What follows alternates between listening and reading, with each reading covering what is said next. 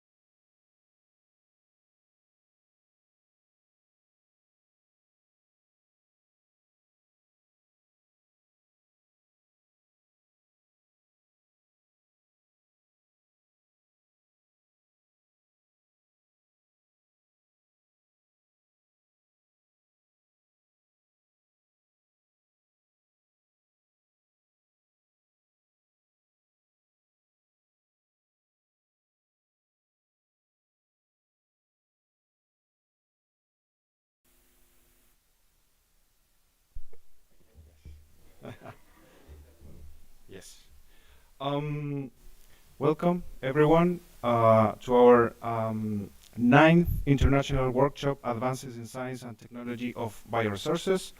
First of all, we would like to let you know that if it's possible, if you can turn your phones off or put them in silence. Also, to let you know that we are on streaming for this first session and first day of workshop.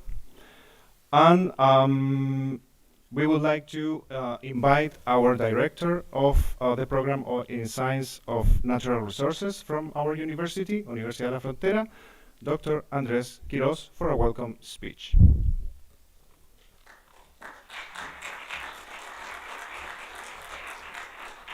Hello, everybody.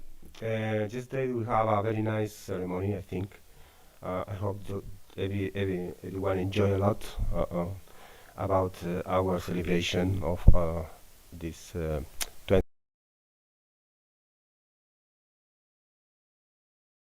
version of this workshop. I'm very pleased to see you everyone, to international speakers and students, PhD students, graduate students as well. And I don't know more how to say because yesterday was enough, I think. And then very pleased and my welcome to everyone for coming to this workshop. That's all. Thank you very much.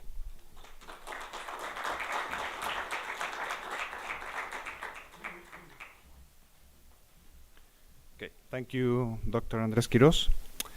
So, before we start this first day of workshop, we invite our postgraduate academic director, Dr. Victor Beltran, for a welcome speech as well.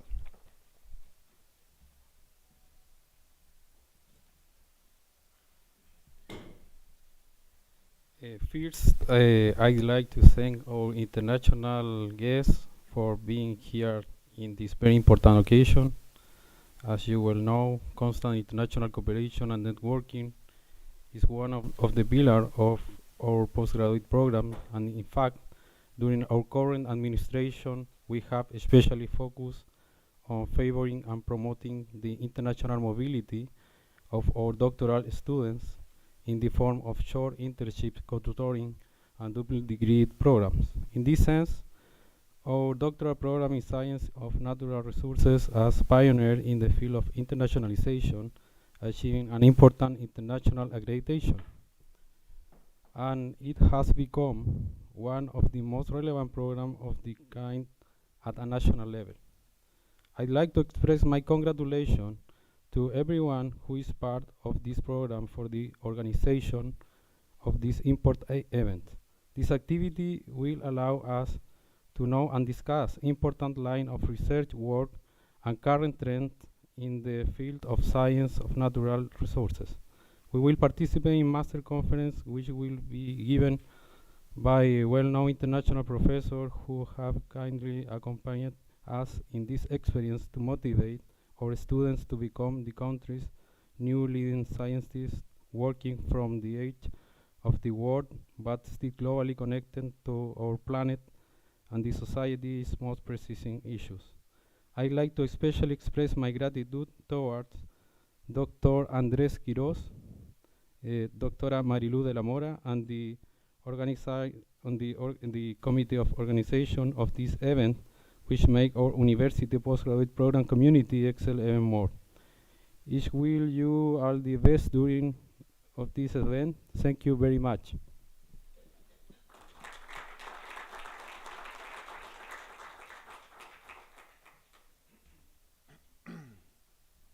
Okay, at last but not least, we would like to invite our Dean of the Engineering and Sciences faculty, Dr. Jorge Farias, for a welcome speech.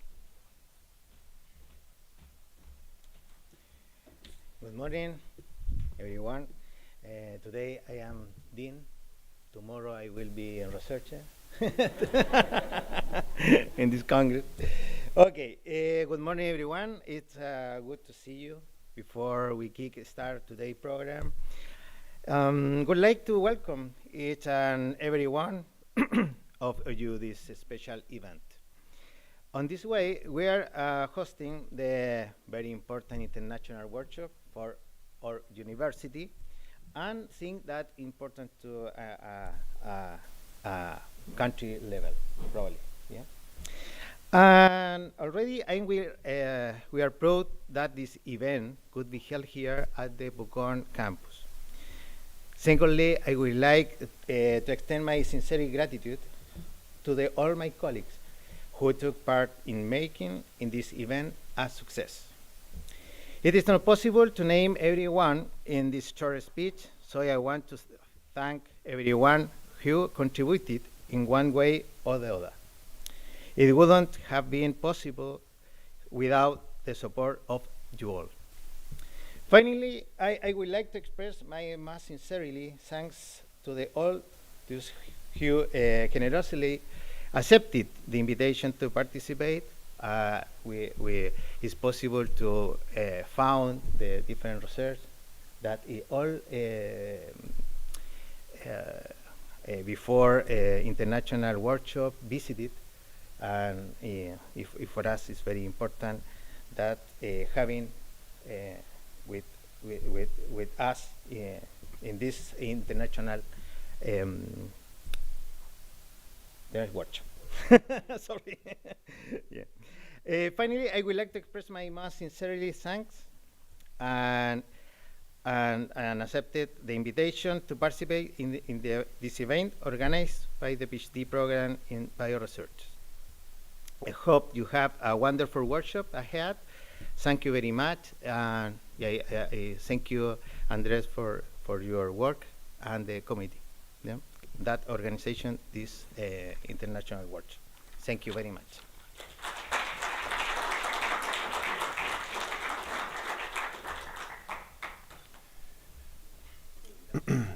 Thank you very much. It is an honor for us to have both of you here. Thank you, as well as our director of our PhD program. And we are also pleased to have all of you here in our 9th International Workshop, Advances in Science and Technology of Bioresources 2022. So, on behalf of the PhD program in Science of Natural Resources from our university, we wish you a pleasant stay during these 3 days of symposiums, where we believe interesting discussions, strong collaborations, and significant learning will be part of this workshop for sure. And that is especially for our PhD students. During these 3 days, 31 symposiums will be developed, along with valuable research in the form of posters. All of these are representing multidisciplinary research with 4 main sessions, as you may know: microbiome and food production, biotechnology and applied ecology, circular economy and sustainability, and scientific entrepreneurship.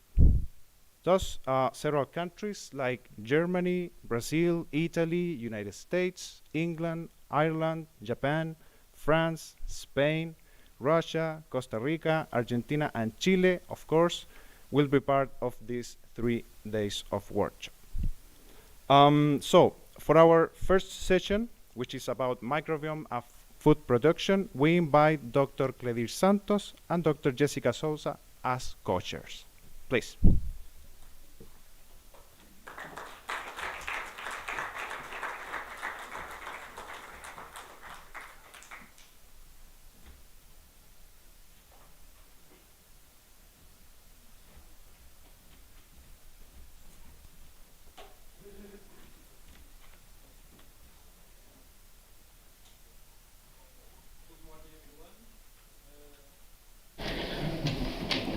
I would like to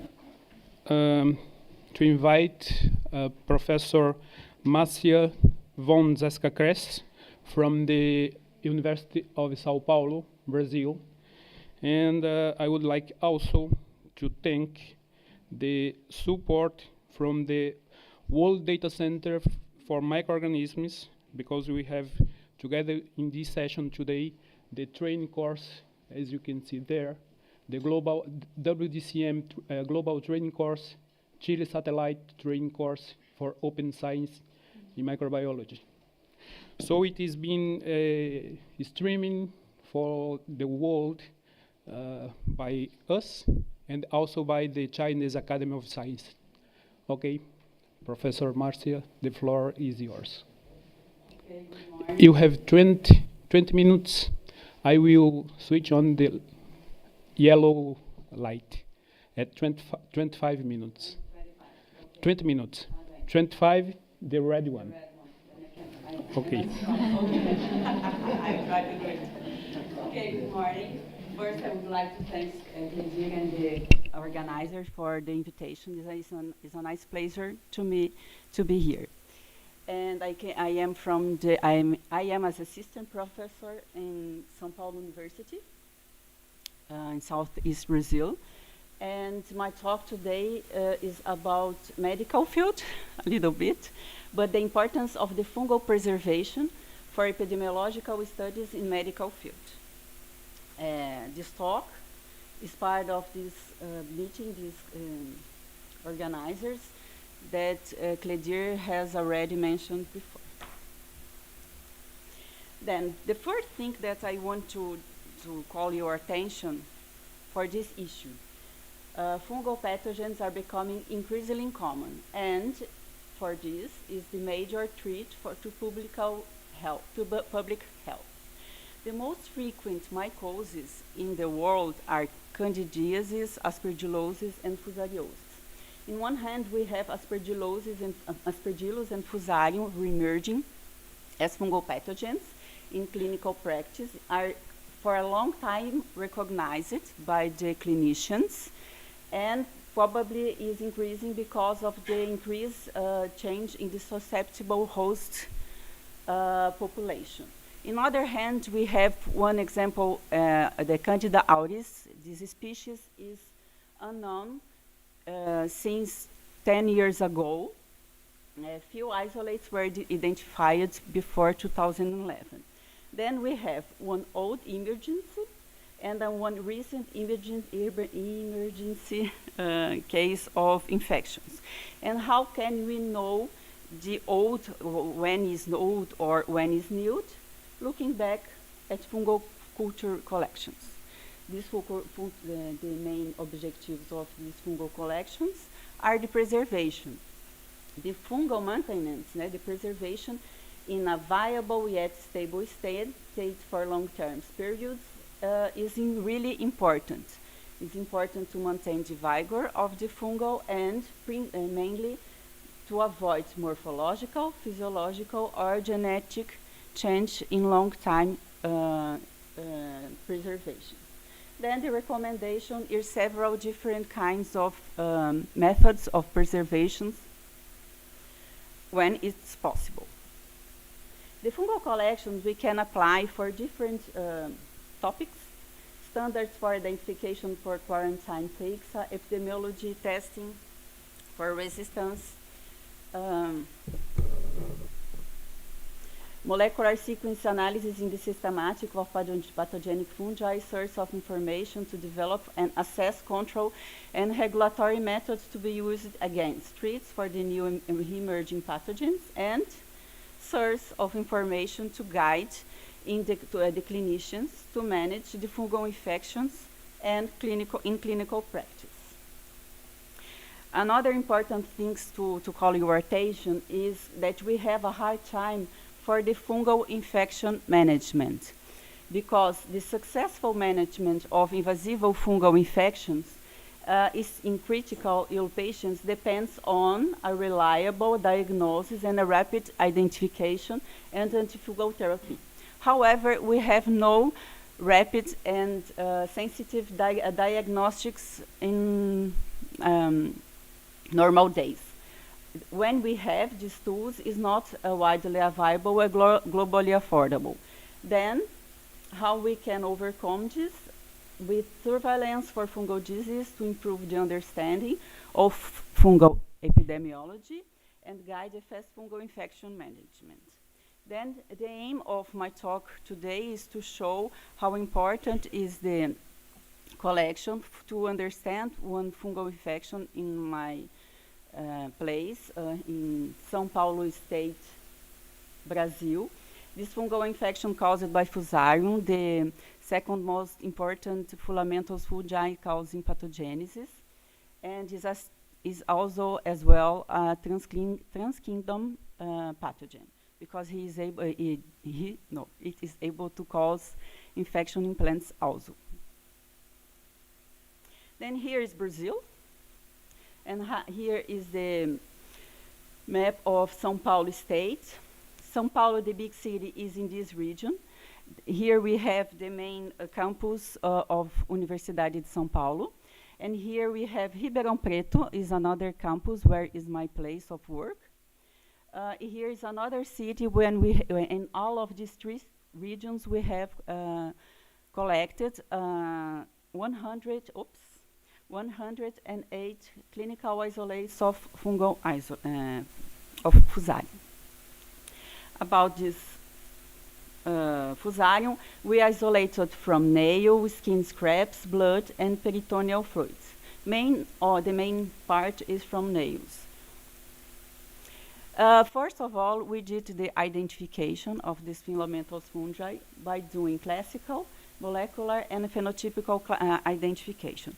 The first one, the classical, we performed the incubation in media culture to see the different colors of the colonies, and the microculture to see the micromorphology where we see the hypha, septa, microconidia, macroconidia, all of the morphological characteristics of Fusarium. After this, we did a molecular identification where we sequenced the ITS, the internal transcribed space region of ribosomal DNA, and elongation factor 1 alpha gene of the Fusarium isolates, all of the 108. And after the concatenation of the sequence, we generated a dendrogram, and we see here that we could separate Fusarium solani in the different species complex that belongs to Fusarium, and Fusarium solani species complex, Fusarium oxysporum species complex, and one example of Fusarium fujikuroi species complex, and one for Fusarium dimerum species complex, as you see here in the enlargement of the figure. Also, we did a phenotypic identification by Malditoff spectra in Cledir Labs here in Chile.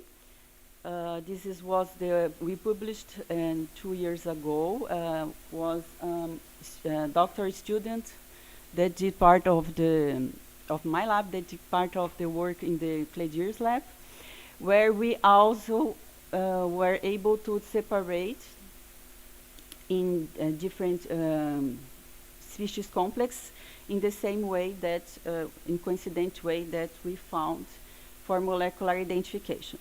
And comparing these two methods, because the main thing of this,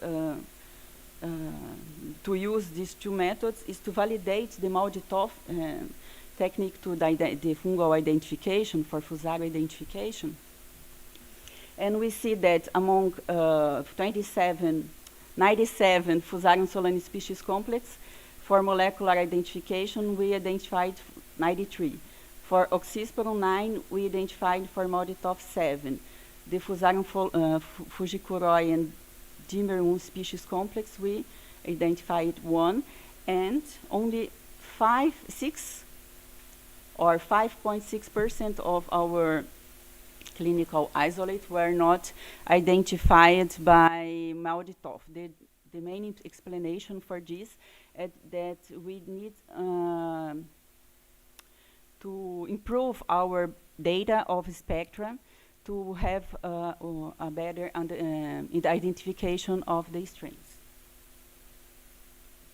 At the end of the day, we had among the identification, most of them are Fusarium solani species complex, 91%, 7% were Fusarium oxysporum, and 1% dimerum and Fusarium fujikuroi species complex. And among the species that we were able to identify by molecular methods, we found 51% of Fusarium keratoplasticum, 7% of Fusarium falciforme, 31% of Fusarium solani, and 2% of Fusarium petroliferum. These are from Fusarium solani species complex. For Fusarium oxysporum species complex, we found here we found 7%, and only 1% or only one strain of Fusarium proliferatum from Fusarium keratoplasticum species complex and Fusarium delphinoides from Fusarium dimerum species complex. We also tested, because the main problem in clinics is the resistance to antifungal treatments. And Fusarium is well known as having an intrinsic resistance to antifungals.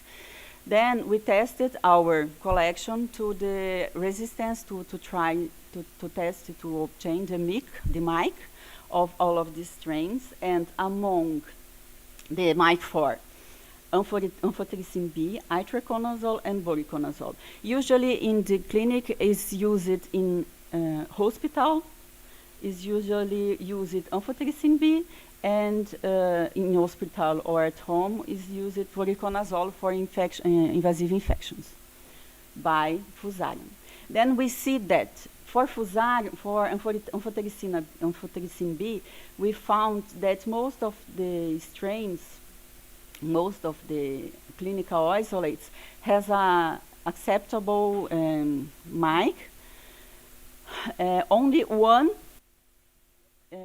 clinical isolate has more than 32 micrograms MIC of amphotericin B.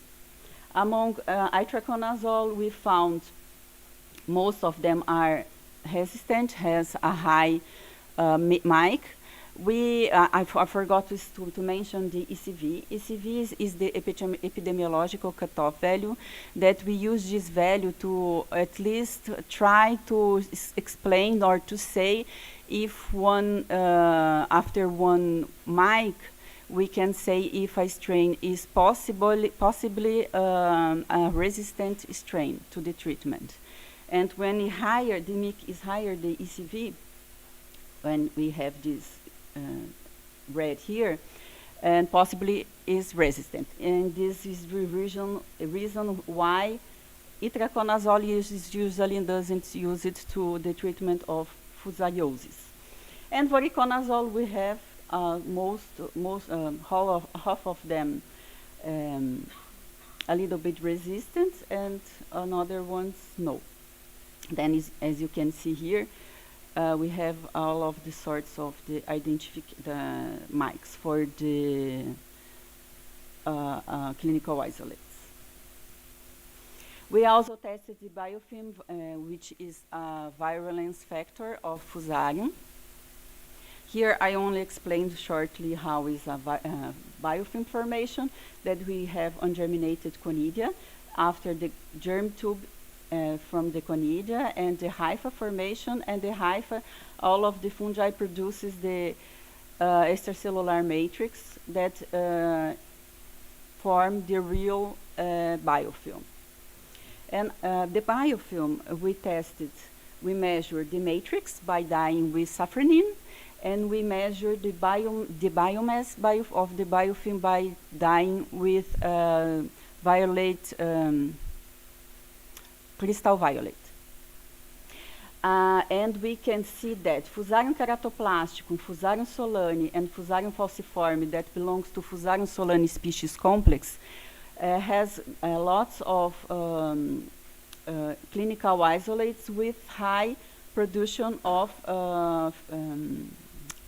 biofilm. But we have also with low quantity of biofilm production. For Fusarium oxysporum, we have no anyone have the production of high quantity of biofilm, only low quantity. And as we know, as much as biofilm you produce, the fungal produces more resistant he is for the fungal treatment. Then for this, we tested also the virulence in invertebrate model called Galera melodella. We picked up some clinical isolate and tested in this organism. That this is the example of the draw of the larvae.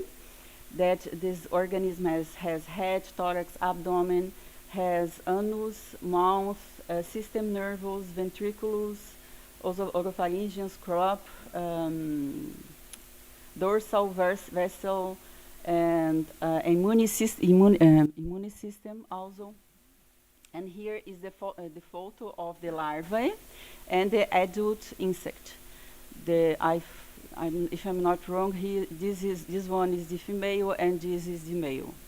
I don't remember. The students knows better these characteristics, but this is the 6 instars of the development of this larvae when we used to the experiment. The experiment is by inoculating in the left proleg of the larvae, in the front face of the larvae, to reach the system, the digestion system of the larvae. Here is the inoculation of the larvae. To each test for virulence, we separate 10 larvae to each condition.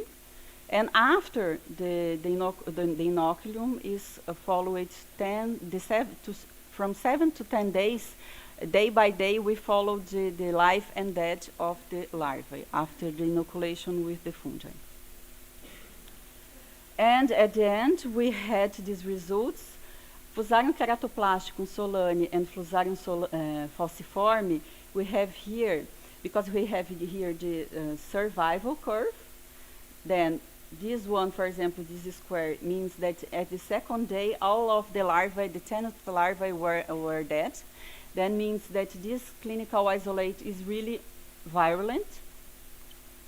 And in this region of the graphic shows the high quantity of high virulence of the clinical isolates.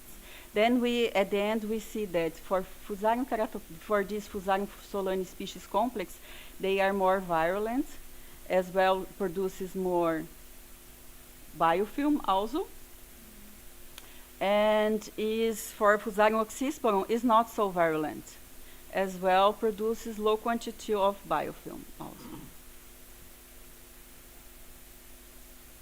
Okay, in conclusion, in our study, we see that with this collection in our place in Ribeirão, São Paulo, state of São Paulo, we found Fusarium solane species complex and Fusarium oxysporum species complex as the main species. And this result is in accordance with the literature, because these both are the main species causing human infections. The high expected mix were also found, because it's also expected, because Fusarium has intrinsic Fusarium solane complex more biofilm and is more virulent to Galera melonella. And with all of these results, we can show to the clinicians that Fusarium is an important agent that should be considered in clinical field in our region. In fact, in all of the regions. But at least in São Paulo state, the Fusarium is according to the world. It's nothing too different that we can change the clinical management. Our study showed the importance of the preservation and maintenance of pathogenic fungi in a viable yet stable state for long periods. Then we could study this collection.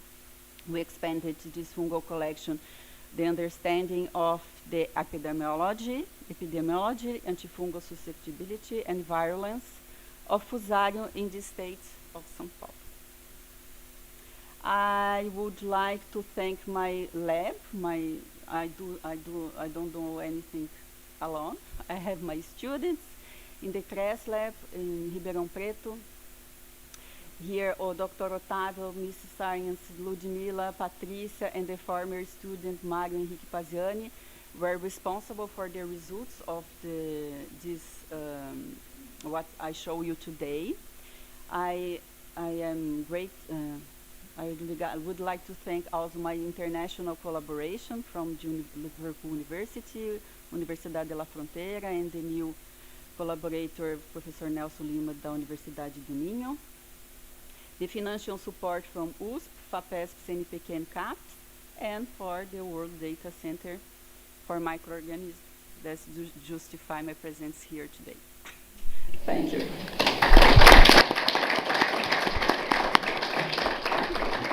Thank you very much. Thank you very much, Professor Marcia, for your nice presentation.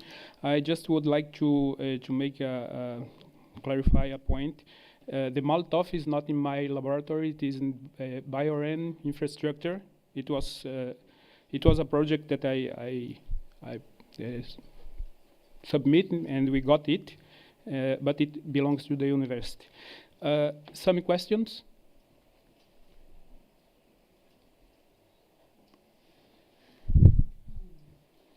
Thank you very much for your nice presentation. Maybe, as you said, maybe I did not get it.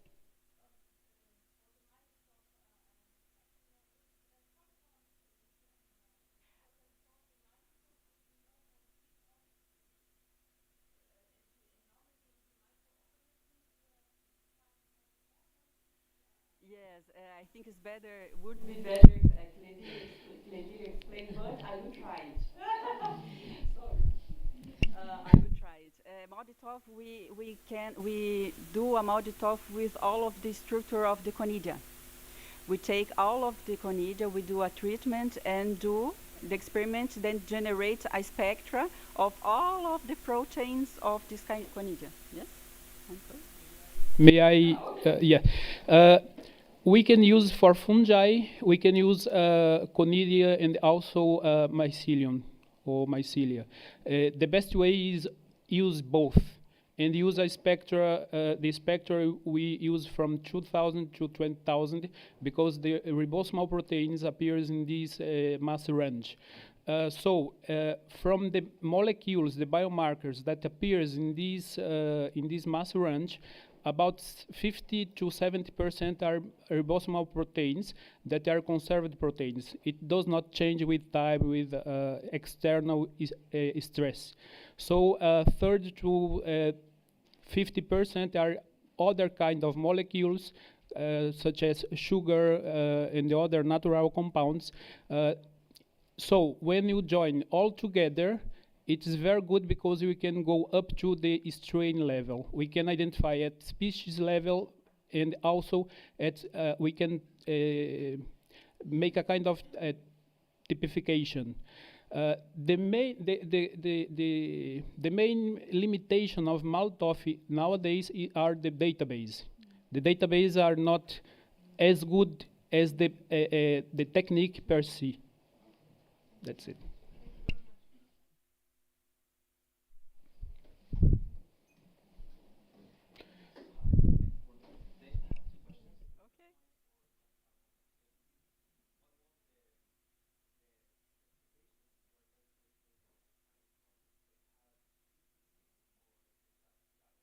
Oh, unfortunately, I don't have the history of the patients.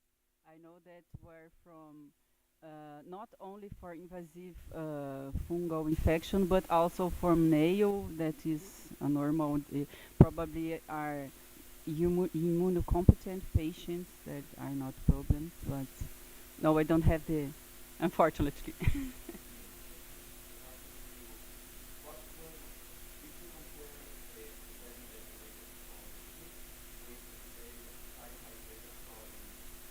The field.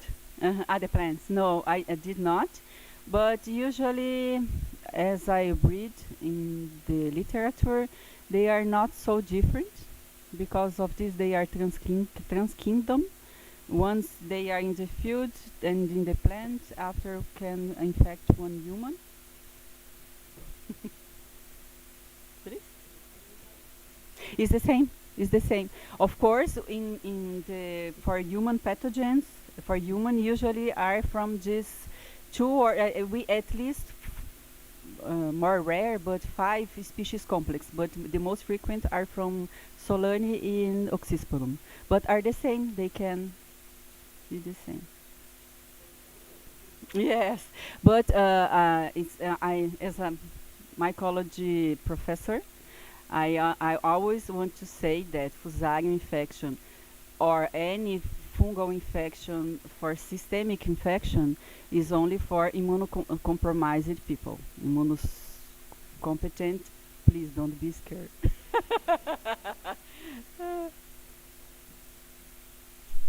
Yes.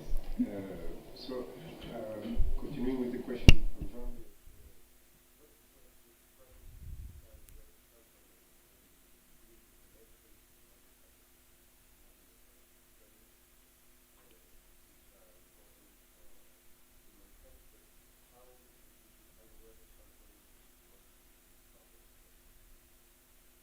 You mean the sample from the infection, from the human body?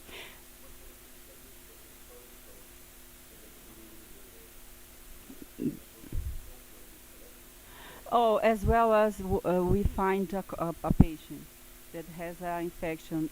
Okay. We have the services in the hospitals and in clinical analysis. Then they isolate, and once they isolate from one infection and diagnose it by classical identification, they contact me and I take the sample, this clinical isolate to study. In this way, I collected. This one is increasing my collection, but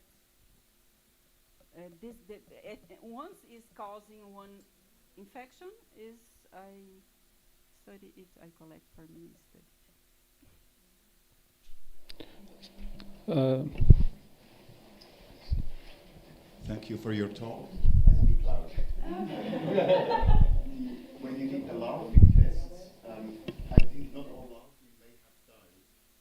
No, not all. Do you know why some survived? I don't know. Probably the fungal. It's like a statistic test. Then in 10, if I have 5 died in 5 days, for example, I mean that this is half percent, 50% virulent, something like this. But we don't have. It's probably the justification is because of the virulence or not of the strain, the clinical isolate. So you think it's a stochastic thing and not a special response of the larvae? No, that no, could no, be no. used as a No, it's not. No, no, it's not no, it's not the special. Because from the larvae we have all of the same strain of the larvae. Then all of the are treated and collected in the same day. Then we have the control of death and life. One control of 10 larvae that are not inoculated. If they, at the end of the, we have the controls. At the end of the experiment, if you have the uninoculated larvae alive, the 10, then it means that is okay. Or if we inject with quaternário de sódio, it's something like this. We have sure that will kill the larvae, and at the end you must have 100% of that. Then once the control is okay, can justify. But one explanation, I suppose that's because of the capacity of killing or not of the strain of the clinical isolate. Okay, thank you very much for Professor Marcia von Seska-Kress. The red one. Yes. Just we have 1 minute. Just to the question of the fungi, agriculture, and clinical fungi. Yesterday we had a paper, Marjorie, Jessica, and some colleagues that are here. We are authors, co-authors of this paper, and there is a transfer from fungi, pathogenic fungi from plants to humans. And it is very interesting.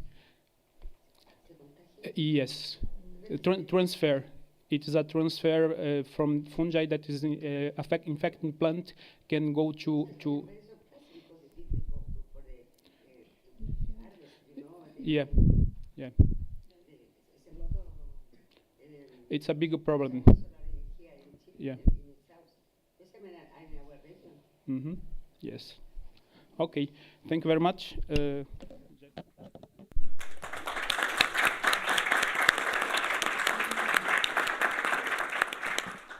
Thank you, Professor Marcia. And now we continue with the section. And I'm glad to invite Professor Gianfranco Castro from the Instituto de Investigación Agropecuaria, INEA, Chile. Please, Dr. Gian Castro, the floor is yours.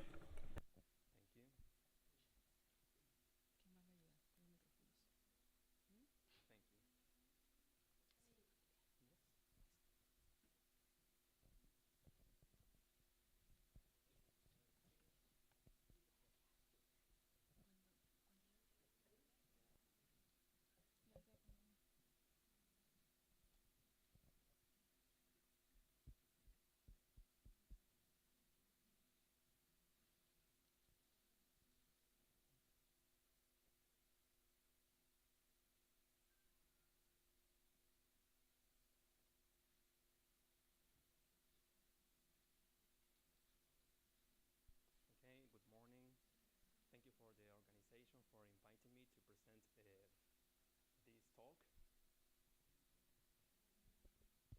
Better? Can you hear me? Yes, yes, I can hear myself. So the name of this talk is Culture Collections are their role in microbial preservation and also services related to support research and development initiatives. I'm the curator of the Chilean collection of microbial genetic resources, which is located in Chillán, in Ñuble. It's a culture collection which is an international depository authority. And today I'm going to give a very broad overview on how a culture collection should offer services based on their expertise to the general public and industry. Oh, well, we all know the importance of microorganisms to understand life and science. With microorganisms, we can understand molecular mechanisms, how enzyme works, for example, and use those enzymes for different processes. Also, as we already saw in the previous talk, we can store different clinically relevant microorganisms to find different treatments to fight against infectious disease, and also discover novel metabolites with biological activities. Additionally, microorganisms allow us to find local yeast to prepare or to create new craft brews, and also plant growth promoting bacteria and probiotics to help our health. So microbial resources are essential resources for understanding and interpreting genome sequences, elucidating biochemical pathways, serve as reference for taxonomical purposes. When you describe novel species from ecology, they serve as reference. Other isolates that might not be very well characterized might harbor different enzymatic power that we can use for different industries. So not always a very well described microorganism is useful. Also, novel microbes isolated from the environment can be used for industrial applications in the bioeconomy sector. And also scientific innovation, this is a conclusion from this slide, scientific innovation relies on preserving this microbial diversity very well. And this is why exist culture collections. And culture collection preserve microbial resources. And microbial resources are physiological, well-characterized microorganisms.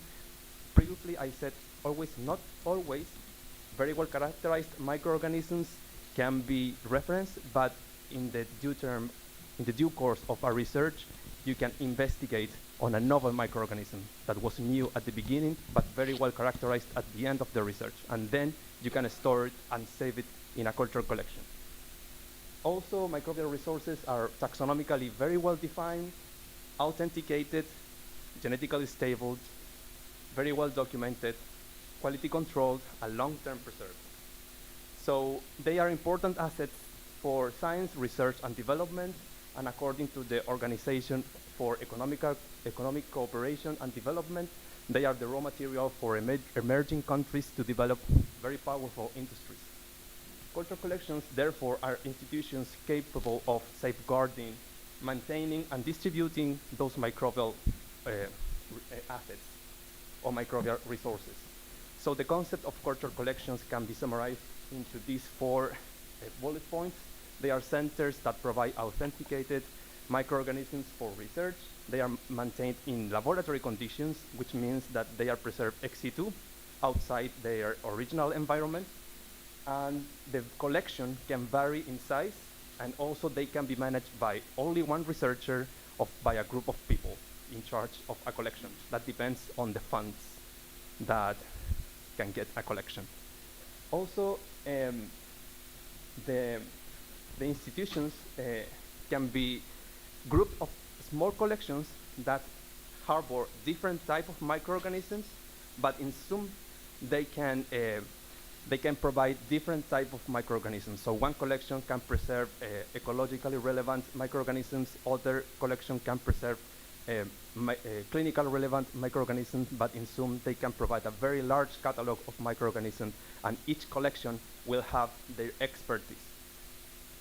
And this concept of cultural collections has changed over time, and there is a very new or novel concept that is called microbial biological resources, biological resource centers, which means that all the previous concepts that I told you will be added by services. So cultural collections will offer services, or the center where the collection is located offers services to the general public, depending on the expertise.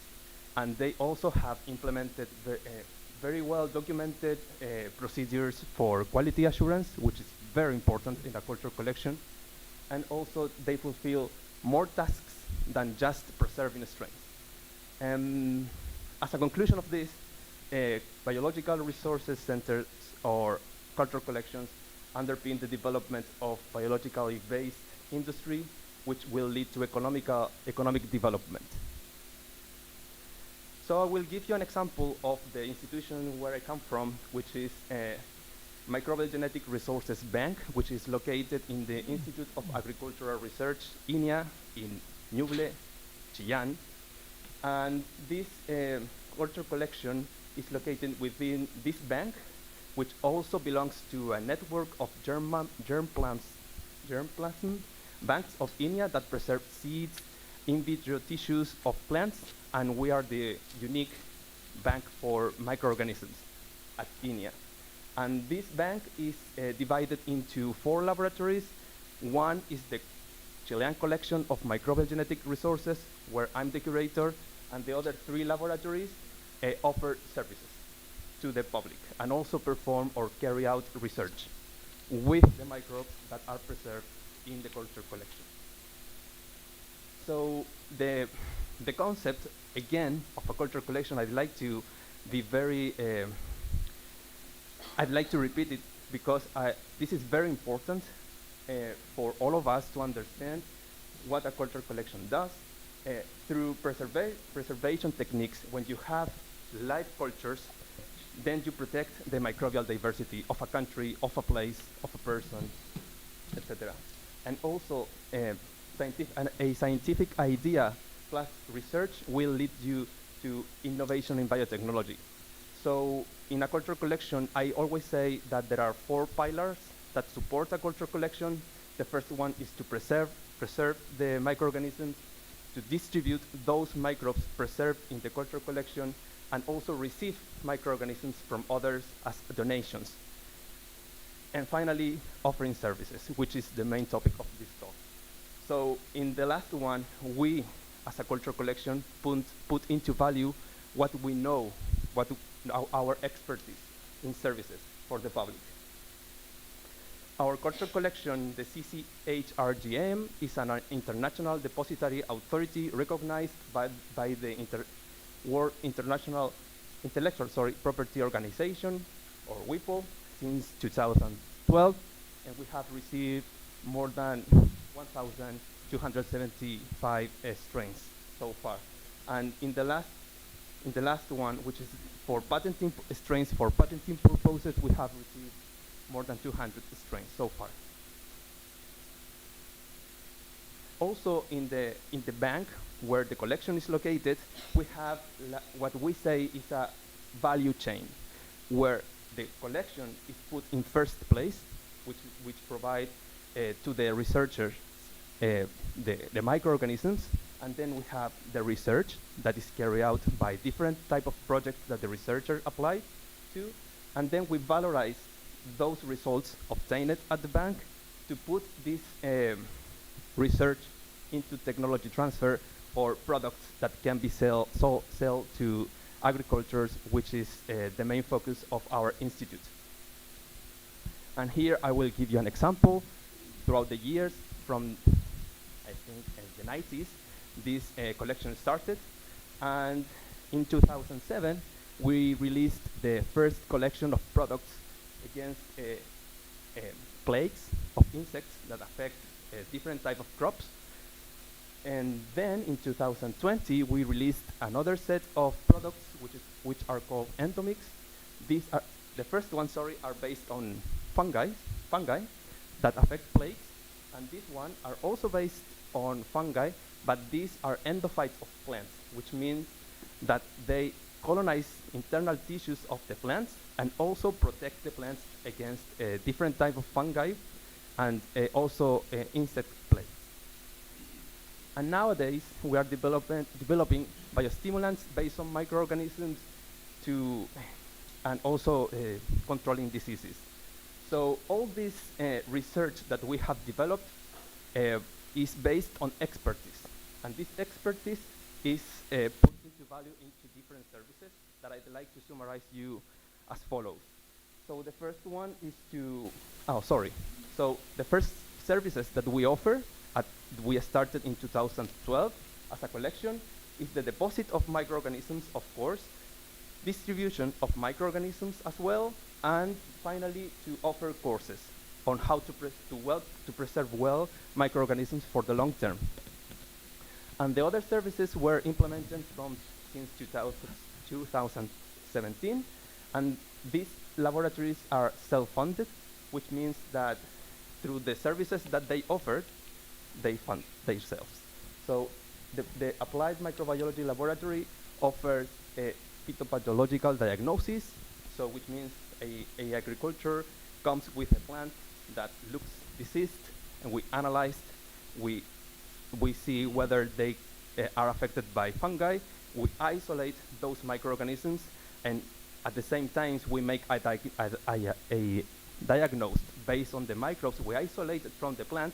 We store those microorganisms in our culture collection to study them better. And we also offer training on phytopathological diagnosis. The second laboratory is for molecular identification. We do molecular identification of microorganisms and also molecular detection from plant tissues of pathogens. And finally, the Bioprocess Laboratory offers services in quality verification of commercial biostimulants. So we do viability tests, purity tests, compatibility tests, among other services. So in the first service, this is in general. The services that we talk about now are general. So the first one is to collect, maintain, and dispatch strains. So in this service, when a customer comes to our laboratory and asks, I'd like to isolate microorganisms from insects to control them. So the team prepares a strategy to isolate different types of microorganisms based on that request. So this is the first service that we can offer to a customer. And here, of course, apart from the strategy that we can do it on paper, we also need equipment. This is perhaps the more difficult part because equipment are very expensive and you have to apply for grants to get them. So based on the experience of the culture collection or the team, they can offer different type of samplings, let's say hypersaline environments. For example, our culture collection doesn't have experience in some type of sampling sites, but others might have it. And then is when the team should see that they have an opportunity to offer a service to the public. And so we have all these kind of example of different places where you can isolate microorganisms from to offer it as a service. And for example, here I show you the service that we offer we can offer based on our expertise, where we collect different type of soil from natural environments. We use Galleria Menonella, as we showed, as we saw in the previous presentation, as baits. And from these larvae, we can isolate a collection of entomopathogenic fungi that can be handed over to the customer. And they can do whatever they want because it was a service. Preservation, of course, this is the core of a culture collection. So here we have two very important types of preservation techniques. One is cryopreservation and lyophilization. In the first one, in lyophilization, is the elimination of water from a frozen substance to get a powder of the microbe preserved. So here we have two subsystems of lyophilization, one of them based on the container where you store the microorganism. So in the first case, we have the service for this kind of bottles where we store the microorganism. We prepare a solution with the microorganism and we use milk, skimmed milk. Then we cover the bottle with a lid. We put it into this freeze dryer. We perform the freeze drying process, and then we obtain the powder, and then we close it, and then we get the final product that can be distributed to third parties. And the second one that we also offer is to use glass ampules. Glass ampules are the classic way of distributing the strains in culture collections. So we prepare the solution, we fill this ampule, we elongate the neck of the ampule, then we put it into this freeze dryer that has a very specific manifold. Every one of these orange sticks is a port where you put the ampule in. And then you perform the freeze drying process, and then you get the final product that can be also distributed. This process uses less space than the previous one, and also in this one, you seal the ampule, which prevents the air coming in. So in the previous one, sorry, I will go back. In this one, you get the rubber lid is covering the top of the bottle, so it might break the seal because it's not like this one where you seal it with the torch. The glass is completely sealed. Okay. And also we do cryopreservation. So we offer this service as well, where we store the strains in two different types of cryopreservation, which means the classic at -80 and also at -150 Celsius centigrade. And also we offer the service for liquid nitrogen at -196, which is the best system for cryopreservation of microorganisms, better than -150.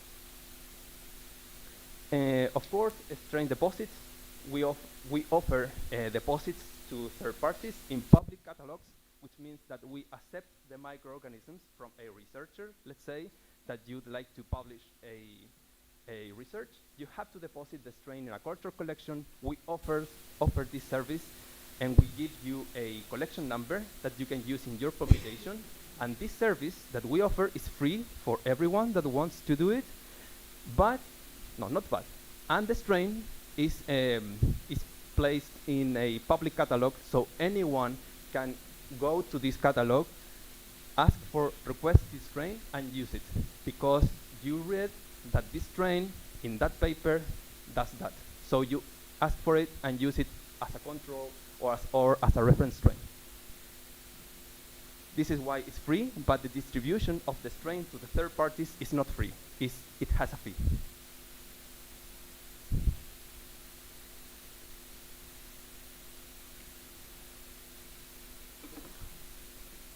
It's not working.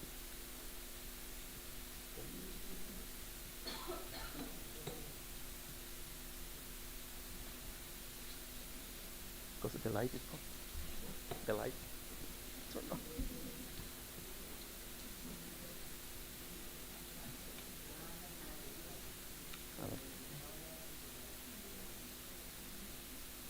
I'm sorry.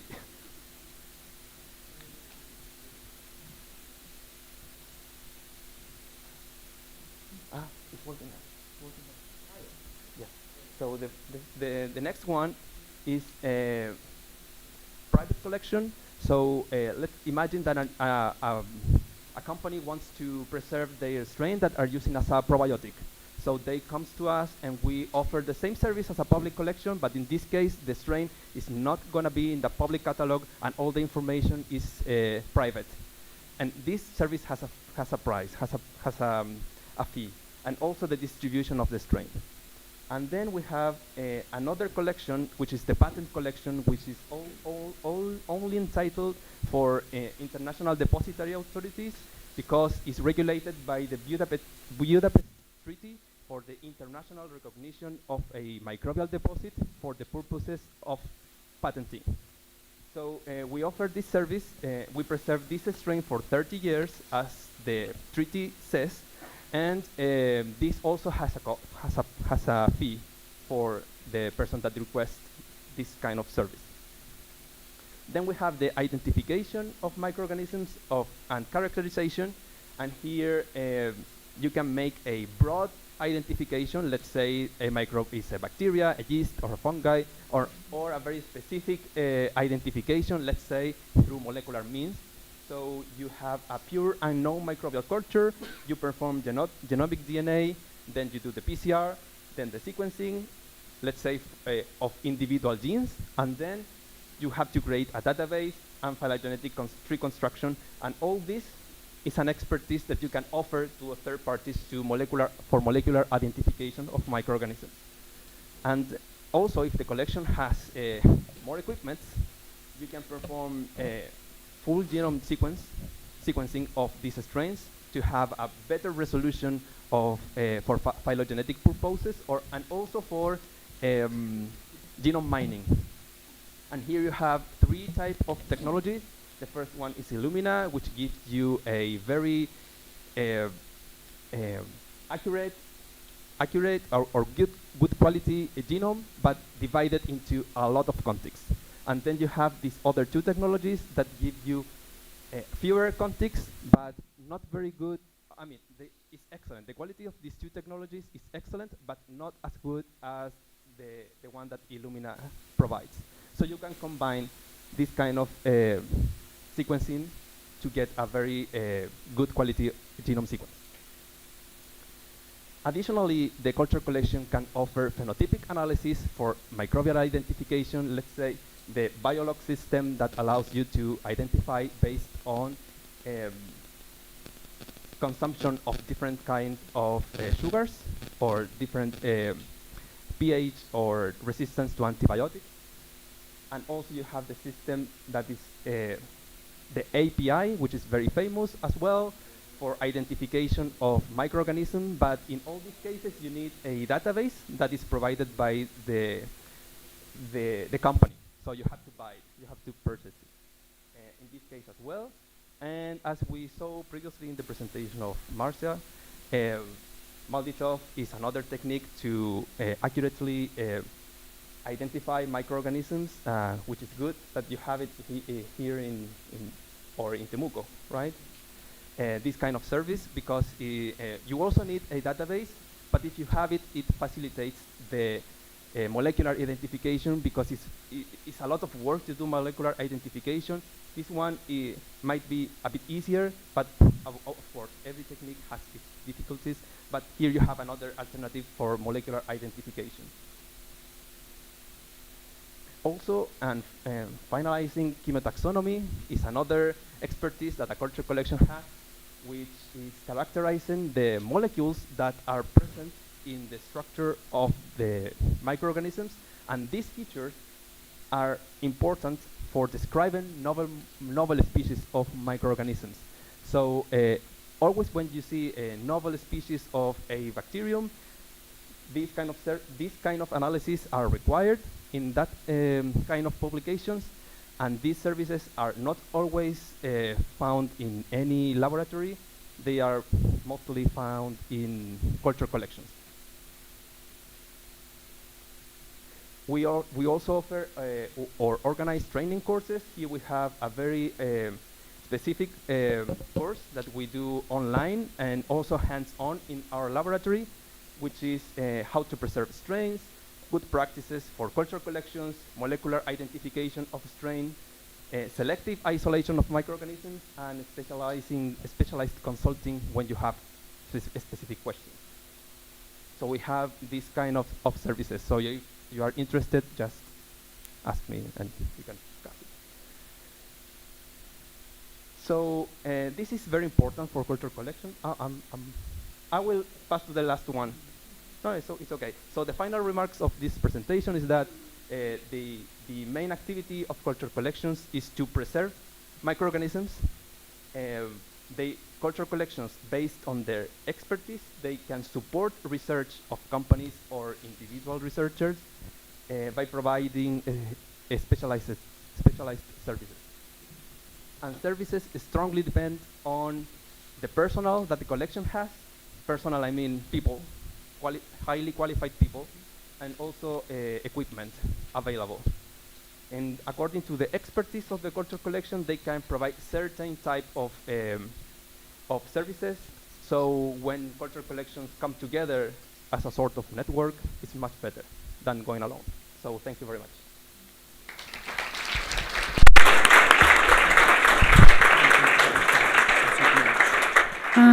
Thank you, Dr. Gianfranco, for your enlightening presentation. We have time just for one question. What's the first?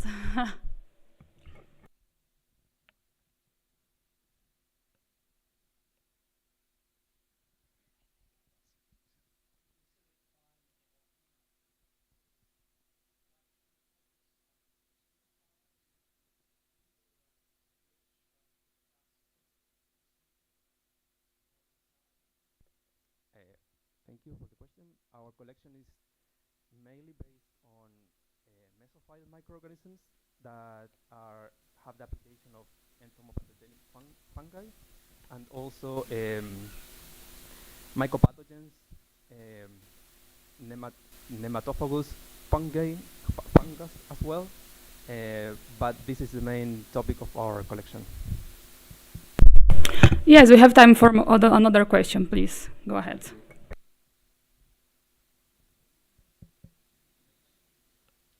Maybe no, I don't know. I speak loud again.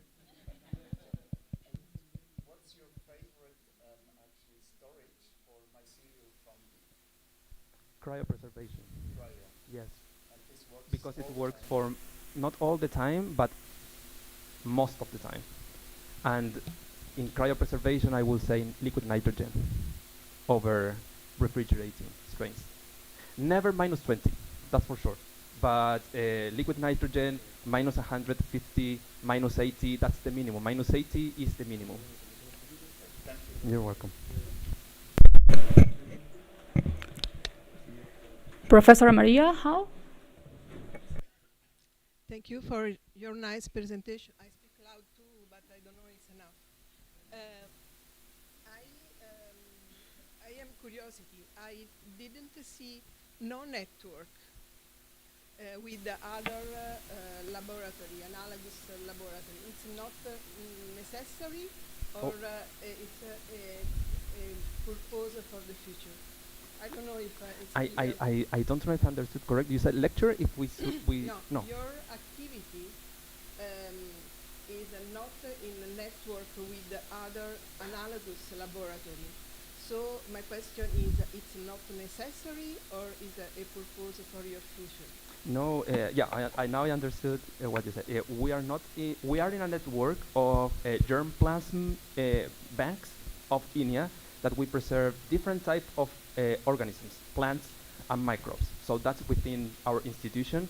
We are 6 banks distributed along the country in different regions of Chile. So we reach a broad part of our country. But externally, we haven't had the opportunity to have networks, but now we are working on constituting a network of culture collections and algae and microalgae to make it broader our scope of services and scientific grants that we can apply to and so on. But I would say that it's necessary to work as a team.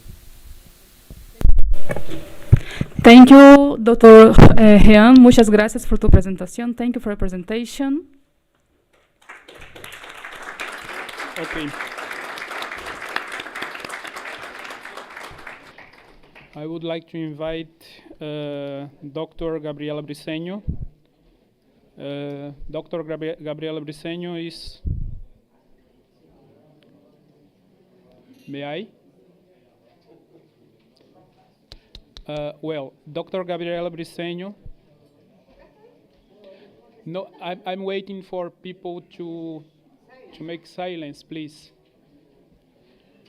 Once again, Dr. Gabriela Briceño is the director of the Chilean Culture Collection of Type Strains, and will make her talk entitled the Chilean Culture Collection of Type Strains, Deposits, Distribution, and Protocols for Implementation of a Quality Management System. Thank you very much, Dr. Gabriela Briceño. The floor is yours.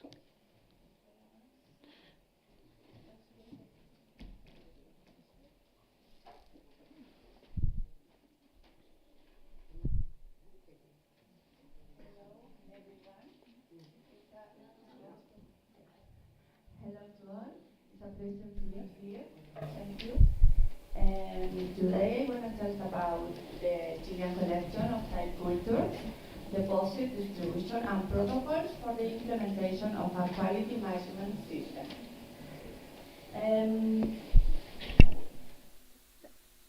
Okay. Well, Chile is a country with a diversity of environments, so that favors the diversity of species that can over 31,000, but species has plant, mammals, fish. Nevertheless, we don't know the exact species and diversity of microorganisms, but we know some potential function and application, and many others to discover also. Yeah. Therefore, microorganisms are a biological resource that need to be conserved. The Chilean collection of type culture is housed and depends of the scientific and technological bioresource nucleus, Bioren, yeah, of the University of La Frontera in Chile. And since 2015, the CCCP provide an infrastructure destined to preserve se corrió todo. ¿Qué pasó? ¿Está todo desconfigurado?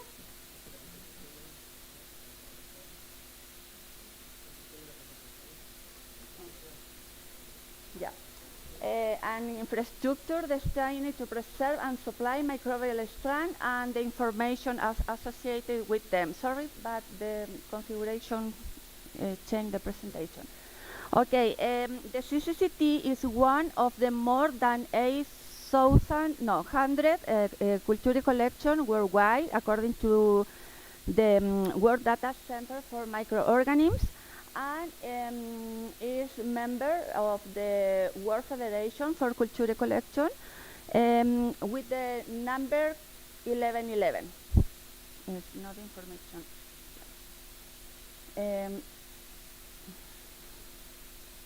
No avanza. ¿Para dónde tengo que apuntar? ¿La puedes avanzar tú, Pat? No sé nada. No siguiente. Yeah. Three directors have management the CCCT. First, Dr. Santos, then Dr. Duran, and me during the last year. And according to the internal resolution number 30, participate also Dr. Barrientos, Dr. Patricio Barra, Dr. Tortella, Dr. Duran, and Dr. Abanto, specialists in different areas, has environmental area, agricultural, and health areas.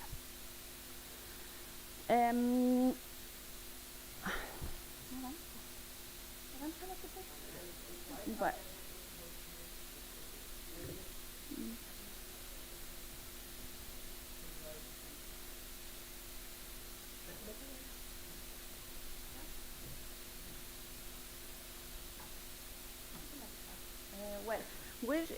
the vision of the CCCT is set to optimize the quality and availability of microbial resource, and become a central resource for Chile microbial culture collection and their users, while the mission is accept deposits of microorganisms, preserve and provide strains and the information associated with them for education, research, and industrial purpose, being a knowledge-based unit that work under the national and international parameters. Two services are offered by the CCCT: deposit of microorganisms in a public mode and in a restricted mode. Which is the difference? In public mode, microorganisms appear in the catalog of CCCT, and microorganisms can be supplied to third parties, for example, while the restricted mode, the CCCT guarantees that the microorganism is not sent to third parties, and a special rate is requested to the user. Yeah. Sorry, but the presentation was changed. No sé. So, okay. Also, the CCCT relies on the distribution of microorganisms and for analysis, biocide, control, reference, and teaching purpose, and for academic or research purpose. Currently, the CCCT maintain more than 600 microorganisms, 70% in a public mode and 30% in a restricted mode. Yeah, and of the total of microorganisms, fungi represent 88%, bacteria 8%, and yeast 4%. The representative, some representative genus are shown there, yeah, and these microorganisms were isolated from different environments and are characterized by present different functions, has PGPR, antimicrobial activity, for example, pollutant degraders, among other functions. Some advantage of collection at the research level, well, SIRF has support for studies, allow to avoid the characterization process for later studies that depends on previous characteristics investigated, and avoid travel in search of microorganisms for new studies, saving budget and time. Yeah. Well, the CCCT being within the university also favors that we have a pool of microorganisms that are availability for studying researchers, yeah, in the same place. La siguiente parte. Well, how CCCT ensure the quality of their service? We have implemented two protocols for the different service, for the deposit and for the distribution. First, after obtention of the microorganisms, in the lab the sample is processed and the viability is confirmed. Then the next stage is the identification of the microorganisms using Sanger technology. Once verify the identification of the microorganism, this is stored by two methods, cryopreservation, and recently we incorporate the lyophilization because we obtained recently the equipment for that. And then the next stage is control or monitoring of the microorganisms. Conduct replicate of obtain copies of the microorganisms in the time, and update or date batch periodically. For this, the CCCT is supported by the BioRen and the different units, for example, the genomic and bioinformatics support the identification of the new strain that are deposited in the CCCT, while the unit of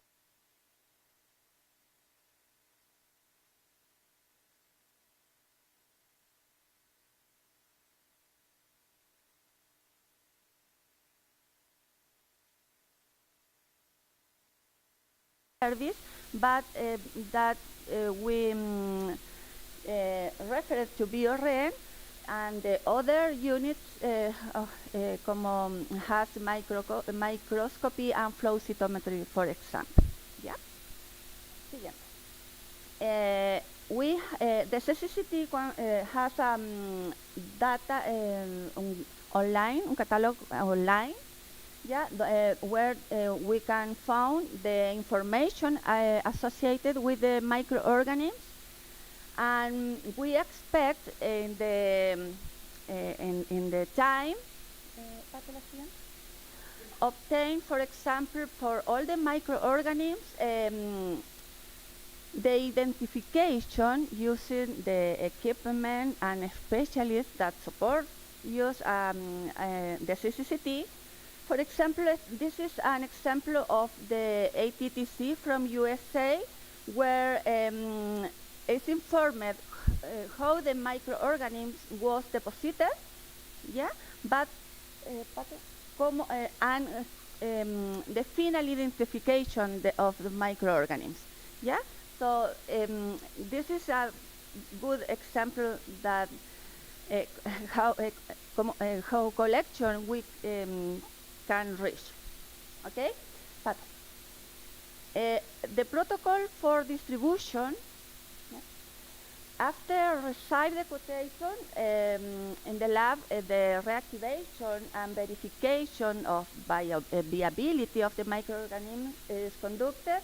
While the quotate is accepted, we release the sample preparation after the send of the sample with the corresponding material transfer agreement.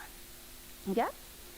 But, well, finally, the operation of the CCCT is an institutional commitment that implies a series of action and multidisciplinary work focused on satisfying the needs of its user and the quality of its service.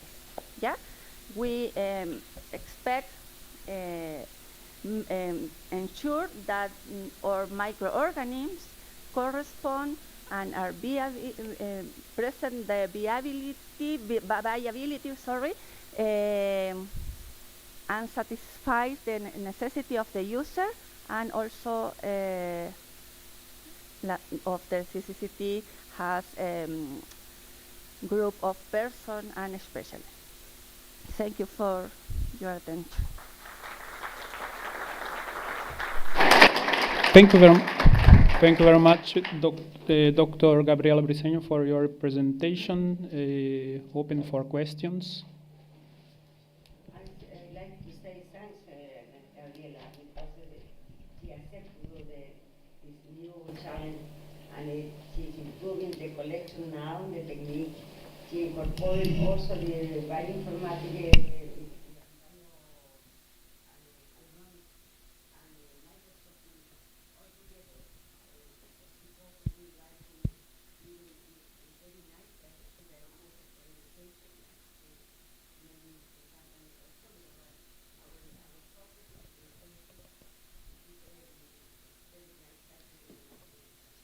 Thank you, Doctora.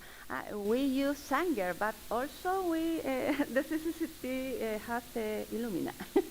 Yeah, so it's very, it's different, it's cheap, more cheap Sanger than Illumina, so, but it's very good.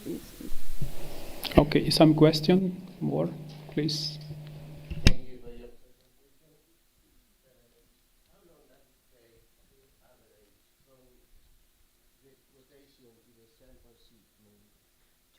About 2 weeks.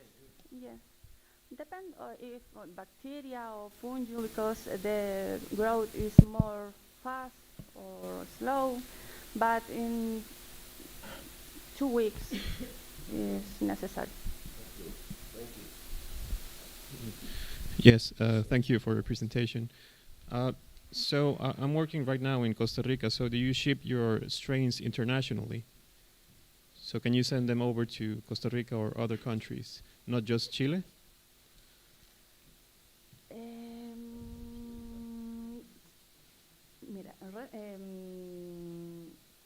In general, the strains are distributed inside the university in Chile, but no lo hemos hecho, pero sí se puede. Sí.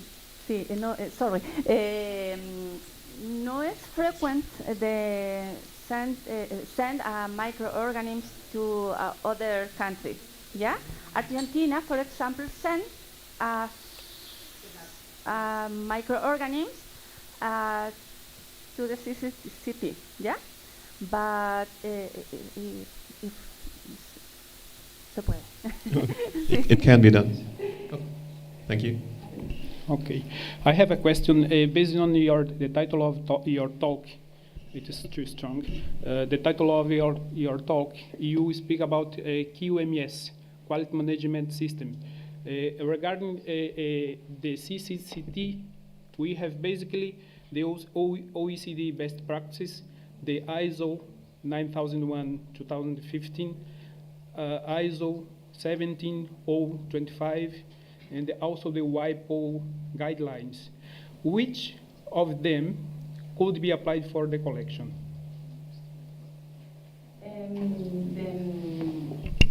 The 9001?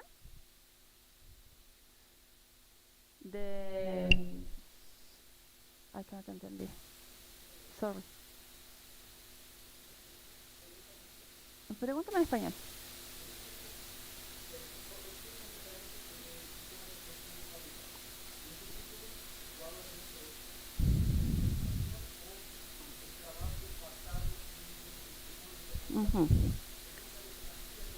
Sí. 9001. Ujú.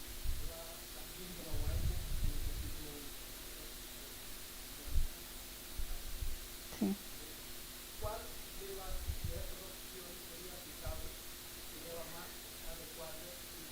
Sí.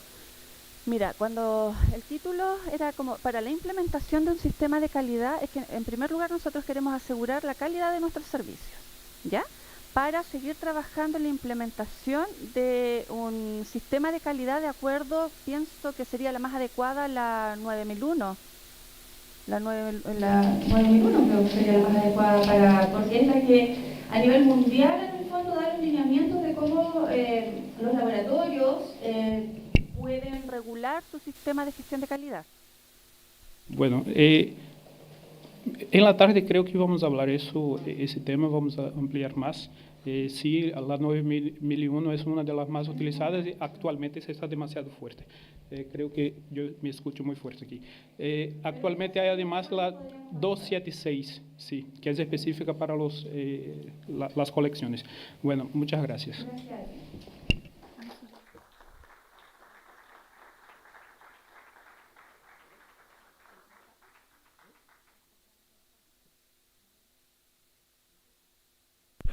Thank you, Dra. Gabriela Brissenio, for your presentation. So we'll continue now this section. I'm inviting Dr. Concepcion Ascon for the following presentation. Dra. Concepcion is from CCSKI, from Spain. Please, Professor, the floor is yours.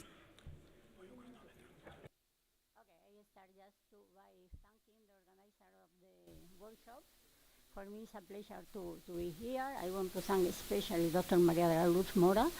I have been here several times, and it's a pleasure to share with you what we are doing in some way, and to learn from you what you are doing. So, thank you very much.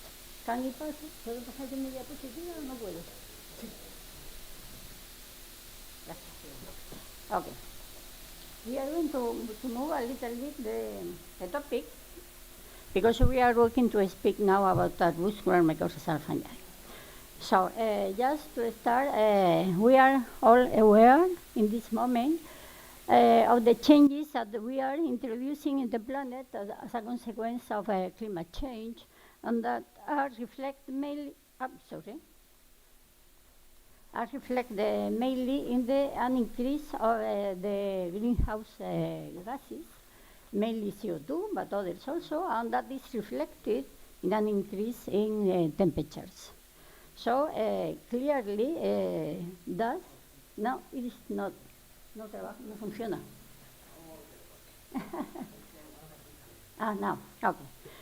Of course, those changes that we are introducing with this accelerated climate change has consequences in the agrosystem and natural ecosystem and for plant development and performance. And as a consequence, we will have droughts with increased need for irrigation, salinization, increase in the number of pests and diseases, biodiversity loss, with consequences for soil erosion and desertification. As we have listened in the previous talk, plants have one of the strategies that plants use to cope with environmental stresses is the association with beneficial microbes. So those beneficial microbes that can be PGPR or rhizobia or fungi help the plants to better tolerate biotic stresses that can be produced by bacterial fungi producing diseases or pests by insects, but also they can help the plants to tolerate abiotic stresses. So really in the situation, beneficial microbials can be an important tool to help the plants to cope with the environmentals that we are developing now. Well, among those organisms that are important for plant development, we found mycorrhizal fungi. Mycorrhizal fungi are soil fungi, different types of fungi, that establish symbiosis, mutualistic symbiosis with most of the plants, mutualistic in the sense that both the plant and the fungus receive a benefit from the fact to be associated. And those mycorrhiza are present in most land plants, and we can find in most ecosystems. In this presentation, I am going to focus on one concrete type of mycorrhizal symbiosis, that is what is called arbuscular mycorrhizal symbiosis. Arbuscular mycorrhizal symbiosis is the most widespread symbiosis of plant microbes in Earth, in the planet. It is called arbuscular because they colonize the root, the fungi colonize the root system, they penetrate in the root cells, forming what is called the arbuscule, and at the same time they develop a mycelium in the soil that help the plant to take up nutrients and water also that are transferred to the plant. And in the opposite direction, we have that the plant provide the fungus with carbon compounds that are taken from the photosynthesis and that are delivered to the fungus for their function grounds and so on. But additionally to the fact that the mycelium help the plant to take mainly phosphorus, but also copper, zinc, potassium, nitrogen, other nutrients, the symbiosis has a positive effect, just increasing the tolerance, the plant tolerance to both biotic and abiotic stresses, as it can be to increase the resistance to foliar and root pathogens, to increase drought tolerance, increase soil tolerance, and also they increase the resistance to the presence of high level of metals in the soil. Through the mycelium also, it is improved the transfer of carbon compounds to the below ground organs of the plants that at the end go to the soil. And the symbiosis has also an important role in soil health, improving soil health, because they improve soil aggregation, they stabilize soil aggregates, they increase the holding capacity of the soil, of water soil capacity, and they in some way redistribute minerals and carbon in the soil. So, as we can see, mycorrhiza in some way, they act as anti-stress agents that can help the plants to tolerate the stresses. And that is, it has been since the evolution of plants, because the origin of plants are believed to be green algae, that when they pass from the water to the land, they found different type of stresses, mainly the deshydratation and also a lack of nutrients, difficulty to get the nutrients. So the study of the earlier fossil that we have and the phylogenomic studies have shown that the algae associated with fungi, that were the precursor of the glomeromycota of the current arbuscular mycorrhizal fungi, to establish what we consider the first mycorrhiza that were very important, allowing the terrestrialization of plants. And that is reflected that since the basal group of plants to the more higher plants, we found this type of fungi that are colonizing the roots of most of the plants. So, in the same way that the mycorrhiza help the plants to tolerate those stressful conditions, we consider that we can use the plants, the symbiosis now, to help the plant to tolerate the stresses that we are provoking in the environment due to the climate change. So I'm going to, some of those stresses that are indicated here as drought and salinity are very much related to the climate change. The osmotic stress that is related also to the drought and salinity stresses, but also the high temperature and the increase in the CO2 concentration in the atmosphere are stresses that in some way it can be considered that mycorrhizal fungi can help to the plant to tolerate in some way. And I'm going to show you now some of the results that we have obtained working on those type of stresses in our group. So I want to start. Okay. To mention some studies that we have read out, we are interested not always to know the potential role of arbuscular mycorrhizal fungi helping the plants to tolerate the stress, but also we are interested in knowing the mechanism by the mycorrhizal plants modify the metabolism of the plant, just helping the plant to tolerate those stresses. So we know that among the arbuscular mycorrhizal fungi, there are an important functional diversity. Not all of them are acting the same way. So we were interested in studying different levels of drought, and also different levels of salinity, a moderate and severe salinity. But we wanted to compare the effect of two fungi from a collection of mycorrhizal fungi and one fungus that was isolated from a very arid and saline environment in the south of Spain. So as a host plant, we were using tomato plants, and what the results are summarized. I will go fast in those results, but just to illustrate the main result that we obtained, here we have the increase over the control, the shoots and the roots, according to the different fungi that we were using, Mose, Intraradices tunicatum. And we can see that in the absence of the stress, well, mycorrhizal plants were a bit bigger than non-mycorrhizal plants, but when we apply the intermediate stress of drought, the increase over the control was higher, so they were helping to superate the stress, and even higher when we apply 50% reduction in the field capacity of the plant. So similar result we obtain when working with salinity in the control conditions. Without salt, the effect were not very important, but when we apply the 75 millimolar of sodium chloride to the soil, the increase of the mycorrhizal plant over control. How long I have? 5 minutes?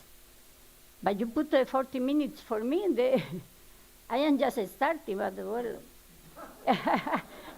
my presentation, because you put 40 minutes for my presentation. Yeah, sorry, I will try to go fast. Okay, well, I move. It was a surprise. Well, in any case, I wanted to mention that the effect was much more higher when we applied the maximum level of salinity. And in this case, the effect of the fungus that had been isolated from the arid and saline environment was much more efficient, so there were functional diversity among those fungi. I will go fast and I will throw.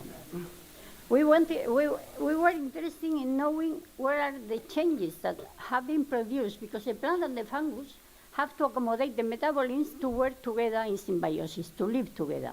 So we use a metabolomic approach, and that is a heat map of the 100 compounds that are more differentially accumulated between non-mycorrhizal plants and mycorrhizal plants.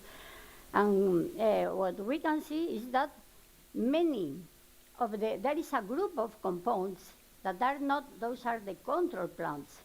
They are not accumulated in control plants, but they are accumulated in the mycorrhizal plants independently of the fungus that was involved in the symbiosis. After, there are other groups that are mainly specific of certain fungi, this one from Mose and this one from Intraradices. So, going deeper into that, we found that some lignans, as the jatine, as you can see here in different colors, the mycorrhizal plants, and here is the control plant, were accumulated in the mycorrhizal plants. The jatine is a very potent antioxidant compound that can have an effect supporting helping the plant to support. Also, we found methylgesmonate, that is a hormone that has been shown that can confer tolerance to drought and salinity, even that is involved mainly in defense of the plant against pathogens. And we have some certain amino acids and certain compounds. When we move to compounds that were induced mainly in the mycorrhizal plants, but only in the presence of the stress, that is what we call is a prime compounds. And here I would like to specify that the concept of priming in plant defense is completely different of the concept of priming when speaking about soils. Priming refers that in the absence of the stress, we see that the mycorrhizal fungus, there is no accumulation, but in the presence of the stress, the accumulation is quicker and higher. And that is represented here in this slide, where we have here the induction of plant defenses, and here is the performance, the fitness of the plant.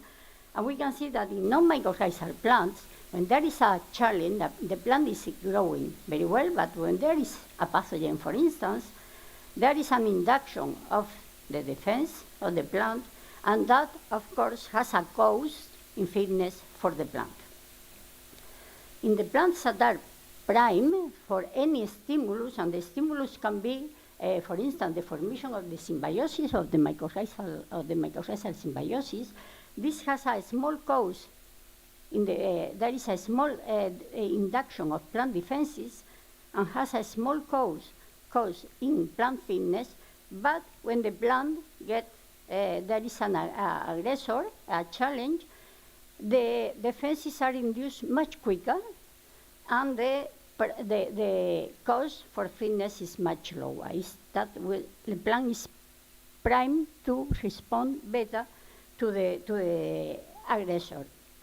And that is what we found here, that we can see that in the absence of the stress, mycorrhizal plants in different colors and the control plants, there were no induction of those compounds. For instance, the catechin, that is a very powerful antioxidant, and they were only induced in the presence of the stress. So that represents a saving of energy for the plant.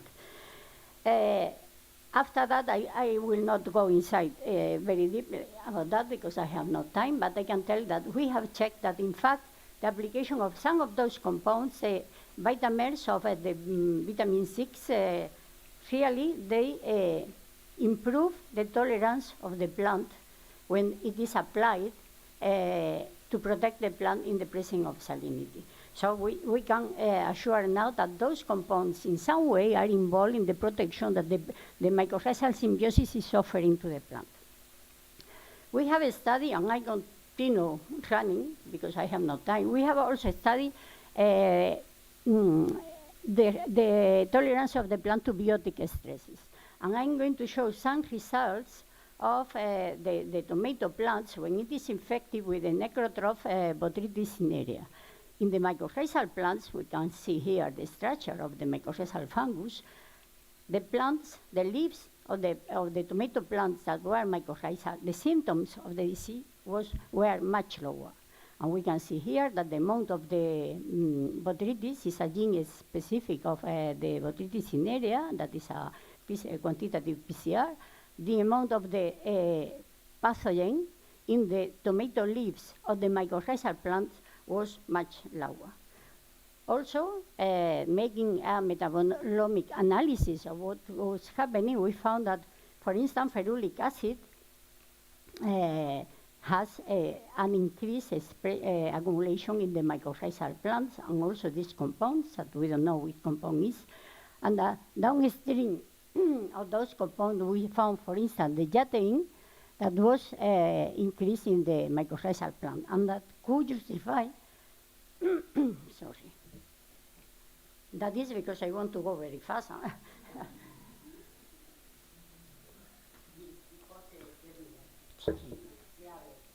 Sorry, it was a mistake, but I saw 40 minutes, I say, well, I have a lot of time. Now I have not. Okay, we try with this compound that we found that was increased in the plants that were responding better to the pathogen. We applied it in vitro. Here we have the Botrytis cinerea growing in vitro, that is the control. And at any of the doses that were used, we found an inhibition of the development of botrytis. And when it was applied, the jatane, to the leaves of the tomato plants, we see the same. When we applied it to the non-mycorrhizal plant, the jatane, we see that the amount of leaves that were damaged, those are the categories of the damage. The clear are no damage, and the dark one are very damaged. We see that, in fact, the mycorrhizal were protecting, but the jatane was even protecting more. So also we check that there is in the mycorrhizal plant, there is a higher accumulation of callose in mycorrhizal plant in response to the presence of the pathogen. So we now that some of those composed, the callose, of course, the jatane, are involved in the higher tolerance of the mycorrhizal plant. And I would like to underline here that that is not associated to an improvement in growth. We know, all of us, that the better known effect of mycorrhizal symbiosis is to improve growth of the plants. But we did a study, in this case, using lettuce plants, where we were using different light intensities, and light is very important for the symbiosis because the plant have to provide carbon compounds to the fungus for their growth. So if the intensity of the light is not adequate, the equilibrium is, there is a unbalanced equilibrium. So we test 5 different light intensities. The results are shown in this slide.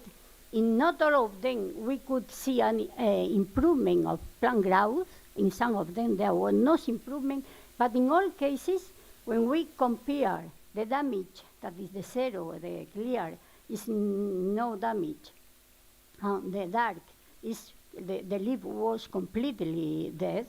We can see that in all cases, the mycorrhizal plant, in this case with intraradices, the level of the damage was lower than in the control plant. So it's not associated, it's not necessary to have an improvement on plant growth to detect what we call MIR, that is the mycorrhizal induced resistance. It can take place even in the absence of plant growth. And I will comment very soon on the studies that we have been carried out in our group, studying the effect of the symbiosis in protecting the plant against pests. The first studies were done with the Spodoptera exigua, comparing non-mycorrhizal and mycorrhizal plant with this fungus, Phoneliformis mosche, that has shown to be quite efficient in protecting the plant against biotic stresses. And what we can see, very fast also, is that the mortality of the larvae that were fed on the mycorrhizal plants was much higher than that of the control plant. And none of the larvae get the pupal stage in the mycorrhizal plant in comparison to the non-mycorrhizal plant. It was a study just trying to compare the changes, the metabolomic changes that were produced in the leaves of the what we call local leaves, that were the leaves that were being attacked by the larvae. They were fed, the larvae, on those leaves, in comparison to the systemic leaves that were the leaflets that were in close vicinity but were not with the larvae. When we see, again, after metabolomic analysis, is that there were no substantial differences between the non-mycorrhizal and the Phoneliformis mosche mycorrhizal plants, not in the control plant without the larvae, not in the systemic leaves, but there were important differences in the local leaves. In the leaves that were eaten by the insect, there were big differences among the results of the mycorrhizal and the non-mycorrhizal plant. And in the, going faster also, in the plants without the insect, we could, the mycorrhizal and non-mycorrhizal plant clustered together, so there were no big differences. The same happened with the systemic leaves, but the local leaves, we can see that really there are important changes in the mycorrhizal plant. There were 3 groups of compounds. I cannot go slowly, but a group of alkaloids, fatty acid derivatives, and also phenylpropanoid polyamine conjugates that were accumulating in the local leaves. And when in vitro we tested the effect of those compounds, we could see that in fact they could reduce the survival of the insect when we are applied. And also they reduce the survival when they were applied in an artificial diet. So we can see that the physohistamine and the also dodecanoic acid have an anti-insect effect. And well, I will finish. We have checked that even in commercial production of tomato plants, that the natural incidence was lower in the mycorrhizal plants, also in plants treated with trichoderma, that is a fungus very commonly used in control in biocontrol, and that also there were the induction of some of the compounds we have seen before. Well, okay, I have to stop. Only to mention that, well, I have not time to go there, that now what we are interested in to know how the increase in CO2 concentration and temperature will affect the development of the symbiosis and the potential of mycorrhizal propagules in the soil. So it's supposed that higher temperature and higher concentration of CO2 can improve the presence of mycorrhizal fungi in the soil, but that the result will depend very much on the availability of nitrogen, but sorry, I have no time to go on that. I have, but I can go. 15 minutes, but I have gone very fast just to, to finish on time, sorry. Okay, well, that is, I explained this experiment where that was the experiment made with the tomato plants that were grown in commercial greenhouses. In those commercial greenhouses, we could check that the presence of the incidence of Tuta soluta, now it was a different insect, Tuta soluta, is also an insect that is a generalist insect. The incidence was much lower in the mycorrhizal plants and in the trichoderma. And the metabolomic analysis, again, showed that azelaic acid was increased in mycorrhizal plant, also fumaric acid, and also the furoyl putrescine. Those compounds were tested using tomato plants that were treated with those compounds, and they were infected, and we could see that the incidence of the insect was much lower with the presence of all of them. So, in general, just to comment, that was I was commenting very, very quickly, that it is supposed that the increase in CO2 concentration will have will produce an increase in assimilation of CO2 and in production of mycorrhizal propagules in the soil. In this graph, that is correspond to a meta-analysis that has been carried out by other authors, and we can see the application of nitrogen in general has a negative effect on the mycorrhizal establishment.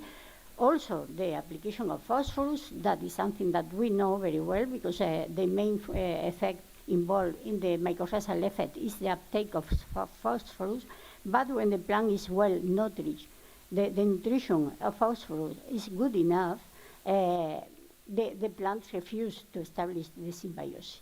But as we can see, the higher increases in CO2 concentration induce an increase in the number of propagules. But as I was telling you, that is depending mainly on the availability of other nutrients that in some way can limit the use of carbon by the plants. I'm sorry I stop here because I have changed everything now. So now if you want, we can comment or discuss or something like that. Okay, thank you very much, Professor. Thank you for your presentation. We have time to questions, so please, anyone have questions? I'm sorry that I am going very, very fast, but I thought that I have to go very sorry. Okay. Andres. No problem. Thank you.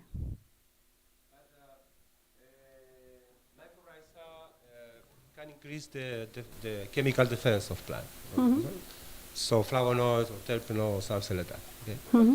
But that is meaning that the plant is moving the nutrients from growing, like fruits or foliage or this kind of thing, to move from this agronomic aspect to defense. So Yeah, in some way. Yeah. Yeah. So, what is the global view about that? I mean, when mycorrhiza increase the chemical defense, can affect the growing plants or the agronomic parameters in the fields. Okay. Not in the greenhouse or pots. Well, I some mean in of the the field. experiments I have shown were Yeah. done tomato in the south of Spain are producing greenhouses, but very big greenhouses. They are commercial greenhouses. Some of the experiments with the Speloptora sigua, it was the natural incidence. They were not infected or something. It was natural. So, and they were at. In any case, I would like to mention three different things.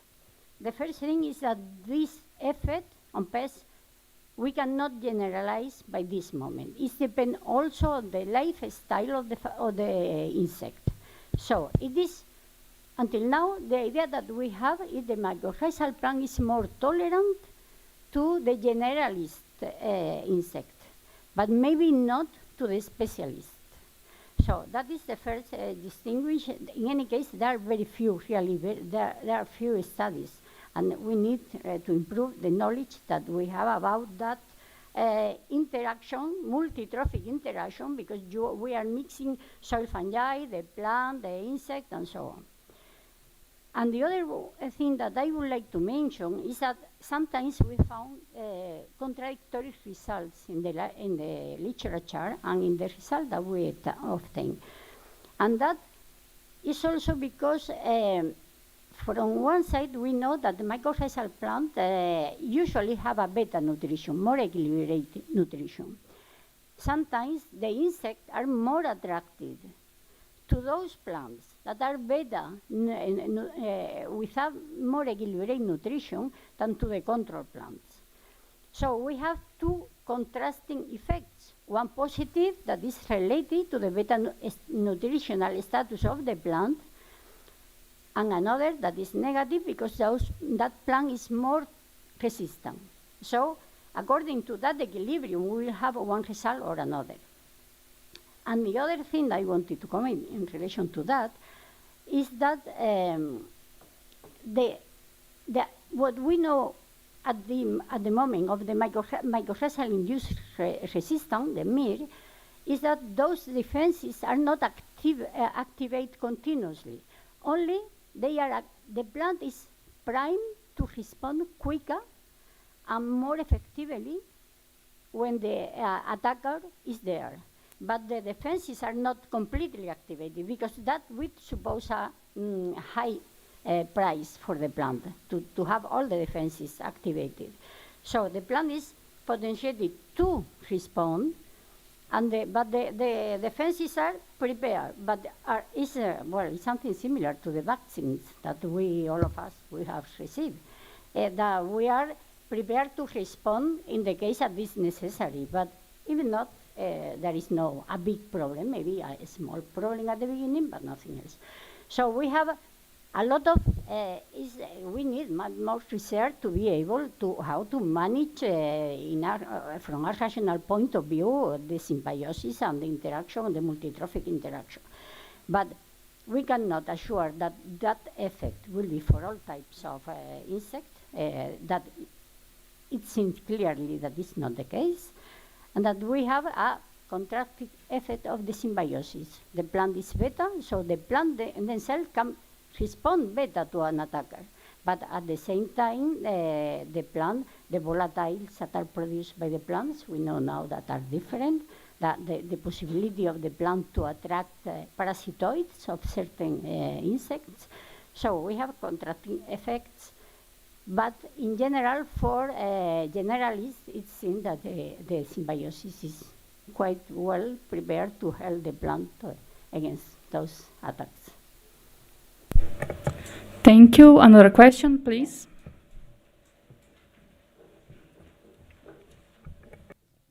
So thank you very much. I have a question. I understood that there's a good effect of the mycorrhiza, but what are the mechanisms behind it? Is it just that the mycorrhiza could provide a lot of nitrogen and phosphorus if needed? And would this, on the other hand, mean, if this was the effect, that the mycorrhiza, they do not work at full speed under normal conditions? The main effect of the mycorrhizal symbiosis is to help the plants to take up the nutrients that diffuse slowly in the soil. And the main example is phosphorus. So because of the network of hyphae that the fungus is producing, the plant has a higher absorbing surface. The plant can explore a higher volume of soil to take up nutrients, mainly phosphorus, because it's diffused slowly. So that is the main effect, but this is not the only effect. We know already that in the mycorrhizal plants, the hormonal homeostasis is changed. To establish the symbiosis, the plant and the fungus, the plant mainly has to accommodate. The fungus is a obligate symbionts. The fungus cannot grow, this fungus, the fungi producing arbuscular mycorrhiza, because the fungi producing ectomycorrhiza, they can grow in lab media. But the fungi producing arbuscular mycorrhiza are obligate symbionts that we cannot grow them in the lab media. So to establish the symbiosis, there is one program, a genetic program, that is called the SYM program, that has to be activated in the plant, and the plant allows the fungus to colonize the cells. So it is supposed that those changes that have to take place in the plant as a consequence of the establishment of the symbiosis, then cells can help the plant to tolerate certain stresses. And that is clear. It seems that the arbuscular mycorrhizal fungi affect the plant acting through the jasmonate ethylene pathway. That means that that plant will be more tolerant to most of the pathogens that affect the plant through the same way. But maybe the opposite can happen for the biotrophs that elicit a response in the plant through the way of the salicylic acid. That is something that is being studied.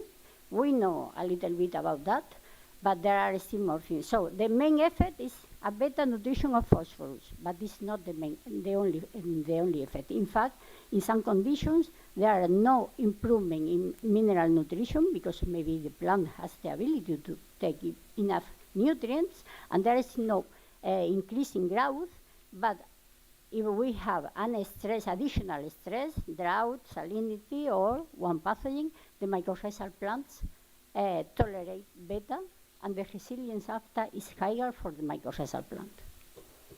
Thank you. Thank you. Please. Ali.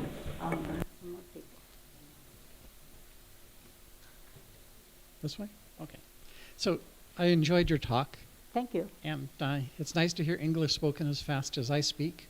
I'm my English also. But So I work in some of our lab in abiotic stress and metabolomics, and I was curious because the compounds that you focused on are all really apolar compounds, and I wondered if your metabolomics technique would see primary metabolites, very polar compounds like involved in normal metabolism that we see using helic techniques. Because when we look at the kinds of abiotics and priming that you're looking at, we see the major changes in things like primary metabolism and glutathione metabolism as almost universal indicators. And since that wasn't anything that you reported on, I was curious if your methods would not see that. I don't know if I've understood well, listen well your question. Maybe I spoke too fast.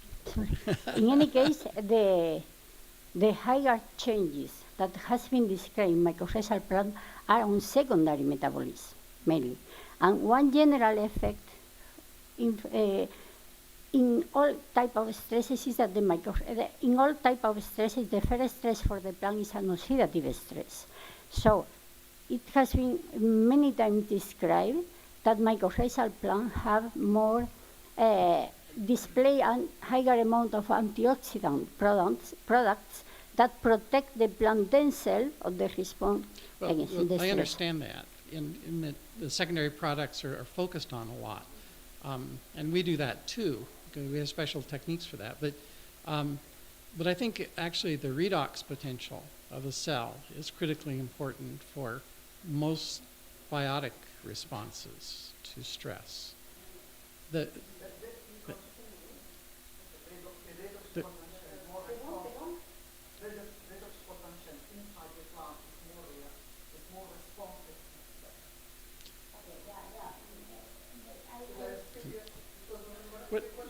Well, yeah, so my question is whether, you know, the metabolomics that she showed doesn't show changes in things like glutathione metabolism, which is a direct effect on redox potential, which is kind of a universal stress indicator. Yeah. I could say this. There are very few studies about that, but there are certain cases that they have been shown that there is a modification in the redox potential. Even there are some papers that have described that well, the plants can be communicated below ground through the hyphae that are connecting different root systems of the same plant. And it have been shown that through the hyphae there is a transmission of such signal, and one of the possibilities is a change in the electric potential of the membranes, but really is not completely demonstrated. So I have not more information about that, but it's a possibility. Yeah. Okay, thank you. Thank you very much.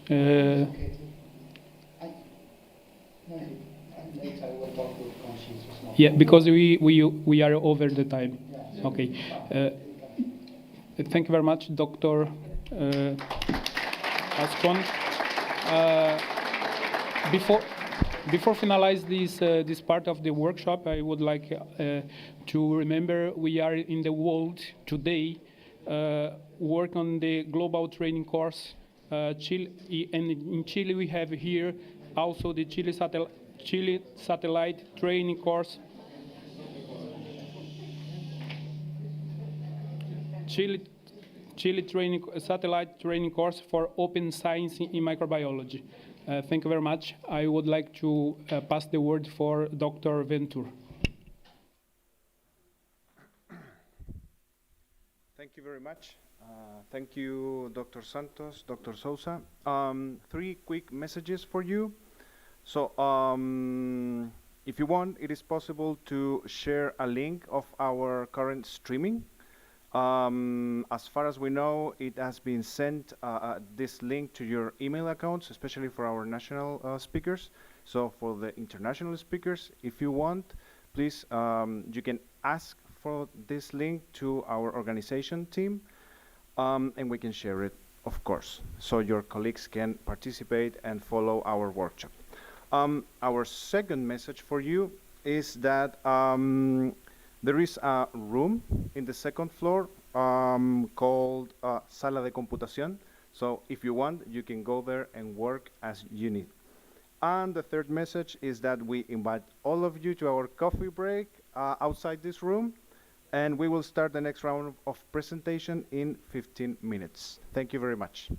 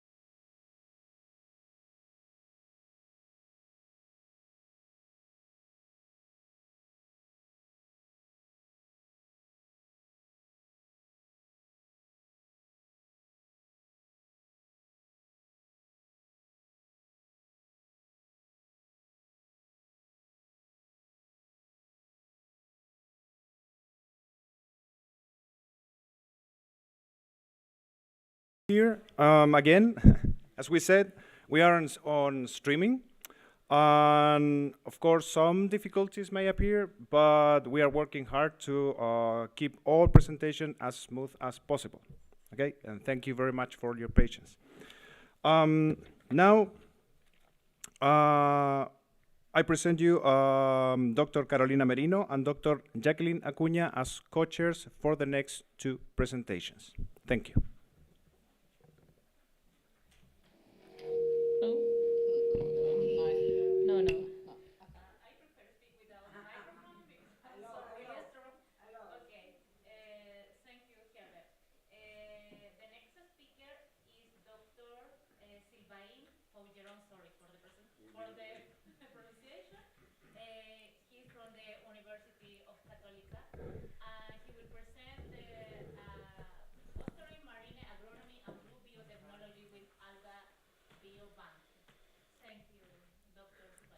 Thank you very much.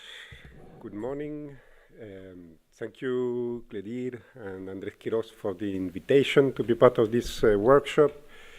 And thank you for the World Data Center on Microorganisms to sponsor this workshop and this invitation. So I'm very pleased to share a little bit about some of the developments we are doing in the world of algae in terms of developing aquaculture and all the associated biotechnologies. I'm specifically working in evolutionary biology, so I'm not specifically a biotechnologist, but through my research I've been more and more involved in studying domestication and topics related with aquaculture and as I will show some of the work that is being done about biobanking. Okay, thank you. So I work in Santiago de Chile in Catholic University, and my lab is also a joint lab with the French CNRS in the topics of seaweed research. And part of the things I will talk are actually also mainly part of the research done in France. So before I start, maybe I just want to explain a little bit what are algae, because it's not always obvious for everyone. I guess that most of you have heard about green algae and red algae. These are two very important lineages in the world of algae, and as you can see with some of the examples here, that we have some unicellular algae, we have filamentous algae, we have more complex parenchymas, and this is part of the diversity of algae. But there are many other lineages. Probably you've heard about diatoms that are essentially part of the phytoplankton. Some of them are colonial organisms. We have also brown algae, except this very one example. This is one of the lineage in which there are no unicellular algae. It's always multicellular, and it's an independent evolutionary lineage in which that evolved multicellularity. So it's important for the study of the evolution of multicellularity and many functions that are being developed. We found in this group the giant kelps, which are these giant seaweeds that form forests as well, and so on. So there are many other lineages actually that are much less known by the general public. You probably think in algae by, okay, I found the button. When we talk about cyanobacteria, because they are photosynthetic organisms, and we tend to group algae within the algae, all the photosynthetic organisms. There are many different lineages that are part of the phytoplankton. And I could continue like this with many other examples in symbiotic associations like lichens, like corals, like sea anemones, like many other organisms that do some kind of kleptoplasty of the chloroplast that digest part of the phytoplankton but keep the chloroplast alive and become some kind of algae beside being an animal, for example, and so on. There are many examples. All of this because algae are actually a very diverse group of eukaryotes. This is the tree, the eukaryotic tree of life, in which we see the major lineages, and we find algae in a large number of these lineages. Most of these lineages have acquired the capacity to do photosynthesis independently, and so it's a very complex evolutionary history that generates a lot of diversity in terms of organisms, in terms of evolution of physiological function, metabolic pathways, and genomic features. So it's very interesting as a potential source for different biomolecules, and this is why the biotechnology world is really interested in understanding a little bit better the seaweeds, the algae in general, because of this diversity and the potential about new biomolecules that can be found. So these are different lineages. As you can see, we find some animals that are actually a kind of algae because of their interaction with seaweeds or chloroplasts. But most of the lineages are found in this large group, which is a very old evolutionary history. Today, the use of algae within the aquaculture of algae is one of the fastest growing sectors. It's increasing at a rate, at an accelerating rate, both in terms of biomass production, as you can see, but as well in terms of money. It's expected to be multiplied by 15 times the incomes in the next probably 5 to 10 years. So it's very fast growth in terms of economic revenue. And mainly because there are a lot of applications from the different types of biomolecules. One of the main applications, the largest industry, is the use of polysaccharides. The seaweeds have a large diversity of polysaccharides that produce different gelifying, emulsioning, and other properties as compounds. But there are many other applications currently in the market, but as well on the process of development. So there is a very big interest from the industry in getting access to this biomass in order to extract valuable molecules. And one of the problems is actually to produce this biomass, because algae, because of their diversity, because of their peculiarity and living in the ocean, in different parts of the ocean, so require very specific culture conditions that are not as well studied as plants and animals and even fungi. The community of phycologists is much less reduced than most of the actual scientific community in plants and fungi, for example. So there is a lot to develop still, and it's part of the challenges that I want to highlight this morning. So in Chile, just to finish with this global presentation, Chile actually is the sixth country in terms of production and exports of algal biomass. It's a little bit better than Japan and other Asian countries, and it's the first non-Asian country, by the way. So it's quite a relevant country in terms of production. When we talk about algal biomass in Chile, a large part is actually extracted from natural population. It's just harvesting. And there is an important portion, a growing portion, that is achieved by aquaculture. And so far, the aquaculture of seaweeds is essentially a small-scale artisanal activity. As you can see here, this is close to Puerto Montt. It's a farming operation with very little technology. And of course, very little productivity as well. But there are as well some other experiments done with some microalgae, like spirulina, like hematococcus, which is it appears red, but it's actually part of the green algae. It's because it produces a lot of carotenoids, and it's very interesting for these pigments. It's produced for the extraction of pigments, essentially, and antioxidants. And today, Chile is on the path of trying to diversify the spectrum of species that are being cultivated and try to develop a kind of industry associated with these productions. So extracting some molecules and developing some new products based on these seaweeds. There is also a little bit of human consumption directly, like food, and there are several species. So most of the Chilean here knows about cochayuyo and luche and some others like this that are part of the traditional diet, but they represent a very small fraction of the overall biomass that is being used in Chile. So when we think about developing this aquaculture, there are immediately some important challenges that emerge in terms of,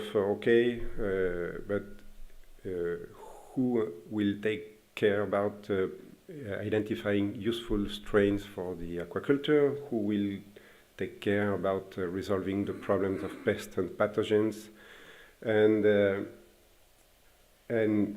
what are the tools that we have that could help developing this marine agronomy. So one of the key tools that we think is relevant, as we saw in the morning with the other presentation, is of course a biobank or a germplasm. So it's a repository of different strains. Currently, in Chile, there is only one species that shows some signatures of incipient domestication. And if we think globally, there are no more than 6 to 8 species that are among the different species cultivated that are actually showing some signatures of incipient domestication.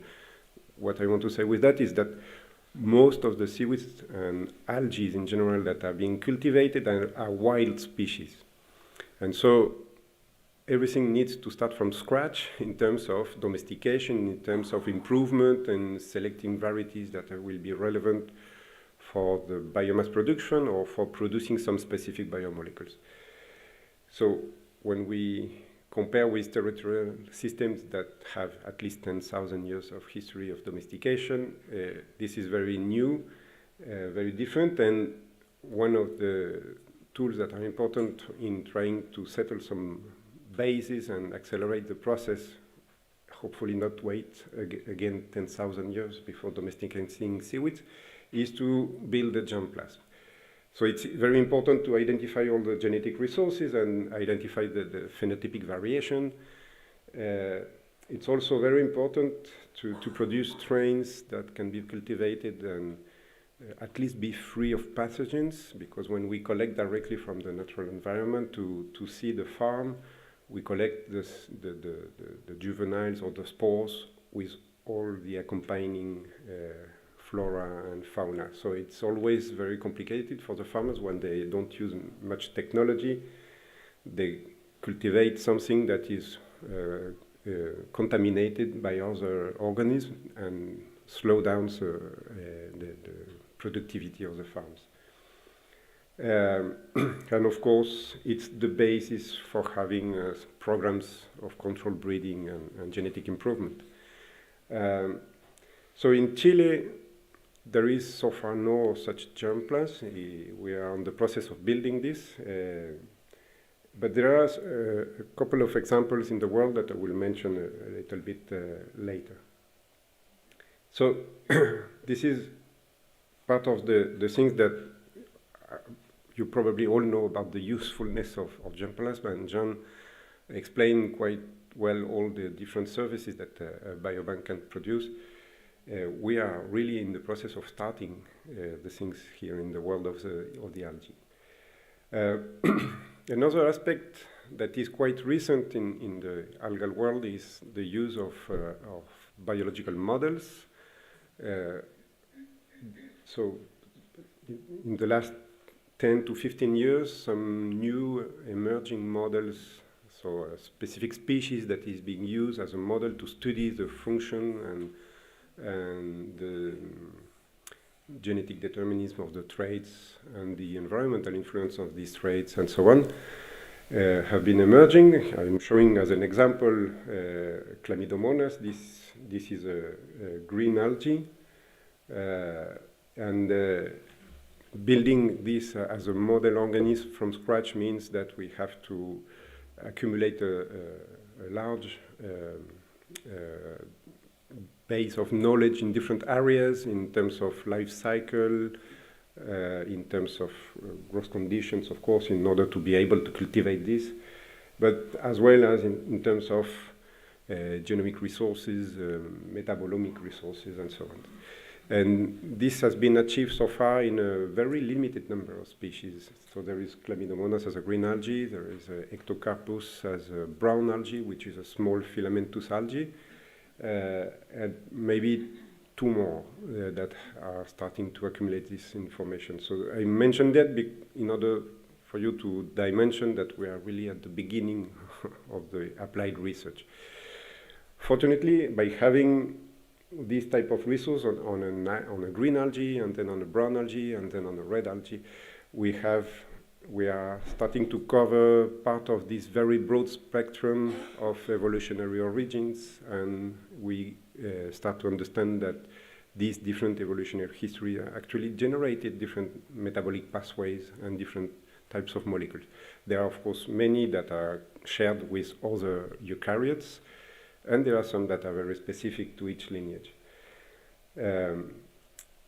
So in order to support the development of these algal models and start to work with, for example, mutant lines or crosses, breeding, and so on, again, a germplasm is a crucial tool, and part of the recent development in the culture collection of seaweeds is focused in supporting this type of approach.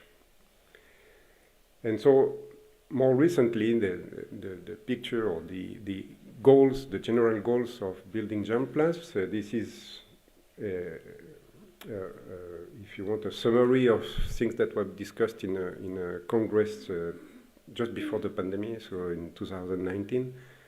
In which we tried to define the big issue that a germplasm would be important. So we found that beyond research, there are all these aspects. So of course, it's important because it will support the production of food, at least the sustainable production of food and other biomolecules. It's very important to develop the education, not only the academic education, that then we have a lot of students worldwide interested in developing some research, some thesis on algae, but when we think in developing the agronomy of seaweed or the aquaculture, we need to train also the people that are doing the crosses, the production of what we could call seeds, the juveniles that are seeded. We have to train the people that are surveying the phytosanitary aspects of the production, and so on and so on. So there are a lot of people to train because algae generally are very poorly known. And the people don't know the diversity of algae, people don't know the peculiarities of having this in the aquatic medium, people don't know the life cycle and so on. So we have started to organize these training courses to a very large type of audience. And when I say we, it's worldwide. I mean, it's not just us. It's in Europe. It's already moving quite fast. In China as well, the Chinese Academy of Science holds one of the largest algal culture collection and is doing a lot of training as well for international people and so on. So this is very important, using these culture collection as a tool for training people that will then take care about the development of aquaculture. And then there are other lines that are more to be seen on the longer term, because of course when we do some aquaculture in a sustainable way, then we are encouraging the health of the ocean. We are eventually contributing to climate mitigation and so on. And then there is this last point that is very important. So as I will show with a couple of examples, culture collection so far in algae are very isolated initiatives, and we are on the process of building partnerships among the culture collections, but also with the industry. And this is something that we are learning from the experience that have been achieved, especially in the microbial world, with the MIRI, so it's a European microbial resource infrastructure. There is also the European Marine Biological Resource Center and so on. These European large initiatives have developed a lot of models on how to develop this type of partnerships. And we follow these Europeans not only because I'm French, but because contrary to most other regions of the world, they have done a lot of job in trying to organize all the different countries and the different resources distributed in the countries as a single resource center, providing services associated to the specific organisms that they are preserving.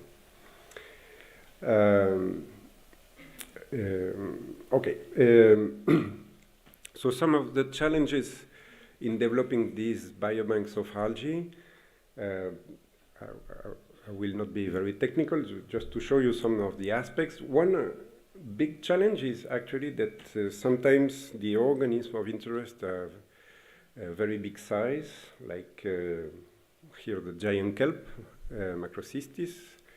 There is a lot of effort done worldwide to develop large farms of this species. In Chile, the biggest one were up, I think, to 40 hectares of plantation, so it becomes quite large, monospecific cultivation of the species. And of course, when we want to produce this type of organism, we cannot afford to have culture collection of this seaweed.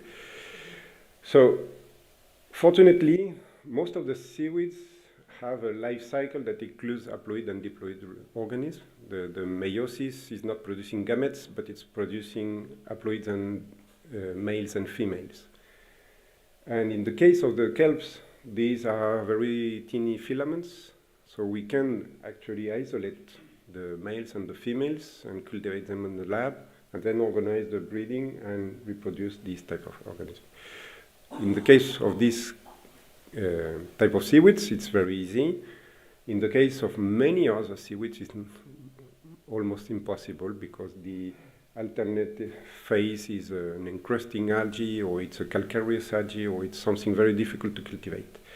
And so we are on the process of trying to learn how to cultivate specific stages of the seaweed in order to preserve them.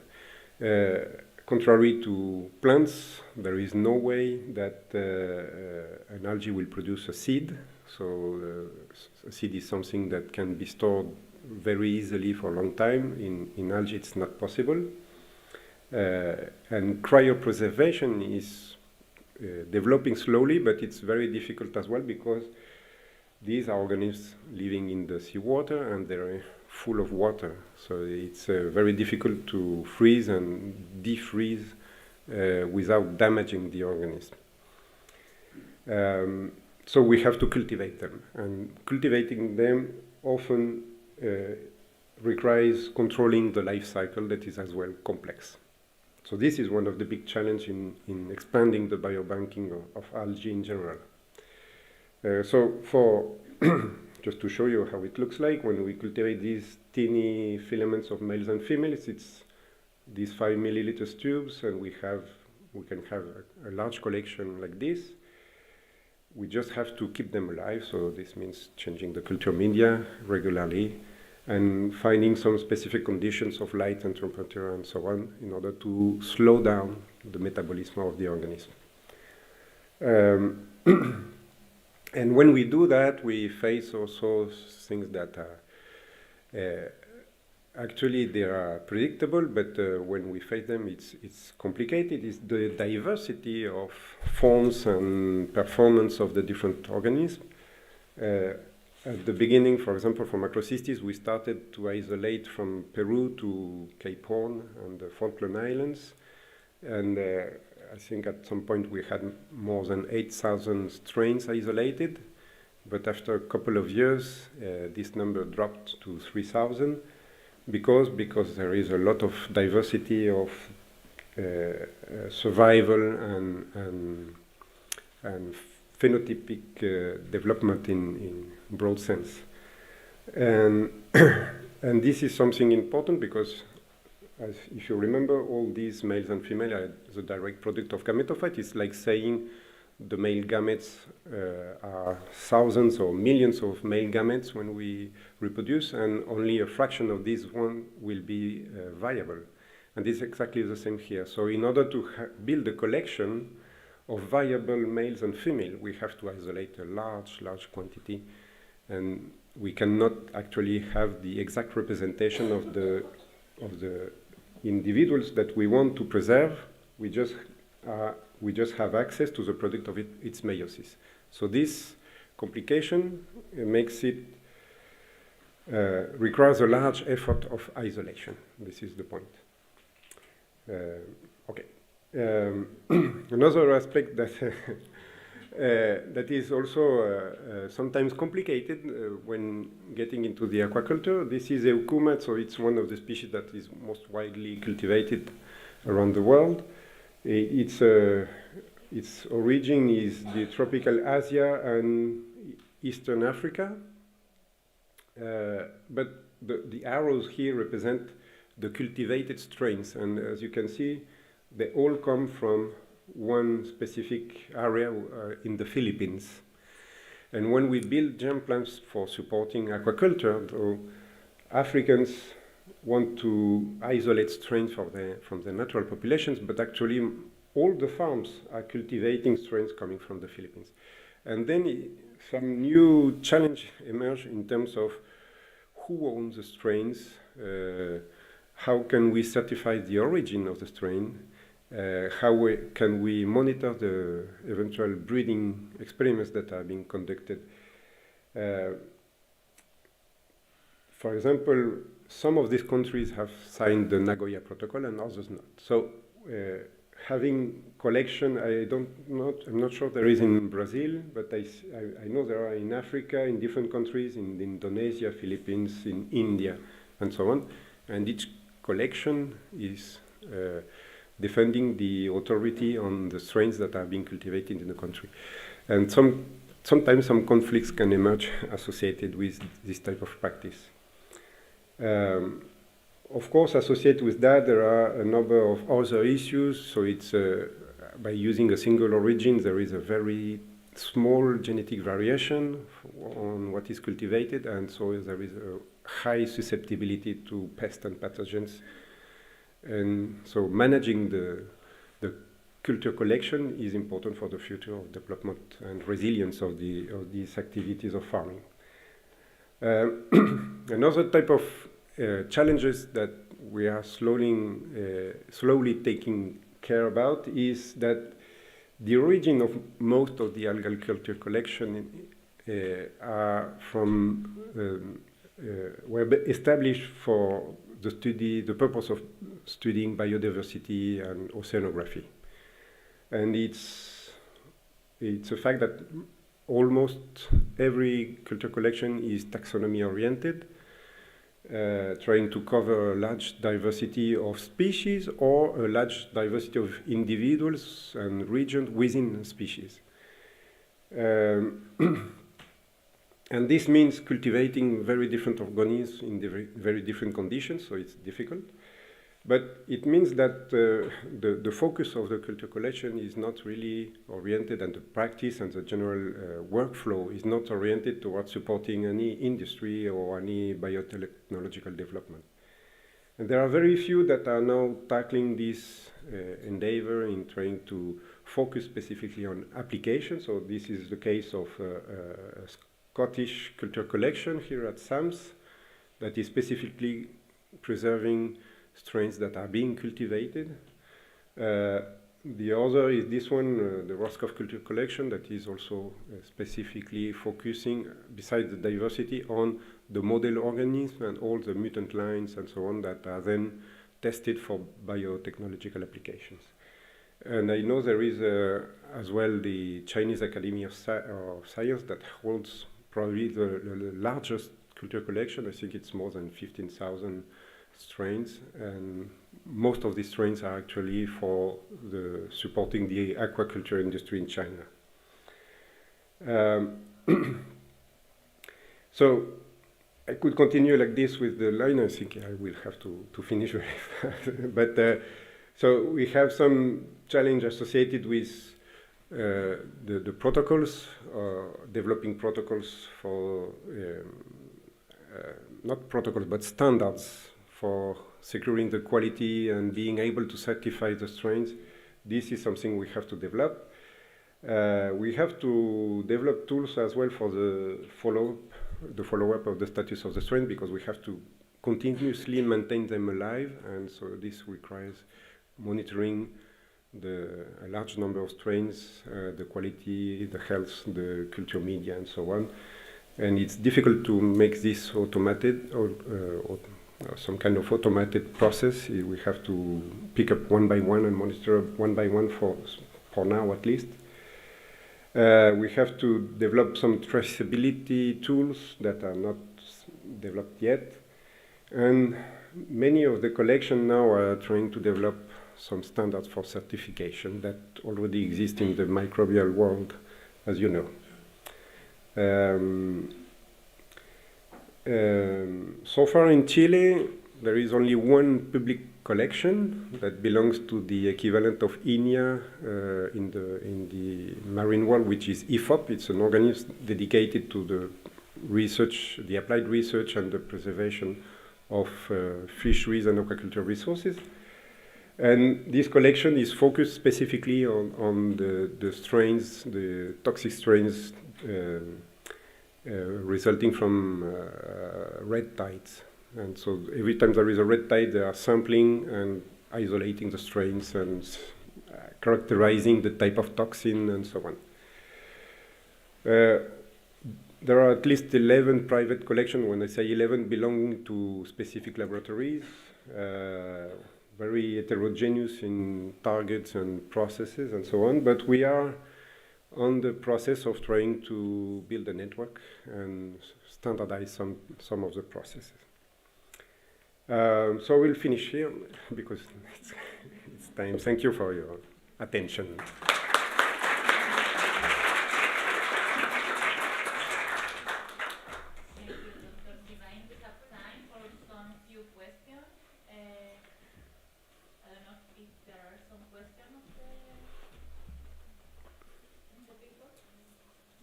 It's okay. Sorry, they also are integrated in mass projects or no? No, because they are working with the ALA, no? ¿Cómo se llama la? Yeah, we have a project related with HAB in Chile, yeah, and we use the microbiome and also using metabarcoding analysis related to the microbiome. Do you have some information from this type of microbiome associated with this alga? Yeah, maybe use some bacteria we also do some type of the approach growth? like this, yes, on the Gracilaria, the one that is mainly cultivated in Chile. We are characterizing the diversity of strains, the type of cultivation. Some farms are cultivating based on vegetative propagation, so we have different clones in the farms, and some others are doing breeding. So there is a lot of genetic diversity of the seaweed, and then we compare this with the natural population in terms of genetic diversity of the seaweed and in terms of the diversity of the microbial community settling on this. And we are as well studying the importance of this microbial community and the diversity in terms of benefits for the seaweed, or at least regulating some response to pathogens with bioassays, with metabolomic approach, with metatranscriptomic approach, and even trying to build a genome scale metabolic network, so to try to model the integration of the function of the different organisms as a whole, as a system biology experiment, if you want. Okay, thank you. I have a question. Do you know if there are studies about the importance of the algae in the carbon sequestration in the ocean?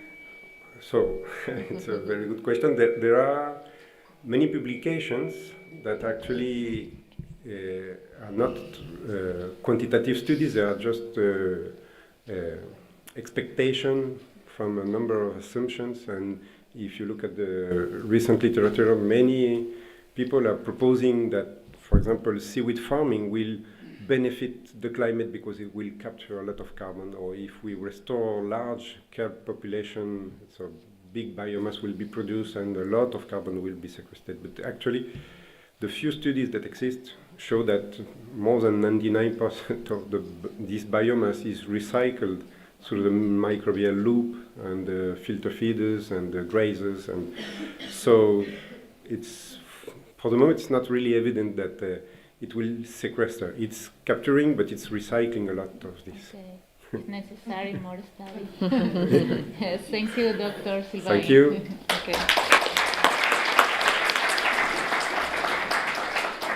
Thank you very much, Dr. Sylvain, for your nice presentation. Now, I would like to invite our next speaker, Dr. Abad Chavid from INRA, France. Yeah, in areas. Okay. With the presentation entitled Carbon Sequestration in Soils, the Opportunities and Challenges. Please. 1 minute. Okay. So we'll start. Don't worry. So thank you very much for to be here. I'm very honored to be again here and give you some of kind of insight what I have done and the stuff that I'm doing in France, but in collaboration with different countries. I would like to thank Marilou, Professor Marilou Mora, a special thank for inviting me. I think the number of times I've been here, I will ask for citizenship, Chilean citizenship, and we'll start learning. You are invited in this occasion for the university, for the doctoral scheme. I don't know who invited, but I'm sorry. I see the name of Marilou, but thank you very much. Thank you very much. Thank you, girls. Dr. Girls, for the invitation. Anyway, it was a diplomatic. Anyway, so it's the talk that I will talk is about carbon sequestration, soil, the opportunities and challenges. It will be a little bit, not focusing on this because for some technical things the topics have been changed, but anyway it is something will be around the carbon and the opportunities, but also how this carbon is also under threat with respect to climate change and then the effect on cycling. So one important thing that one important thing that I have to highlight here that when dealing about what we call here the planetary boundaries that you can see here, and then on the y-axis and then the x-axis that's social targets. It is social targets is what I call the high level of people, economically, educationally, and many other things. So what you can see here, in order to reach this level of prosperity, you have to do it in expense of resources. You have to go through these resources, and by doing so, you have to cross the boundary and causing the damage. But this development also is done based on the resources of other countries, with poor countries. You see here, I don't know if you can see the pointer here.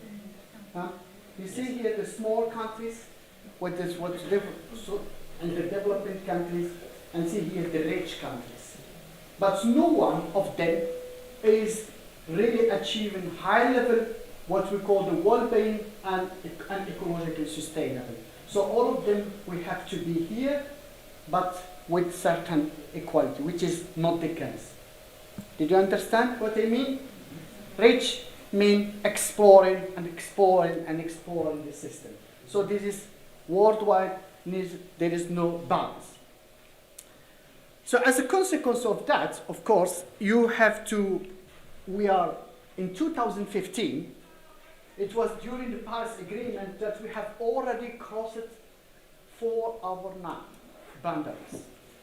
And in 2020, we have added another 6 over 9 that we are crossing now the boundaries, which means that we are running in the wrong direction. We are not doing very well, and especially the agreement we have set in 2015. So, again, as a consequences, which is basically the increase of greenhouse gas emissions since the 1750s, since the industrialization. You see, I'm not going to tell you the number, you see how much we have emitted in the atmosphere, 430 gigatons plus 235 of fuel, and of course a part that is coming from the fossil fuel emission. That means we have released by 40 times the CO2 based on 1700 during the industrial part here. We have reaching 40 times. The methane is also increasing, and these two gases are causing what we call the climate change, the global warming. Yes. And basically, in the other opposite way, you see the number of combustion. Yesterday I showed you how much there is a close correlation or negative correlation between the number of conferences, international conferences, and climate change. Paris Agreement, we see here Glasgow, and we see the last one in Egypt, and all the time just blah blah, and nothing is happening. So one of the issues that we still have, and I still have here, that basically from what we emit is 50% remain in the system. We don't remain in the atmosphere. What that means that we have tanks to the biosphere, but also the ocean that are offers that the colleagues are talking about the role of this algae, but also the role of other plankton that doing a great job for us, which is sucking basically 50% of this, and we left 50% in the atmosphere because the lifetime is basically for carbon 100 years, and in order to start. So it's this 50% is causing us. But one of the big questions that we are asking, and we talked yesterday about it, is that the ocean still give us kind of services, and the biosphere, but for how long? Because the oceanographers know that more CO2 mean acidification, mean that the plankton will not able anymore to fix and to build what we call the coquille, something to fix the CO2, and then the acidification is against the CO2 absorption. So this is something that we don't know when it happened, but we have to keep in mind that this 50% may, if we continue at the same level, at the same speed, we may reduce this level of CO2 fixation, and this what we call here the gift or limited time. It's just limited offer. So this means that what we increase of the CO2 in the atmosphere is a billion gigatons. This is here that to give you an idea about the number, what that means. It is like a lecture. 1 gigaton, which is million of tons, and then 1 gigaton is 1 times 10, 15, and more example. So you can see here what they are, the picture that we have, it is 1 kilometer times 1 kilometer, 1 kilometer, it is 1 gigaton. And imagine that this is drawn over the city of New York to give you an idea. And we have emitted in the atmosphere billion of these cubes in the atmosphere. It is incredible. So it's causing what we call the global warming, but also all the disturbance that we are suffering. And some of them that we are trying to see as consequences of these things is the increase of the temperature, of course. So if we try to do these things from the 1800s, we have what we call stable system. Here we have less temperature, we don't have no warming. And then just starting after the Second World War, basically, and during the 50s, we started increasing this, what we call here the anomaly. And this is according to NASA 2018, and then we are basically here even more if I can report the numbers that we have from the last year. So we are almost around 1.2 and 1.3 warming potential, and we are really going on the wrong direction. What that means, this increase in the temperature, I mean, a lot of consequences on ecosystem in which we are not yet prepared or half prepared to deal with it. So again, this is some United, the formal Ban Ki-moon said you can read here. We have to stop this thing, and we are basically on the wrong direction, getting what we call the tipping point. So, and again, in 2020, that it was the his successor telling the same story that we have to, with all our possibility to reduce greenhouse gas emissions and to, in order to also to reduce the temperature effect, and we have to do that. The countries started to do their best, reducing the living standard, and then making all possible to reduce these things. But unfortunately, nothing is happening. I don't think that we will change, but I do hope that something will happen. We will have to, the red light is everywhere, but we have to deal with these things very soon. So just to give you an idea, this is about the potential of warming and how it affects the system.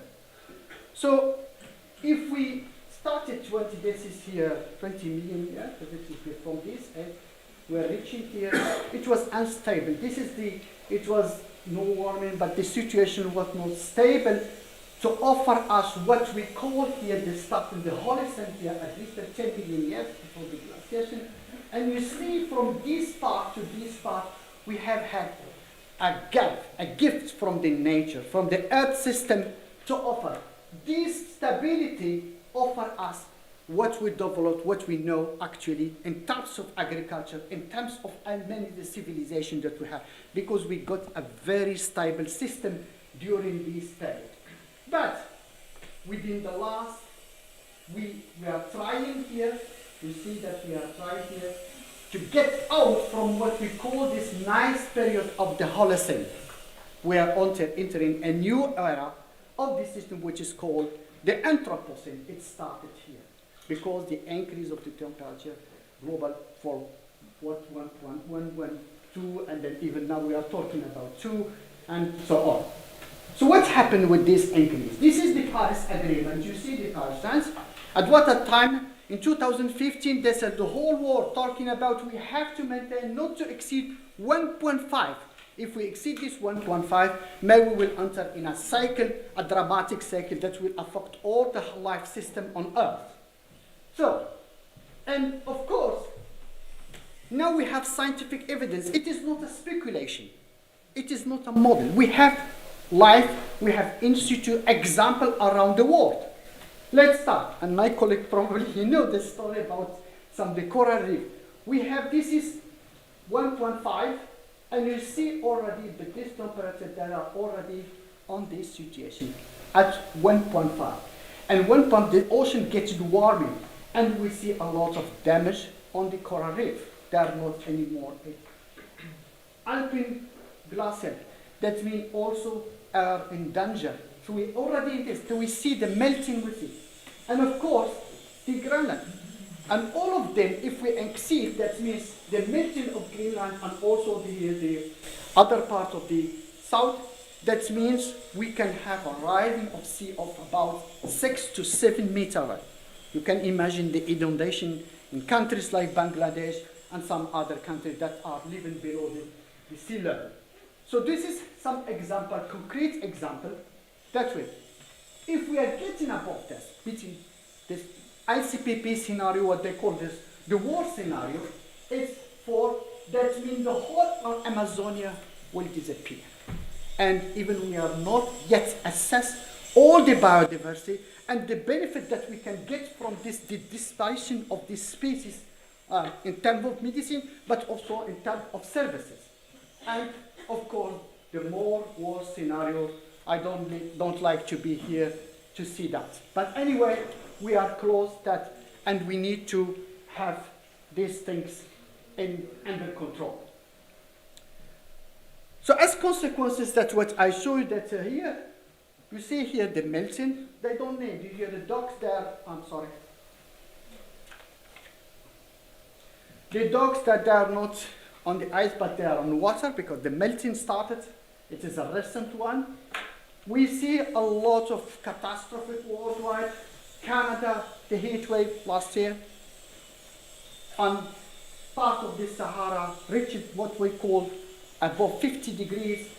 And of course, fires last year, or this year also, it was a disaster.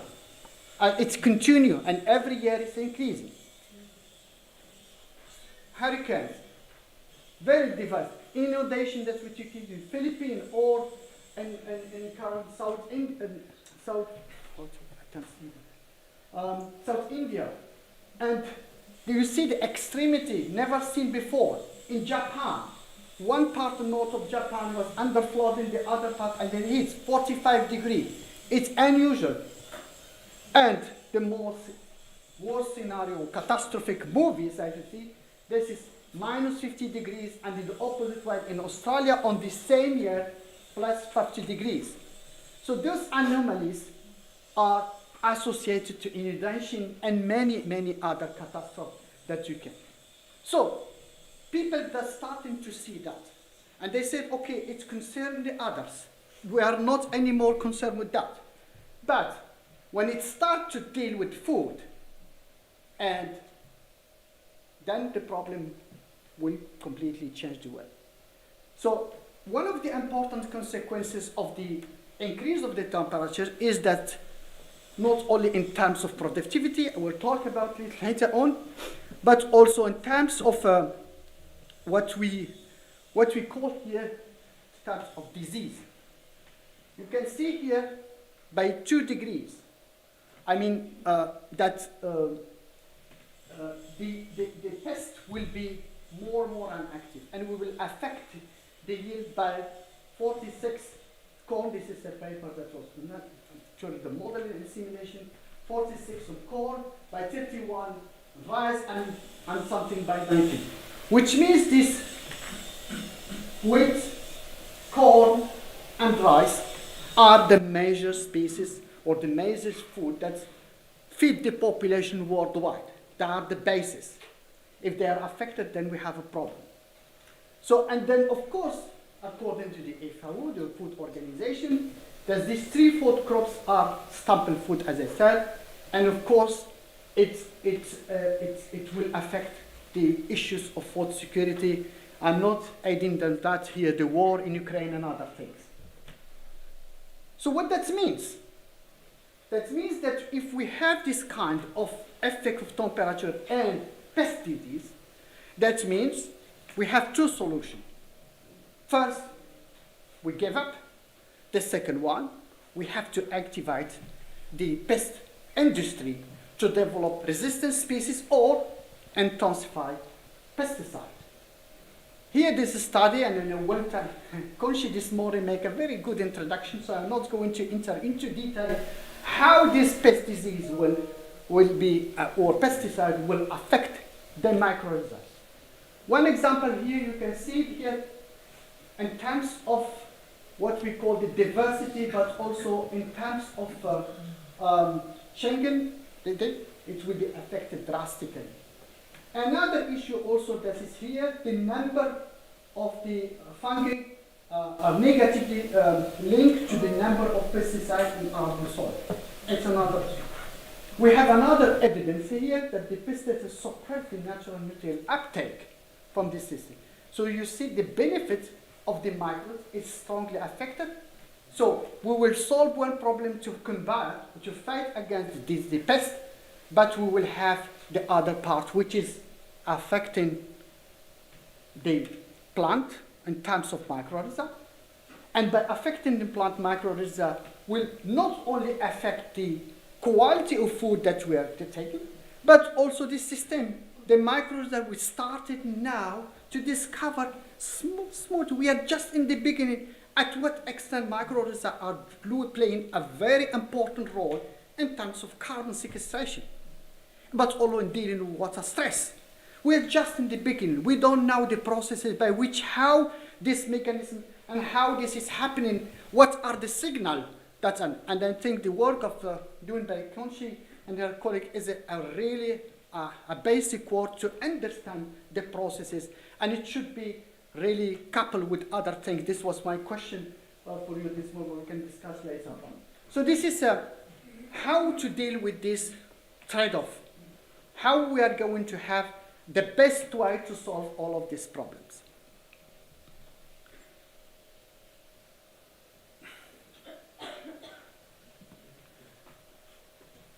So this is just to give you an overview. It is because it started and the pesticides is used for many days. I mean, the pest has started to increase our reward, so I'm not going to do. And then colleagues from Switzerland that was involved in one of the projects that they are trying to model this thing worldwide. So another issue that's very important to see, this is the spreading of the, what we call here the effect of disease. But also keep in mind that by every increase of 1 degree or half degree, it affects the yield production. I mean, independently from the disease, it's affecting the yield. So, and we have a problem here because we have the increase of the population by 20. I told you yesterday we are already 8 billion people, and then the forecast we will be probably in 10 billion in 30 years from now, that we will have 2 billion gas coming to dinner, so we have to feed them. And of course this projection that we have, this is the projection by 2050, and this is the how we need to double this thing. This is the projection. So between this slope and this slope, the increase is actually by 9 to 1.6. And in order to fall off all of this demand, all of this request, all of this 2 billion gas that will come in, we need to increase this by 2.4%. So we are far away from that. So you are going to tell me, okay, if we reduce the waste, maybe we will come to some solution. It will be not enough. But anyway, we have to find other solution. And for me, the solution is that we have to deal with other things that affect the system, and starting first of all reducing the gas emissions, but also reducing as possible the temperature.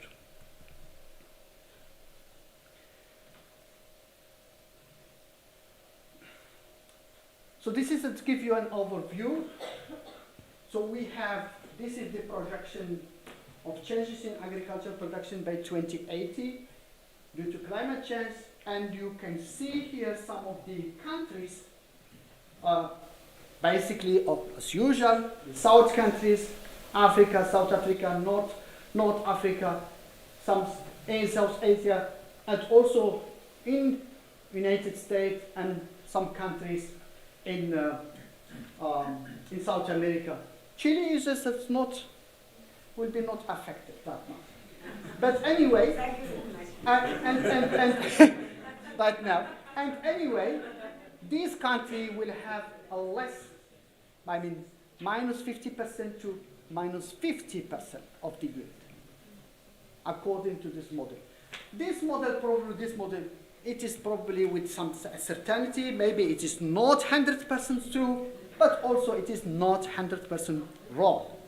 It happened, it will happen, and will it affect those things. So, of course, again, it deals with hunger. Less food, hunger.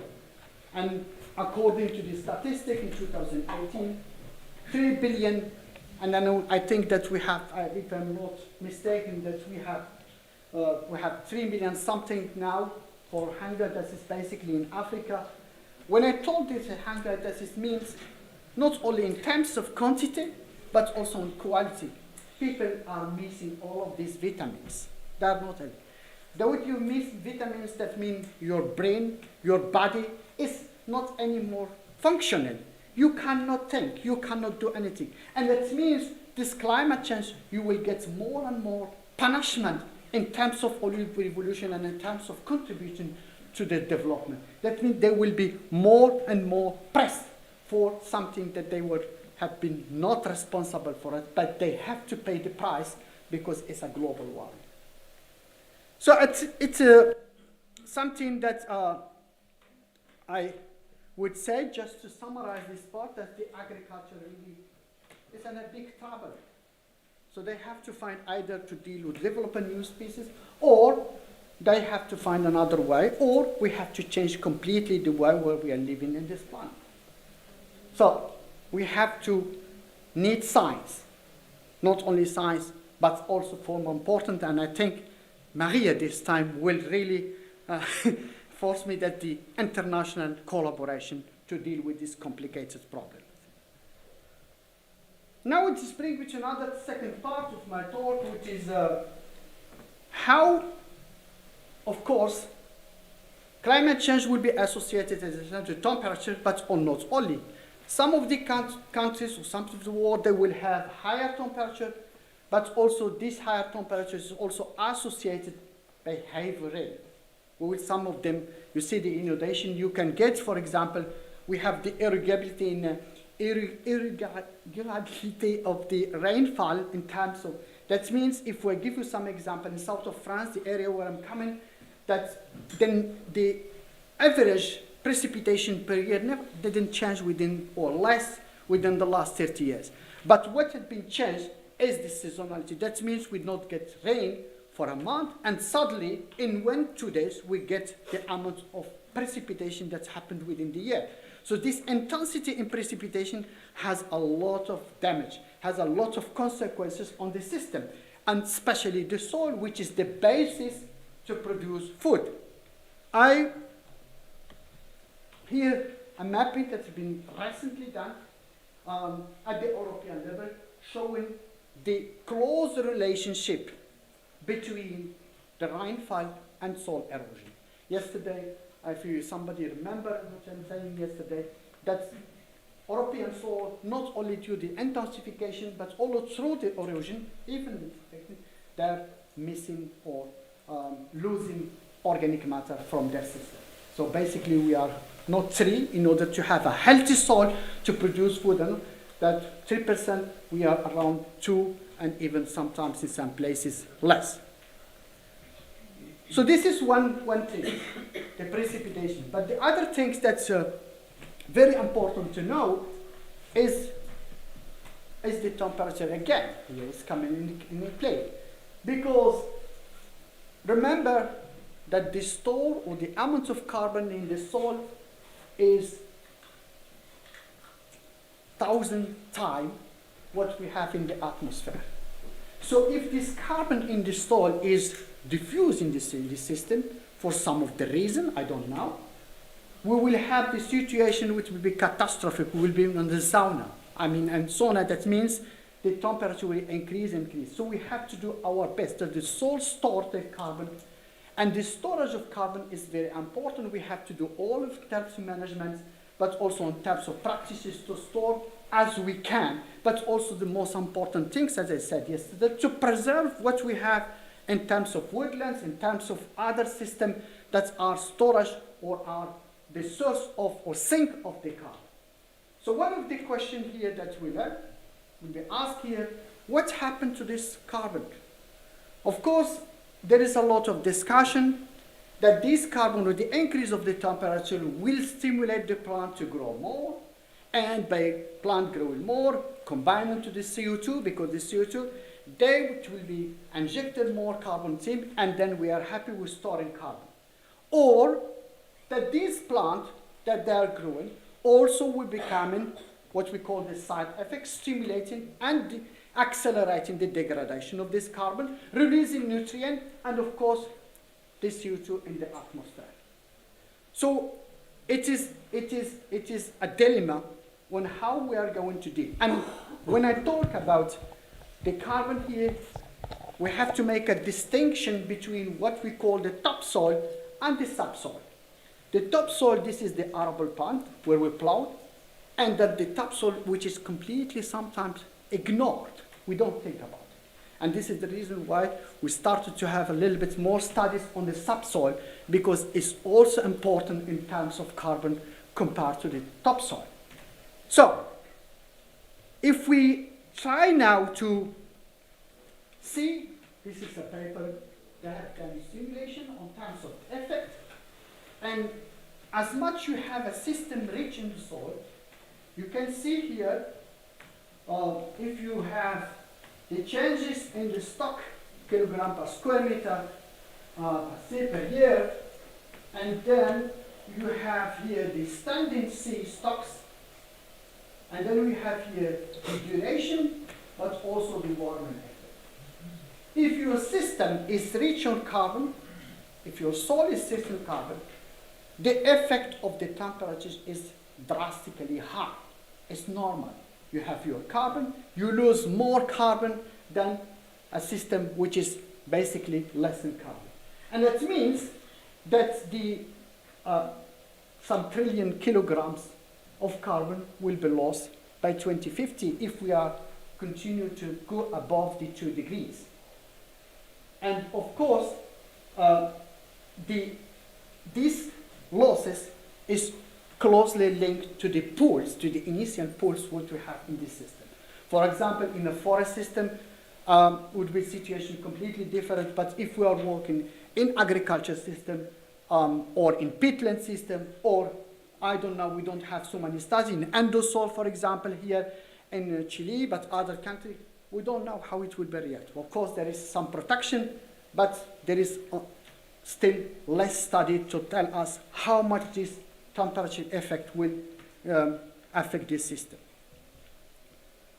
Another problem, in order to have this best assessment of those things, we need to project, we need the modeling, we need also understanding the processes in order we can act and act positively to handle this release and this. This is a bunch of the modeling that has been summarized in 2014, and what they have seen here, that between, you don't like my voice. It's okay? So what we can see from the modeling that we have a huge uncertainty in terms of responses. That means if we increase the temperature, if temperature increase, and of course that the CO2 increase, we have uncertainty of about 600 times, which is extremely high. The uncertainty between the models, the response of the system compared to. So there is an overestimation or underestimation of these models on how the soil will react to this increase of the temperature. And these uncertainties is coming. Now they started the IPCC, and many people model the atmospheric people. They have been also ignoring the soil. They were talking on the atmosphere, but now they are trying to think that this soil could be a source for our sink of the system, integrated them in the global modeling, and trying now to solve this problem.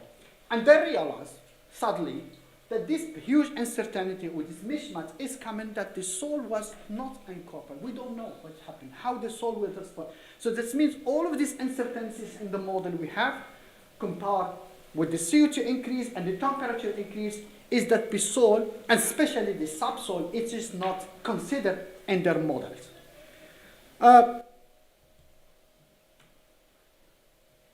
Here you see the profile for those who don't know. See my colleague in Ocean, they never see a profile, so no? And you see this is here, the soil profile. This is the topsoil, this is the subsoil. And of course, when you see the number of studies that's been done, you see monitored that less than or more than 20 centimeters, this is this part. It's basically small part, would say 30%. The study has been monitored more than 27, once you can see between 15 20%. And you see here a huge part that never go below 20 centimeters. So this just more studies focusing on that. And there is of course some reason why. The reason is, first of all, it's very easy to sample here. You can touch it. And the second thing is that we have some other, we are rich in carbon. We can work comfortably. And then we have many bacteria and many fungi and many activity biologically. So it just help us, we can see the effect. Here we have problem of sampling. You have to dig a profile, but also we have less carbon if we select all of these things of the horizon, but also less microbial and so on. So it's that give us some of the problems or generate some of the uncertainties that we have to capture. So this is the simulation that has been done to see, first of all, how the warming or the air warming is affecting the soil warming. And we thought that this is kind of lag. Of course, as the air is warm, we have a lag or have a missing lag between the soil warming and the air. So, and what has been simulated here, that the air warming is automatically also affecting the soil warming. Then as you see here, they are really very nice. And that means what happened in the air, if we get 4 degrees plus or 1 degree flat, it's automatically affected the topsoil, but also the subsoil. So now we are touching some of this. Now we have to understand the processes, what's going on. So we have to adapt the methodology, but also the experimental design to see how those systems, and not only in the laboratory, because I forgot to see this, all of this study I show you that's in the compared top and versus subsoil, most of them were conducted in the laboratory. And the majority of time without plant. If you have the plant and you have the soil, and the result you got without you have the plant is completely another story. So we need to couple this effort. We need to have the laboratory for some processes, but the best thing to do is to have in situ experimentation to understand better the processing, and in which we have also the plant, but also the management, regardless if it's forest, managed forest, or agriculture. So again, so just to give you some of the information here about the soil on top versus the subsoil. So this is the depth. You can see here the depth, the biotic influence, more rhizospheric and less. Everything is in. Mineral influence in terms of organic mineral associated as the opposite way. If we have the temporal variability in terms of seasonality, the topsoil is affected during the day compared to the subsoil. We have between morning, noon, and afternoon. So the reaction going on, many things going on very rapidly. And if you have also in terms of compared to the subsoil, but very important things that you have to keep in mind here, that the microbes and fungi and other soil fauna, here they are completely tied to the aggregate, to the rhizosphere, but in the subsoil, what we have the hot spot, it is not, it is dispersed, and we have sporadic presentation of this biology. So the question that we ask here, how this warming will affect this community, because here also the type of carbon we have, it is not one carbon, but many carbon forms.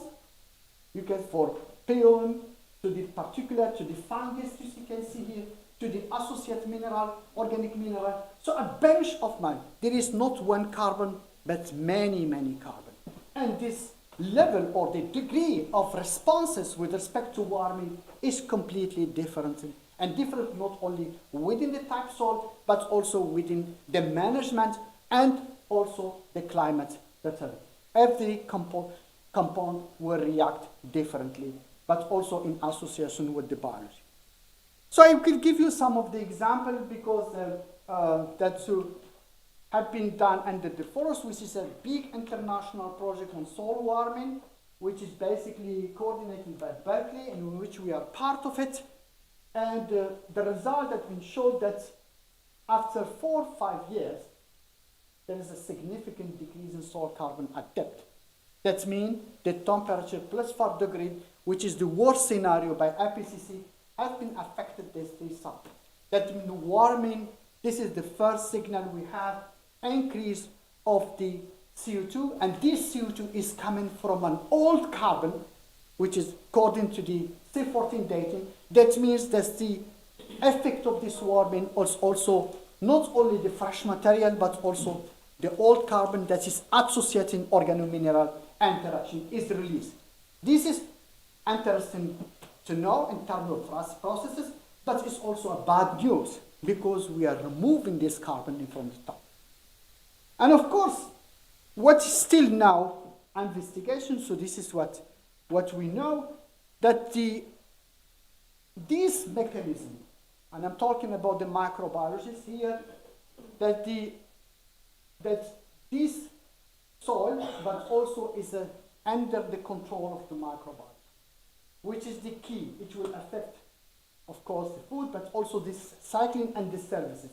And we don't know exactly the reaction or the responses to this bacteria in topsoil, but also on the subsoil. Which communication they will have, which functionality, which selection they will have, which compound they will degrade, how the succession will take place, how they will send a signal. So many, many questions. It is good for us because we can write many proposals, getting funding, but it will not help us also to get rapidly into the processes, but also in terms of another issue, generating the data and translating this data into the modeling, because we have to do this data, but we have to translate this data into the modeling to make a better projection and to reduce the uncertainty for a better future. And this is what we started now, which is a framework of this international work, soil warming.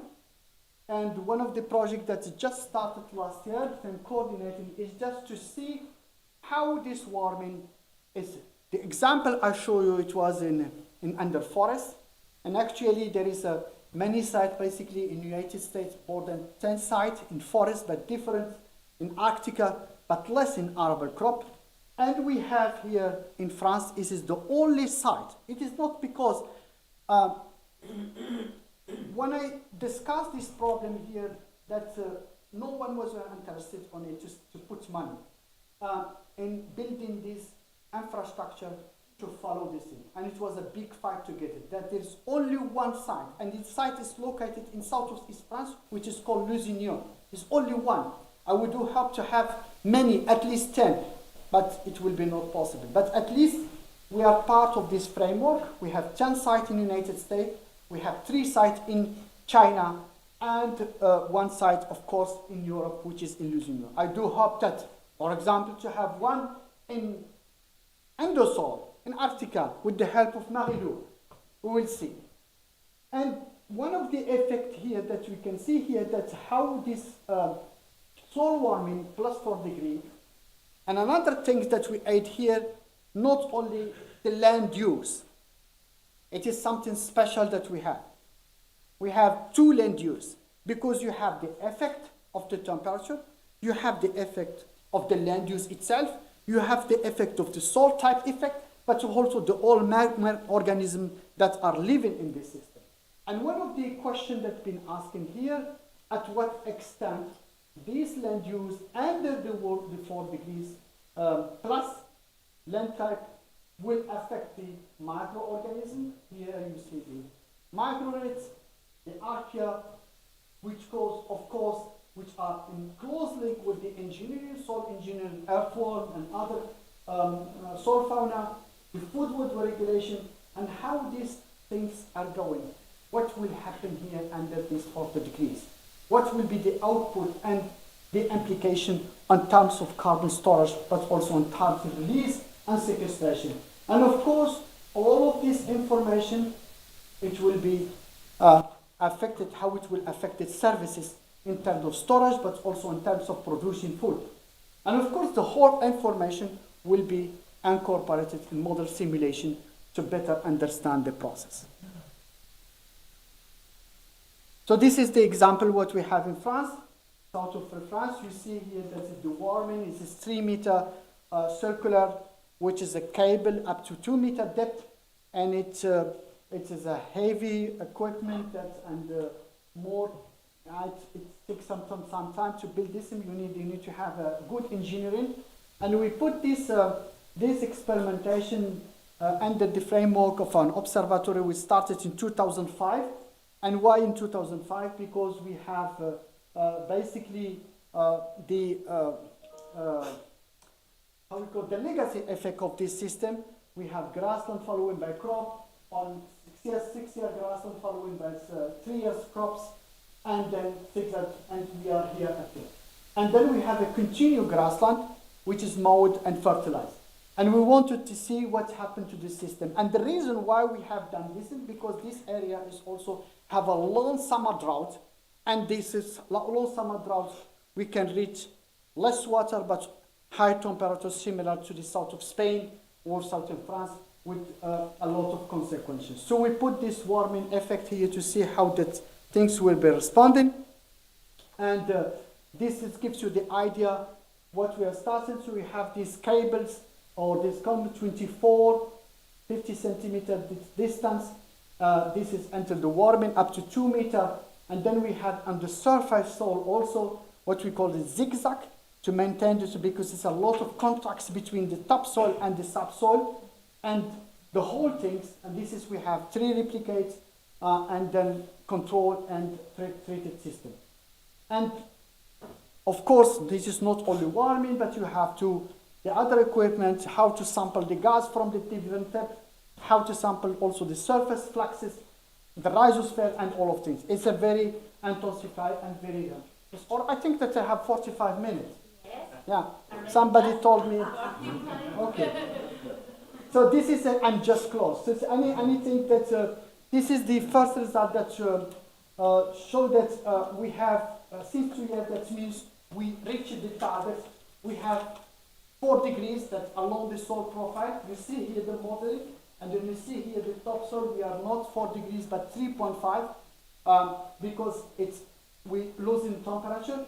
But any important things at the whole soil profile up to 2 meters, we have this homogeneous temperature plus 4 degrees. That means we can understand what's going on in terms of impact on processes.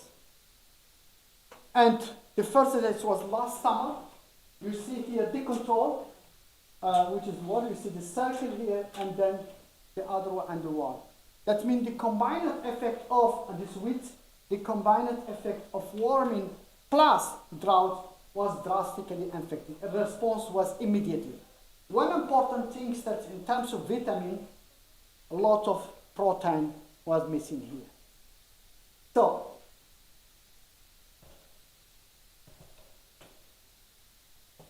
this is just to give you an idea after 1 year. What we can see here that the two systems, I mean arable crops and grassland, responding differently. We have minus 19%, I mean in terms of response of warming. That means what that means? That means we have the system are responding less comparing to the grassland. So we have a difference. But we don't now really, I can't tell you why this is happening, because we are still investigating the responsible of the bacteria and also all of this interaction that are taking place under this process. Maybe next time I will have more data to show you what are the processes and how they are, why we have this problem. What we decided here to maintain this system at least for the next 3 years under COP, and then he was already maintained and for the next 20 years to see how these will be responded with time, but also the effect of the warming and what are the compounds of carbon that will be selected or preserved or completely lost from the system. Of course, this is started, as I said, and we are trying to build a network, international network with my colleague Michael Schmidt. And this is, you can see here, what is exactly what I told you, some of the places in which we have the soil warming equipped here in the United States. We have been having most of them, we are the only one in Europe. And of course, there is 2 sites in China, in Alpine grassland. So the idea here that we are, some of them started differently with time, and the idea is just to collect, is that, oh, sorry. No, not yet. But I'm close.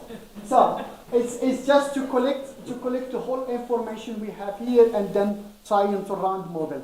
The modeling at the institute modeling, but also global modeling to see. And this is very important. So we are inviting all people working with the warming to join this network. And this is here the website that if you are more interested on it, to come, and you are well welcome to do this with us. So this is some take-home message that I can share with you, that we are, no doubt we are in the Anthropocene, that we have been already living the Holocene, and we are entering a part of what I call wars system. And if it happened that the system will not collapse, the Earth will continue. And my message to you this morning is, or this afternoon, is that we can manage. We have to really to change the way. So we can do changes in a way that we can drive the system wrong direction with all the consequences. But also this is very important that we, if we want really to go, this is complex project, complex things, complex systems, and of course the responses are the same. So we need the science. And the science, but also the cooperation. No one can do this thing alone. I'm 100%. Global interaction, because this is a global problem, and this needs really intensive collaboration worldwide to tackle this thing. Otherwise, we will stick in our. The time is running, as my talk, and I think that we have to do all of the possible. And of course, this is the only way how to stand this beautiful planet. And with that, I would like to thank you. Muchas gracias por atención.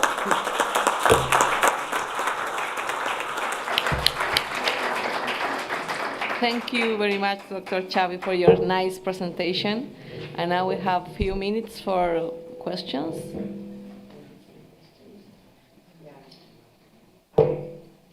Yes.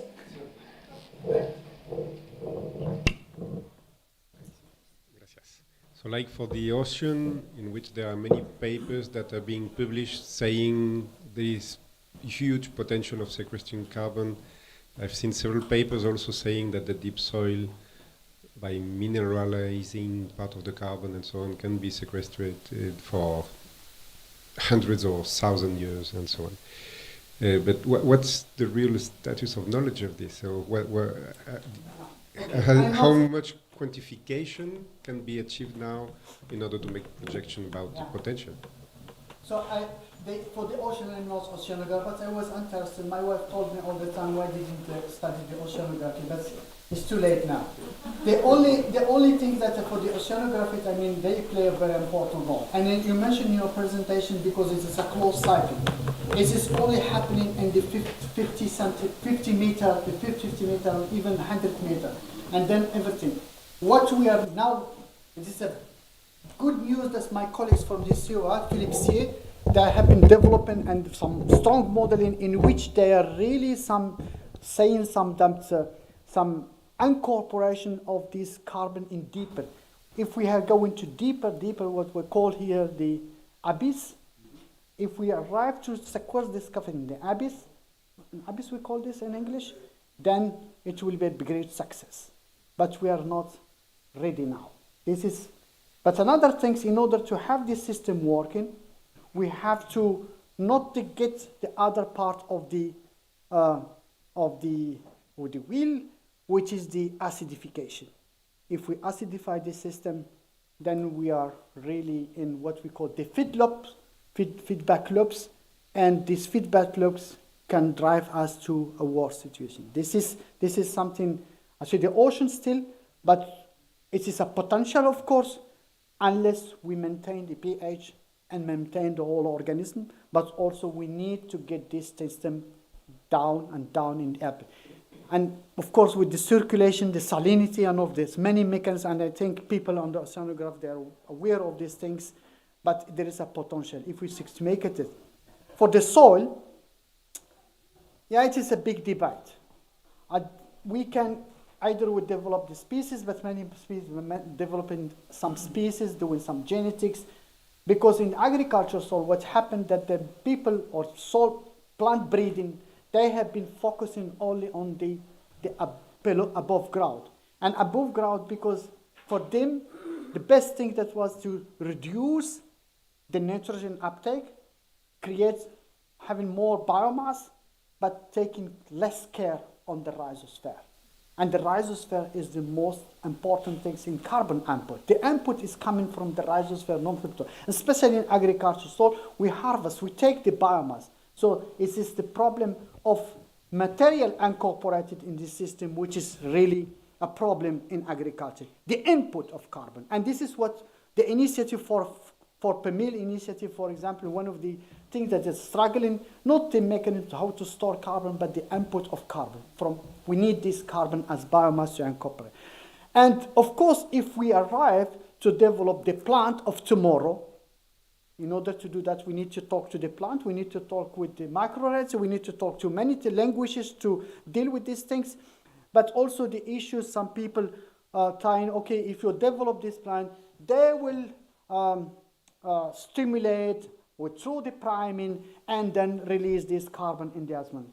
Some of colleagues that now work in David Johnson and David Jones in UK and some other colleagues, and they mention or they testify really with concrete study that the part of the carbon storage to this new plant or new perennial plant is much higher than the part which is affected by the priming and get fired. So I think there is another potential, but work needs to be done. I hope that's the answer to your question.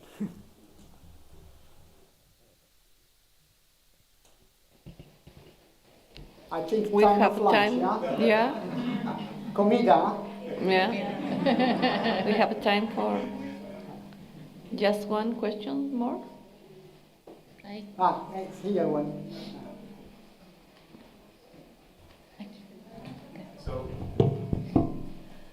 sorry for keeping you from lunch. No problem. I have a lot of reserve. No, I just have a question, a very nice talk. I have a question, what can we actually learn from summertime, relative, let's say, to spring or fall, for the global warming in the future? From summertime? Yes, because in summer it's 10 degrees warmer than in the fall. And can we learn from these short-term changes in a year for the long-term changes in the next 10 or 20 years? Yeah, it's very important, I think, the summertime, because we have this, when you talk about, in terms of warming, for example, in summertime we have 10 degrees, it depends where we are, 10 degrees. And if we simulated the ACTP scenario plus another 4 degrees, which is 14 degrees, is that if we have this situation is just one time or 2 times, that means we see in south of France, in Spain, that the vegetation is killed, you lose carbon, but if you get the first rain, then the system started again. The resilience of the system is faster. This is in a grassland and maybe in crops you lose the yield. But if you are in a forest, we don't know in peatlands, but we don't know in woodlands, if you have this chronic warming, especially in forests, the forest they resist very well. And for one warming, the second warming, and third warming. But after inside physically started to develop the disease and becoming less stronger to fight against all of this. That means exactly what we have seen through multiple droughts in California or in some places in Europe, since, for example, the summer drought in 2003, then and they have seen the consequences of the summer after 10 years. And of course, if you add another, that means all of this potential carbon sink will be reduced if you have a chronic warming and a lot of stress on the system. And of course, you reduce the carbon input, you reduce the sequestration and the durability of this. So it depends which biome are you talking about. I'm a microbiologist. Yeah, and you are back. Now you are back, but it's very important. Everything. I believe that the microbes that they are doing that big job. They are in this system. They're the first that do this thing, and I think that they are the first to be affected with it. I mean, one of the questions that I would love to solve, if a changes in population, in terms of function, if, for example, if there is a sequence of this bacteria, they will change and then either will take over, or if, for example, if we are missing a composition, bacterial composition, or bacteria, I don't know what, if we are going to lose this function in time. If, for example, if it is a specialized microbes, if they are suppressed from this, what happened to the compost that they've been in, or if there is a succession of other microbes that can take over. So, yeah. Yeah. Okay, thank you. Okay, thank you very much, Dr. Xavi, for your nice presentation. Thank you for your attention.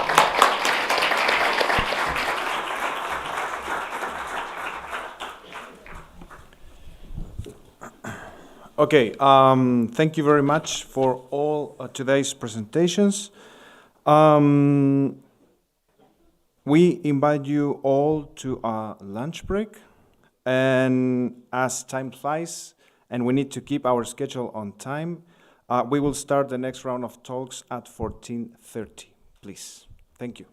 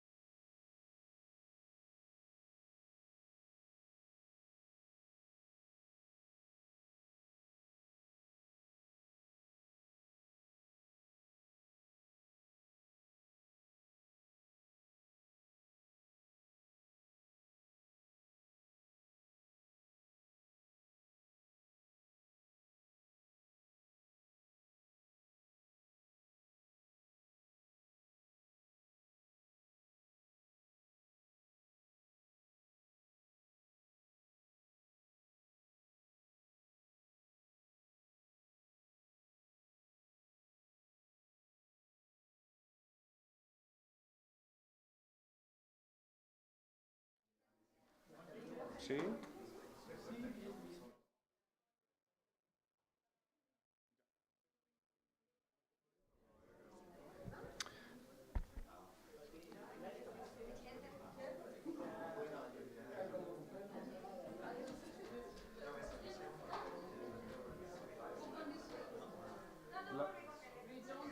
¿La voy a llamar?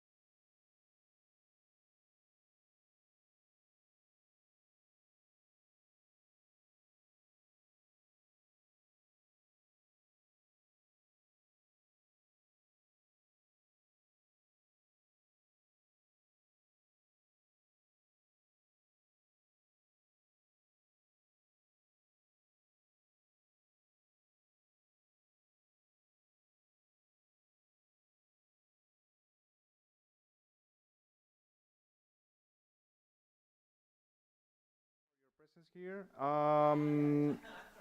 For our next talks, we invite and we present Dr. Marjorie Reyes and Dr. Paula Cartes as co-chairs for the next 3 presentations.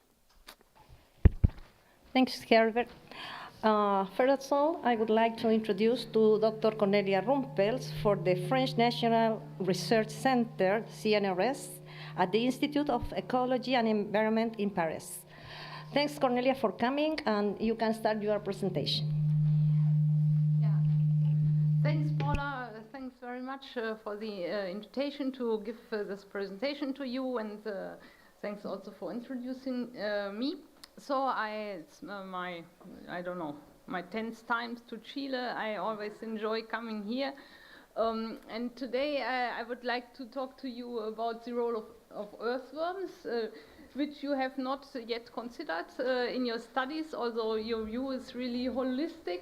So I think I would like to draw your attention to these organisms. So I'm working at CNRS, and I'm head of the Paris Soil Organic Matter Group. I'm based in Paris.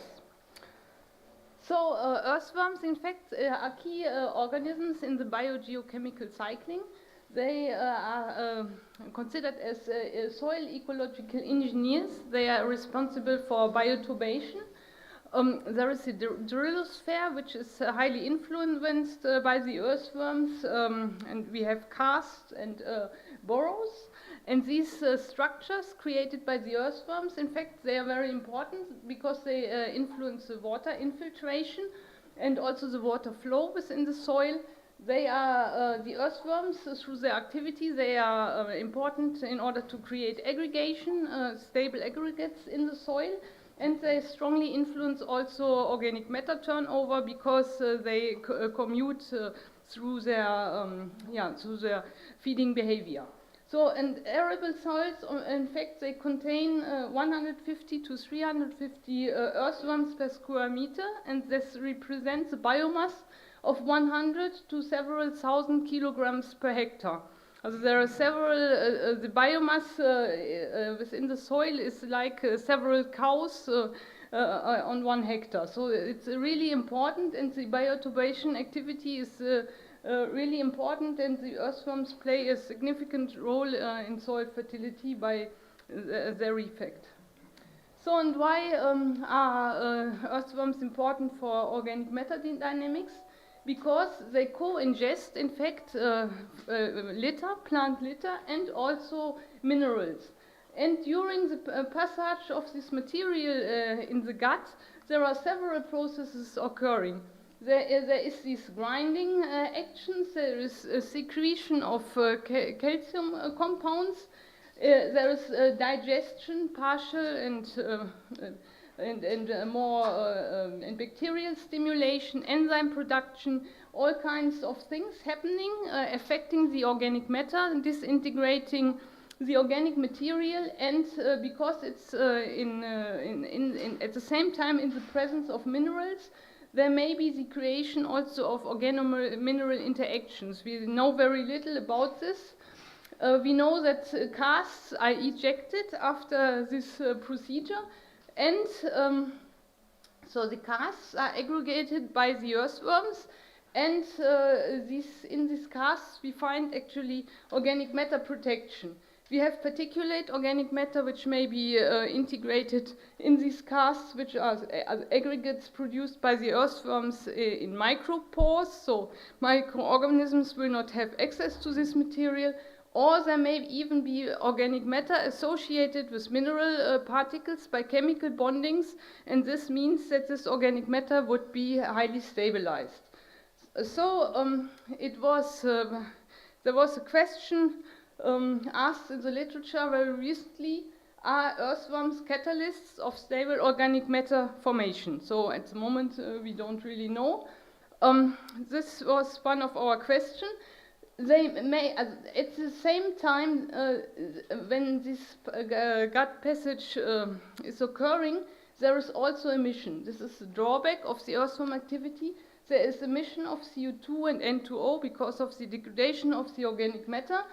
Therefore, the question if the earthworms contribute more to the stabilization or to the liberation of organic matter can only be asked if we will investigate the fate, in fact, of the organic matter encapsulated in these earthworm casts. And this was our question. So we have the cast formation, which leads to the physicochemical protection of organic matter within the casts by associating the fresh particulate organic matter, mineral particles, and mineral-associated organic matter. And then the lifetime of these casts will be influenced by several stresses, as for example rainfall or animal trampling, and these casts may disintegrate and liberate, in fact, the organic matter produced within the cast, and the time that it takes for this process will determine if the organic matter is really stable or it can be liberated rapidly, as will in fact determine the earthworm's impact. And so we had this master thesis of Mariana, who aimed to evaluate the changes occurring in soil organic matter characteristics during the cast's lifespan in tropical environments. She investigated the stability and the composition of organic matter in the casts and determined the influence of aging on the carbon distribution in the soil organic matter pools. So our hypotheses were that selective ingestion of leaf litter and high microbial activity under tropical conditions leads to specific properties of OM in the casts characterized in the early aging stages, that cast aging affects organic matter composition, and that microaggregate and mineral-associated organic matter is very little affected by cast aging. So this study was carried out in collaboration with my colleague Nicolas Bottinelli, who is based actually in Hanoi in Vietnam. He's working for the French Development Institute. And yeah, the study area was the catchment, tropical conditions, and we have a high surface activity of this earthworm species, Amitas kami. And Nicola, in fact, he collected different earthworm cast aging stages at these sites. So at these sites, the woodland site, the annual cast production is very high, 80 tons per hectare per year, he quantified. And he collected 5 different degradation stages of the casts, fresh casts, casts that were several weeks old, and casts that were at the bottom of the cast tower that the earthworms built, and casts that were degradation stages. So in addition, he collected control aggregates which corresponded to aggregates of adjacent soil. And these aggregates we separated in the 10 to 3 millimeter size, and then we did some analysis. So we analyzed chemical composition, we used rock eval pyrolysis to look at the stability, and we analyzed for the chemical composition of this cast organic matter by analytical pyrolysis. Then we used also soil organic matter fractionation, density fractionation, in order to separate different pools of different stability. So we had free organic matter and occluded organic matter, which is included in this cast, macroaggregated associated particulate organic matter, which is the intermediate pool with stability in the order of years to decades. And also we used more ultrasonic treatment in order to separate a stable carbon pool in mineral associated fraction. So the results showed us that within the different cast aging stages, from the fresh cast to the latest stage, the carbon content in fact decreased, but was not similar to the control soil. The CN ratio was approximately similar, and we had with the rock eval pyrolysis we determined the hydrogen index, which decreases with increasing stability, and so the material was significant. This index was significantly different in the different aging stages, and also did not reach the values of the control soil. So the carbon concentration is decreasing mostly in these latest stages. In the first 3 stages was rather similar. CN ratio was unaffected, and the thermal stability changes towards humified compounds. Then we looked at the analytical pyrolysis. We put in a principal component analysis, and we quantified the lignin components. And first of all, we could see that the cast aging stages could somewhat be differentiated from the control. And also especially the cast C stage was very different, and so this in our quantitative analysis showed us that we had a higher lignin contribution at this stage. And the lignin content decreased also mainly in the later aging stages. When we look now at the pools with a different stability, we saw first of all that we had carbon loss in these different pools, and the highest carbon loss was in fact obtained in this microaggregate fraction. Not in we were hypothesizing that the macroaggregate fraction with more fresh C would be more affected, but in fact we lost a lot from the microaggregate C. And what was very interesting to note was that we also lost the mineral associated carbon, which normally corresponds to the most stable carbon in the soil. So this was very interesting. So cast disintegration affected, in our case, even the presumably mineral stable fraction. So in conclusion from this part, the earthworms changed the chemical composition and the thermal stability of the soil organic matter, and they increased the contribution of organic matter in all physical fractions. And age matters, especially during the later stages of karst disintegration, where we found loss of carbon and changes in soil organic matter composition. Carbon is lost from all physical fractions. Microaggregate associated soil organic matter formed by the earthworm disappears during the karst's lifetime. And surprisingly, also the mineral associated soil organic matter formed by the earthworms was not stable within the karst's lifetime. So, but in order to really know, if this carbon is stable, we need to know obviously the age of the karst aging stages, which we do not. Also, the time scale of the different stages of the karst disintegration remained unknown. And therefore, we went further. We set up a field experiment in order to investigate the mechanisms and kinetics of organic matter destabilization in these karst aging stages. And we set up the hypothesis, as we tested the hypothesis that organic matter mineralization is related more to the spatial organization of pores and organic matter in the aggregates, because this is nowadays very much discussed in the literature, that in fact the microbial axis determines the fate of the organic matter in the soil more than the chemical composition of the organic matter.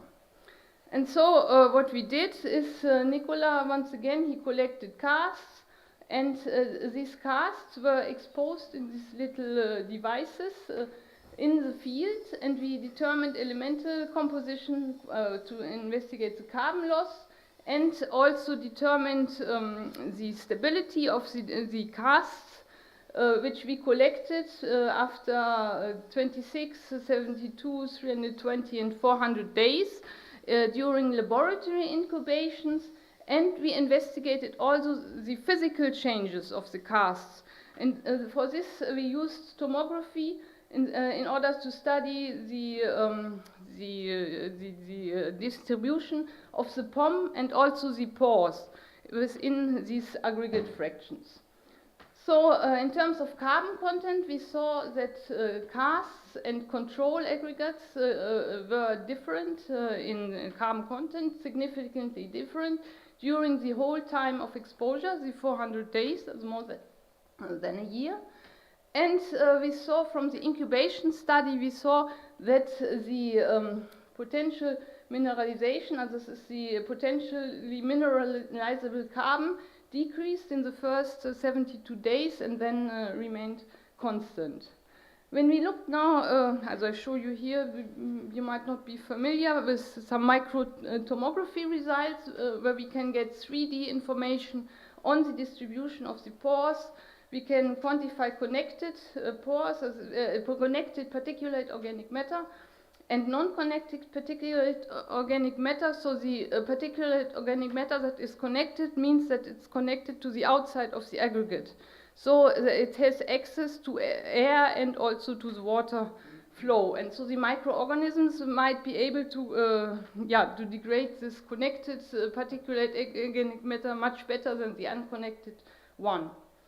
And so the pore architecture showed us that the karst and the control aggregates were somehow different. The data were very variable, but we could determine that there were more pores in control aggregates, and there was a significant difference at the beginning of the exposure, and that the pore space of the karsts increased somewhat during incubation, slightly. When we looked at the volume of the POM fraction, also the particulate organic matter, which is the organic matter which is most easily degradable and most probably contributing most to the potentially mineralizable carbon, we found that we had 7 times more particulate organic matter volume in karsts than in control aggregates. So this means that the earthworms incorporate the fresh organic matter within the cast. And we also found that there was more particulate organic matter connected to the outside of the aggregate, with potential access to the air and to the water. And when we used the partially square model, we found that in fact we found a quite good correlation between the predicted and observed. And the factors that explained these differences, also the increase in the potential mineralization of the carbon, were in fact the connected particulate organic matter. Also, all these the first two explaining factors were related to the physical organization of the cast, were not related to the organic carbon. It's only was not related, of course, was related, but it's only the third explaining factor. Normally, when you do correlations with soil parameters, we find in many times that the organic carbon is responsible for all kinds of things, especially the potential mineralization. And so here we saw it was not the organic carbon the most important factor, but the physical organization of the location of the particulate organic matter within the pore space. So, and this is a finding which is in agreement with findings from many other authors now, who investigate the processes at microscale. That at microscale, where the microorganisms are operating, it's really the organization. Do they have access to water? Do they have access to the organic matter? Do they have access to the oxygen? So. Yeah, this, in conclusion from this part is that the earthworms impact soil organic matter turnover through the impact on organic chemistry on the one side, but also through the impact on the physical localization of the organic matter within the earthworm cast, so within the pore space of the earthworm cast, and that during cast degradation, particulate organic matter connected to the outside of the cast is most prone to mineralization due to air and water access for microbial biomass and CO2, and which can also escape, from the matrix. So now this was the general, what can the earthworms do? Now we go more in the detail of the earthworms. So we have in fact 7,000 species globally. In Chile you have 88 earthworm species, 20 are exotic, so you have many endemic species also. And usually earthworms are grouped into ecological categories. They are epigeic earthworms living more in the organic layer of the soil, and within the soil you have the endogeic species which do not go to the surface, which live within the A horizon, and you have the anesic species which travel from the surface to the deep soil. So we have these ecological categories which are categorized by the behavioral criteria, and we may also have these earthworm species. Of course, they have different size, different kind of digestion, maybe, and so we were interested. What are the species traits of the earthworms? Are the species traits of the earthworm related to their effect on the biogeochemical cycling of carbon? And therefore, as a subject of Guillaume Lemaire, and therefore Guillaume, he produced earthworm cast with the same soil and same organic matter type with different earthworm species. He selected here 2 epigeic species which are living on the top of the soil, 2 of these endogeic species, and 2 anesic species. And he produced the cast from these species, and then he left these casts for, he incubated them to see the degradation, and sampled after 7, 42, and 140 days. And he found, in fact, that at the beginning of this incubation, so right after the production, which are the round points, the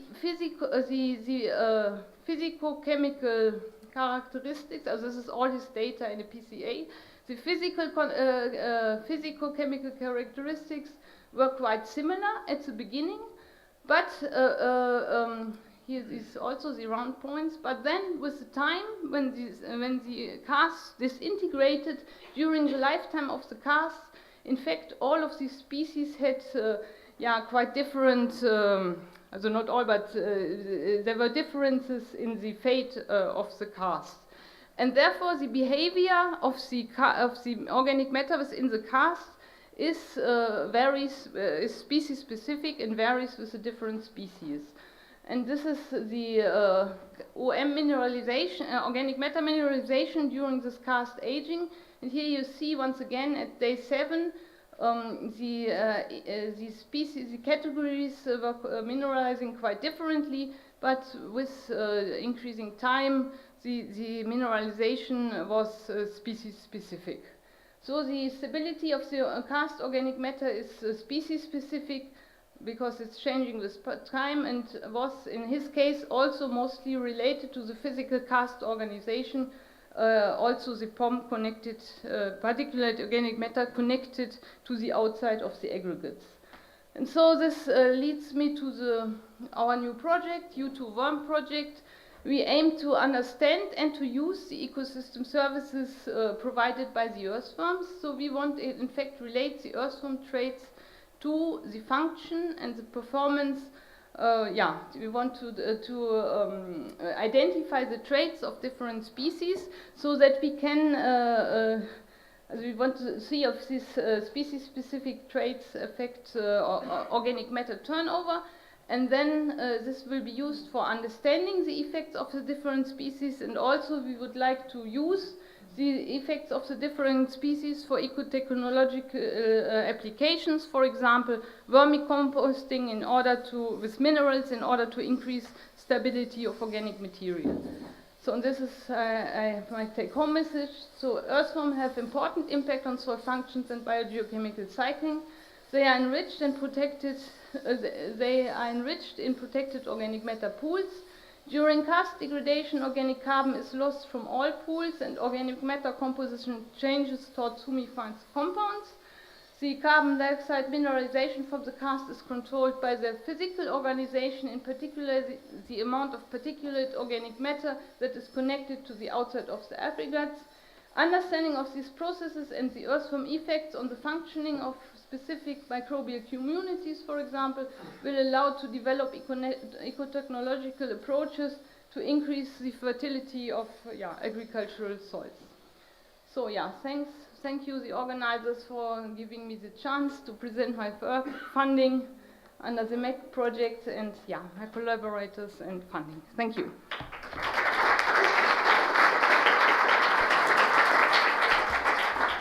Thank you very much, Cornelia. We have time for a couple questions. I'd like to make a question. When you talk about the carbon nitrogen ratio, you say there are no any change in the value, in the values. Why not? Because after you say the CO2 or why not? I think the CO2 and the incubation was not very long.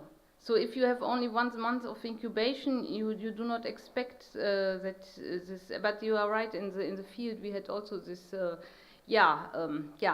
I explained this rather than by not that the CO2 loss was not too much, because the carbon content remained stable, rather stable in one case. And in the other, I explained that the nitrogen is also lost. So this may be because some parts of the casts, it's not only the microbial degradation, but it can also be that some parts of the cast were physically separated. Explain also the coupling that was the loss of carbon nitrogen was taking place possible. Yeah, just together. Process, Yeah. Mm. Yeah, but this is a good point. So this means that this was really, the organic matter itself might have been stable. Yeah. Mm.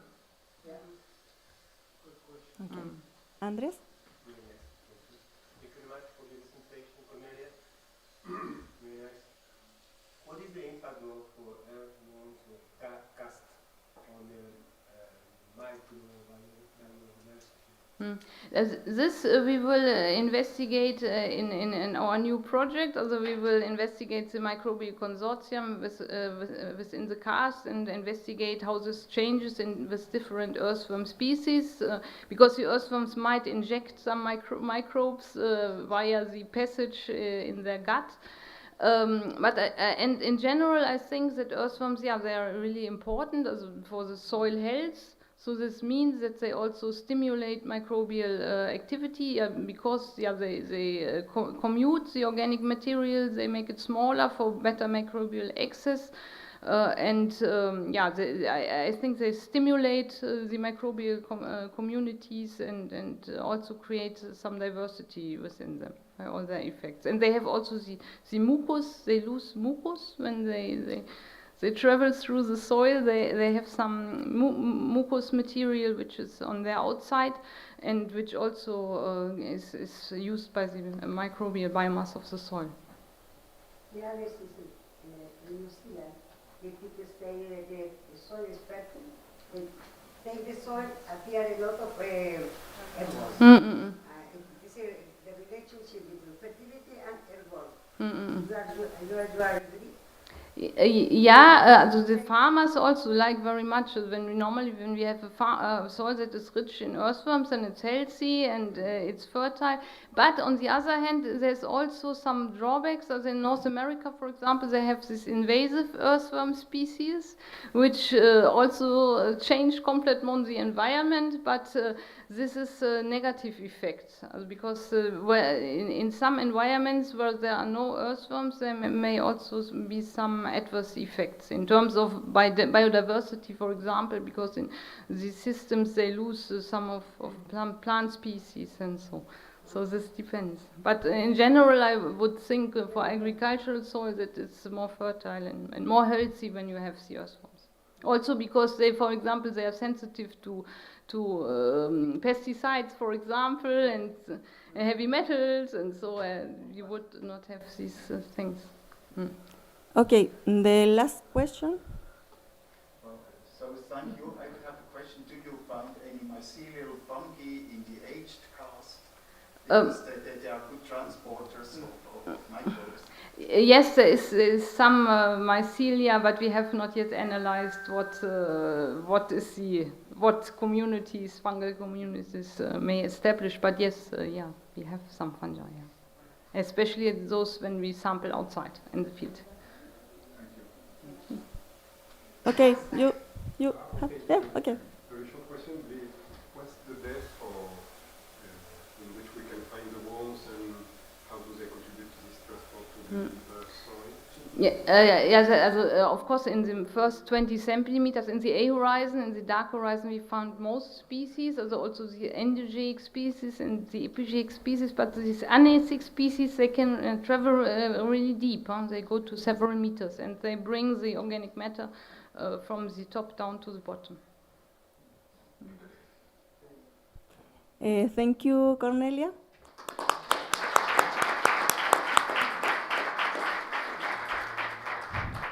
We move to the next talk.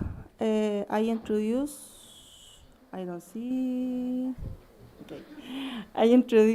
to Dr. Adriano Nunes Nessi from Universidad Federal de Viçosa, Brazil.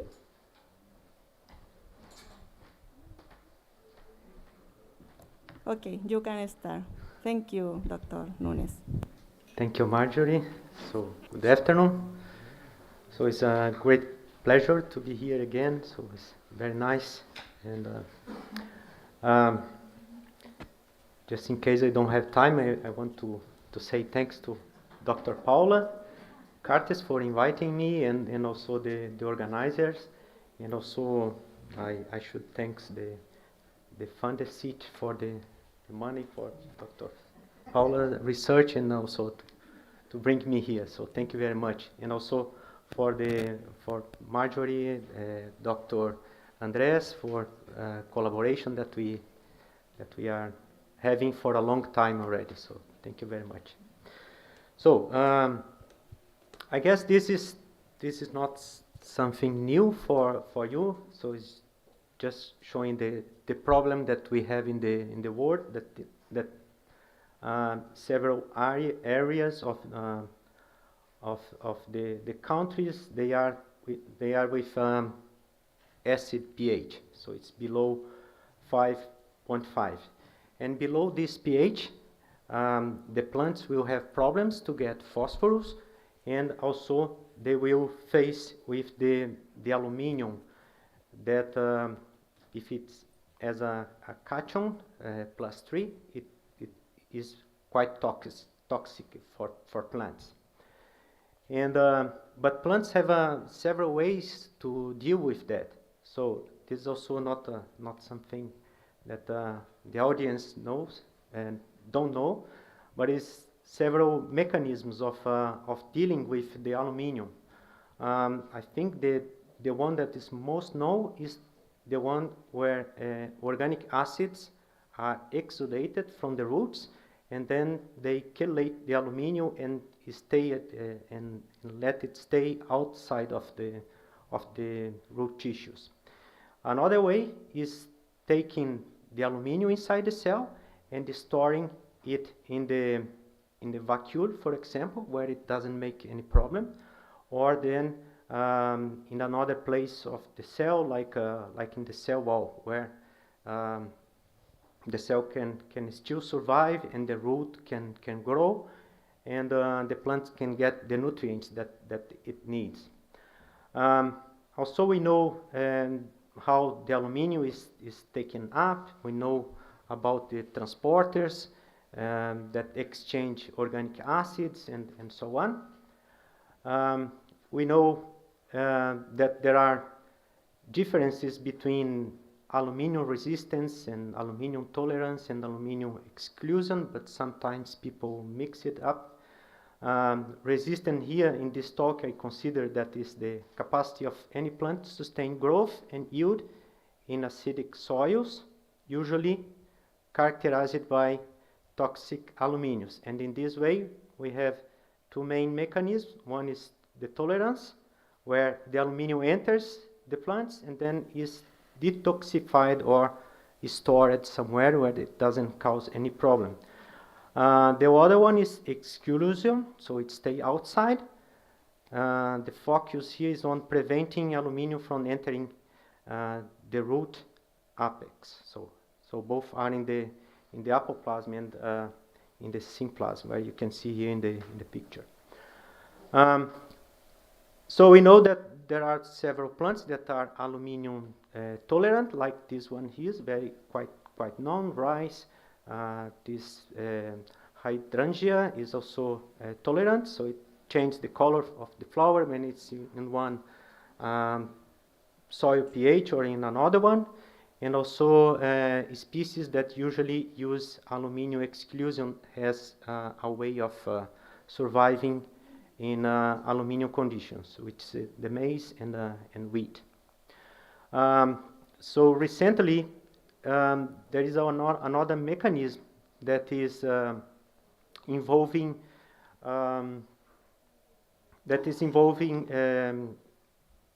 the aluminium is taken up by the roots, and then inside the cell it might goes into the nucleus, where it is adsorbed by the DNA, and then the DNA is less flexible and it breaks, and making double strands and single strands DNA.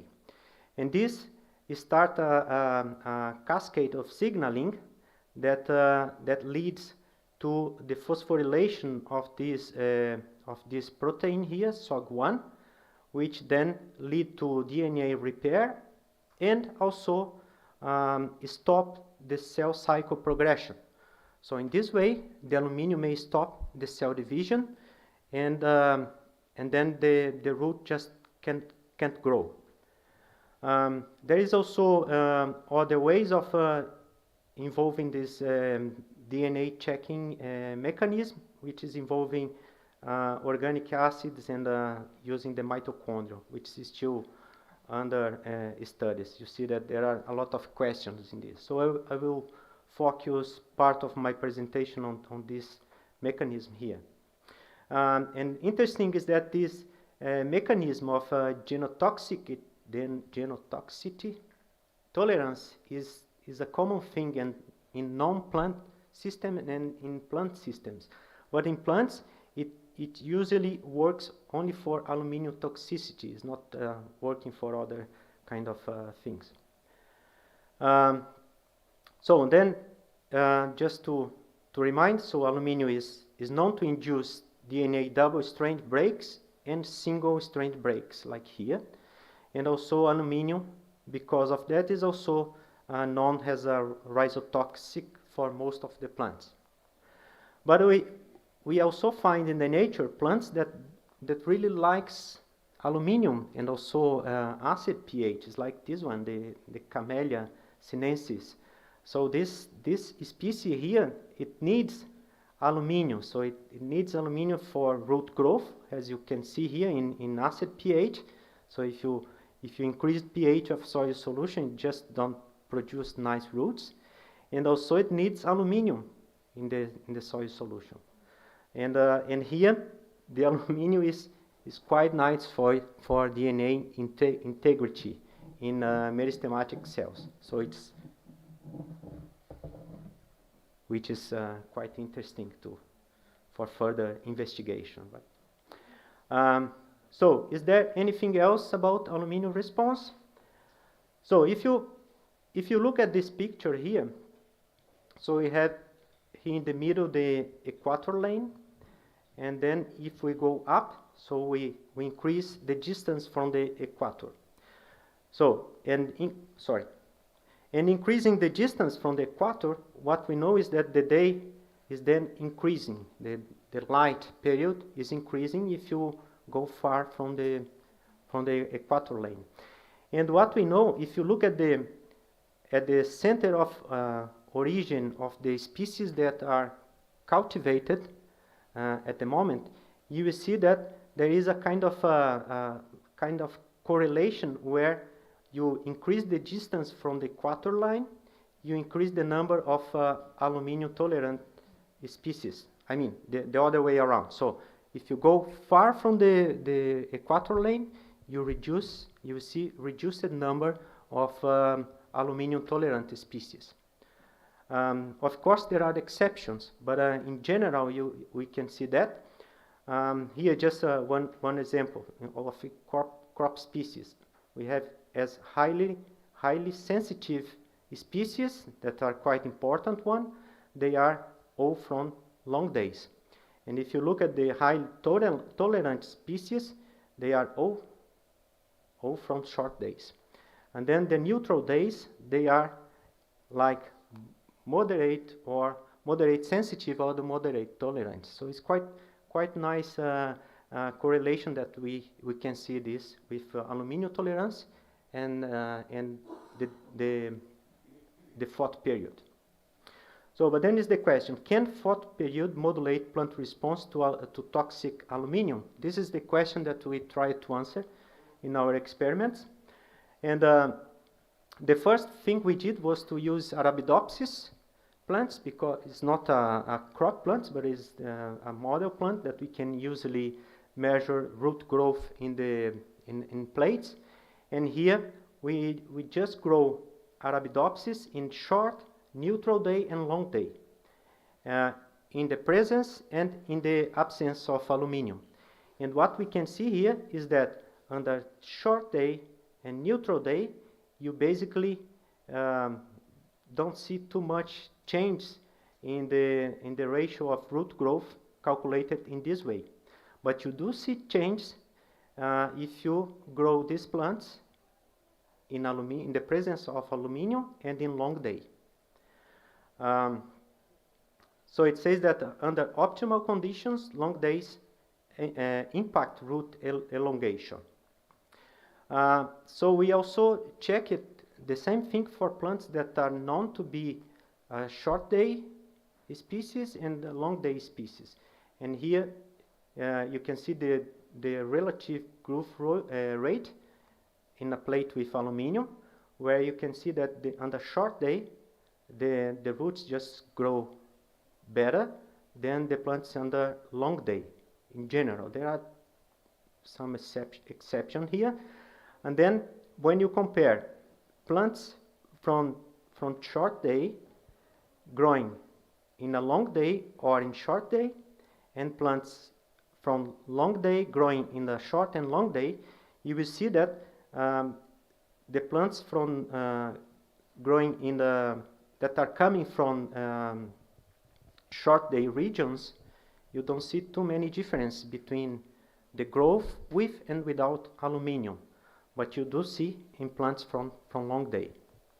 The conclusion here is that the photo period does not disrupt root elongation in short day plants in these species, and they are more tolerant to toxic aluminium levels, and short day species are more tolerant.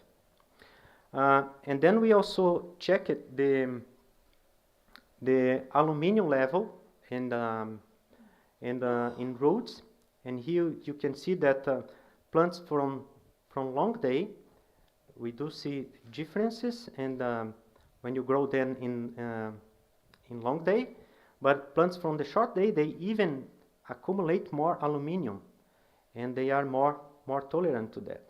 Then, so we think that plants under short days show higher tolerance to aluminium toxicity, yet they exhibit higher aluminium levels than plants under long days. We also did similar experiment here in Arabidopsis, where we grow Arabidopsis in short day, in aluminium without aluminium in pH 5.7. That is normally the pH we use, and then we reduce the pH, and in one treatment we didn't add the aluminium, and the other we added. And here on the short day, you basically don't see difference here between the plants, but you do see if you grow the plants under long days. So the presence of aluminium reduces the root elongation. And this is also aluminium concentration dependent. So if you increase the aluminium in the soil solution, so you increase the reduction, you reduce more the root elongation. But you don't see similar things in shoot part. So here you can see on the short day, the presence of aluminium, it doesn't make so many difference from without aluminium. So it doesn't impact too much the shoot growth, but it does on the long day. Yeah, these are our measurements. So the aluminium toxicity occurred mainly on the long days, disrupting root elongation and shoot growth. We also tried to reproduce this using a genetic approach with tomato. In tomato, we know that the wild species, that is Solanum pennellii, is known to be a short day species. And the Solanum lycopersicum, that's the tomato that we have in the market, so it's known by a neutral day species. And it happens because the commercial tomato just silenced this transcript, this self-pruning 5G, that is a flowering repressor. So in the case of tomato, the lycopersicum, its expression is quite low, and then the plant becomes neutral. And in the pennellii, the expression of this transcript is quite high, and then the plant becomes a short day. And then we use it. We take plants that are expressing this flowering repressor, and and also two controls.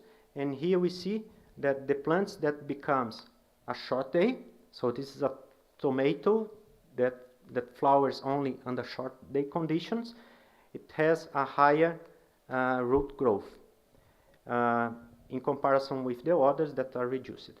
And then we measure the same phenotypes, genotypes, under short and long day. And the only genotype that we don't see difference is the tomato that has a short day. So it leads us to these conclusions that this repressor, the repressor superexpressed plants exhibited a higher aluminum tolerance, a response not observed in both wild type and the plant encoding for the florigene. And aluminum tolerance in tomato is similarly dependent on its ability of roots to respond to photo period, and is not a flowering dependent of the day length. So we did several other experiments, but I cannot talk about this. But then we asked us the question: what is the relation between photo period and then arrest of the root growth in the presence of aluminum?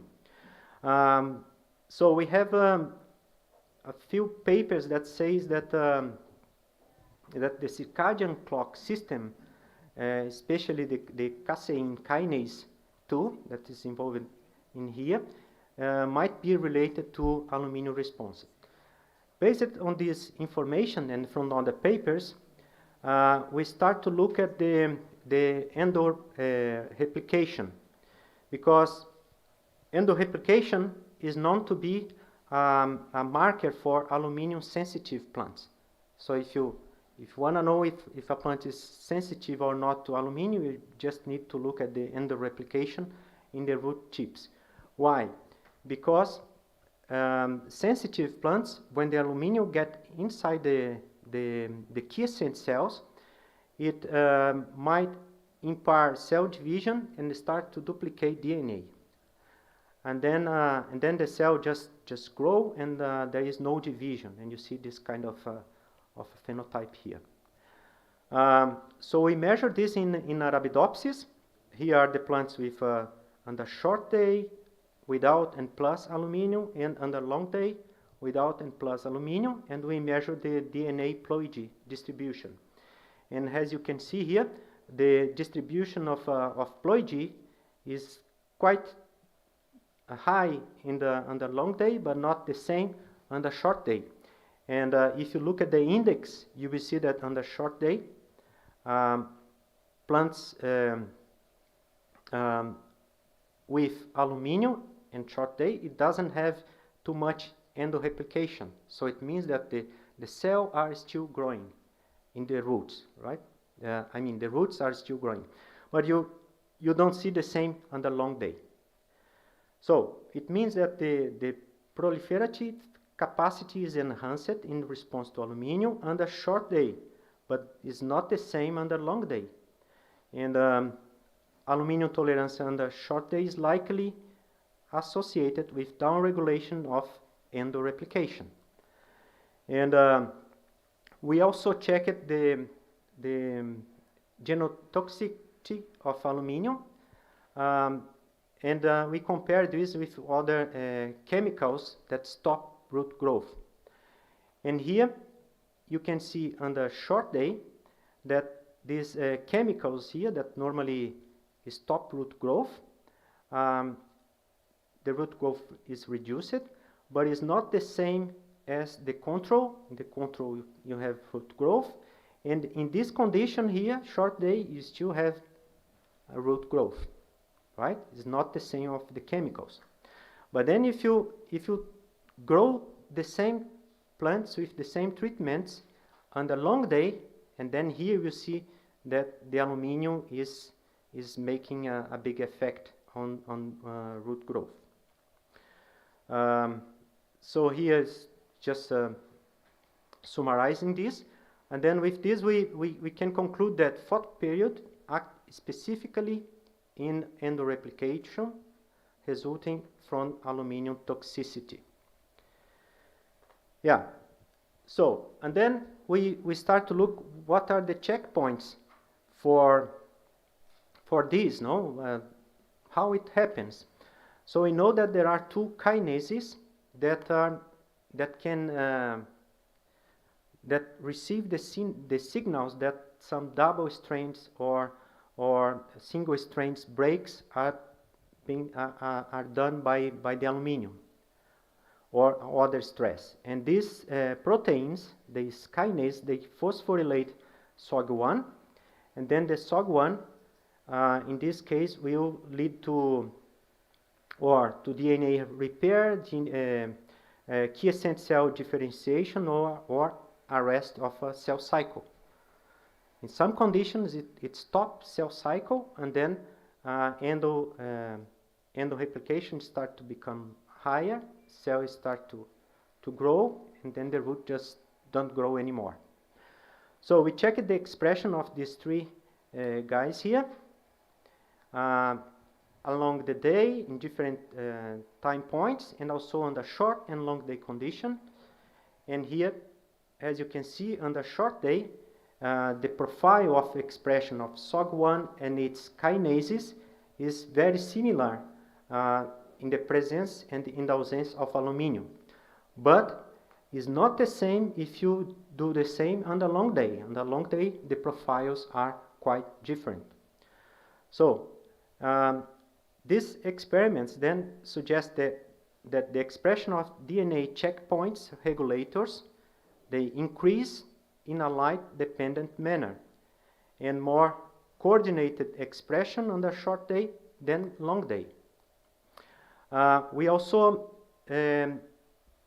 used several mutants for these proteins to check the DNA repair system. And here, as you can see, if you grow on the short day, the Y type it grows better than on the long day, but you don't see the same thing in the SOG1 mutant and also for the mutants for its phosphorylases. Basically, the plants just are not anymore sensible to aluminum.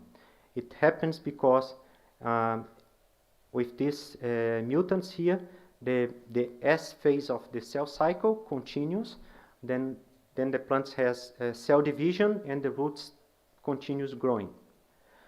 So short days seem to support mitosis maintenance by repressing excessive DNA replication that would culminate in a higher endoreplication. So a long stressful day. So we think that fourth period seems to have been imposing selection patterns in genes that are known to improve aluminum tolerance. And fourth period is likely a factor that mediates plant aluminum tolerance. Does size really matter? So could the fourth period be more important to select aluminum tolerant plants than soil pH by itself? This is the question I gave to you. Future challenges. So we might use this knowledge. I think it's something that we can use we have at the moment several ways to change gene expression, like CRISPR-Cas9 and several other omics that we can use to try to generate plants that can deal much better with the aluminum or the acid soil in the conditions we have.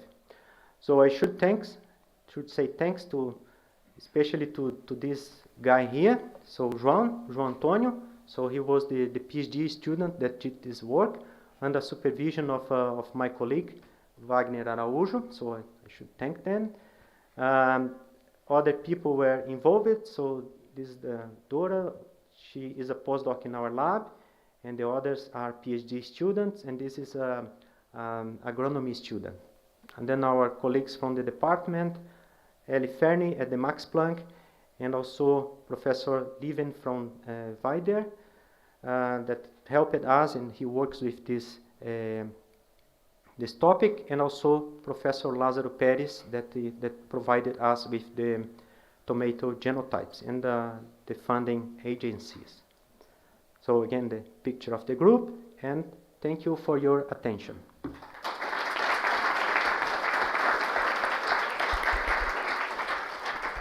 Thanks, Adriano, for your presentation. We have time for a couple of questions. Yes, please, Javi.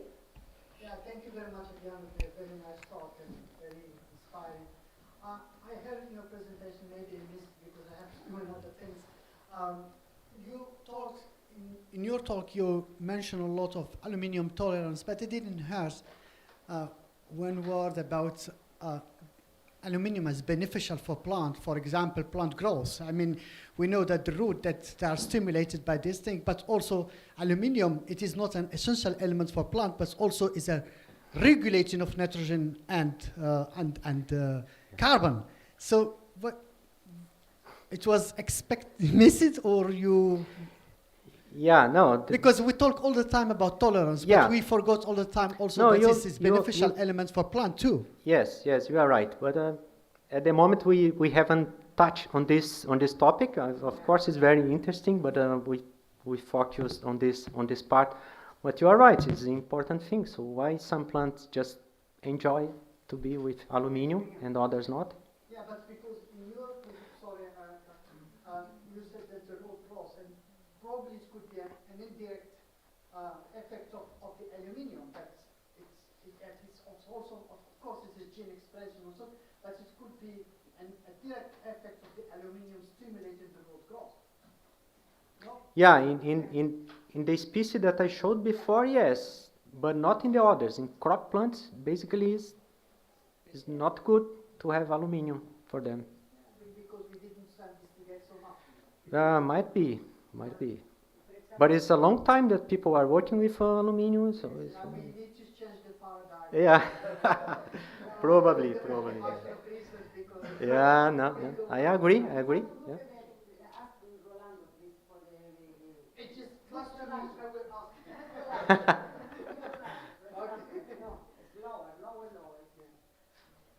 Thanks, Abby, for your question. Please, Andres. Thank you very much, Adriano, for your presentation. I'm going to continue with some microorganisms, microorganisms. Mm-hmm. Microorganisms is one of the main, effect is have a very good effect on plant nutrition, growing plant, everything. But what is the role of mycorrhiza fungus in aluminum toxicity?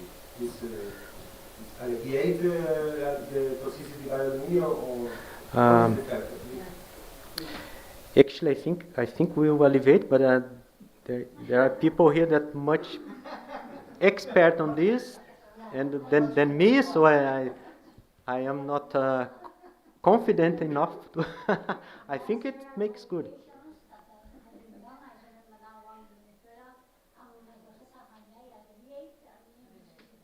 Yeah. Yeah.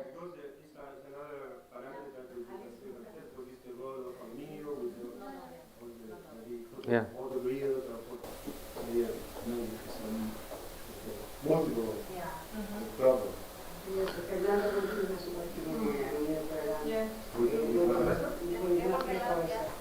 Also, al exterior is not here.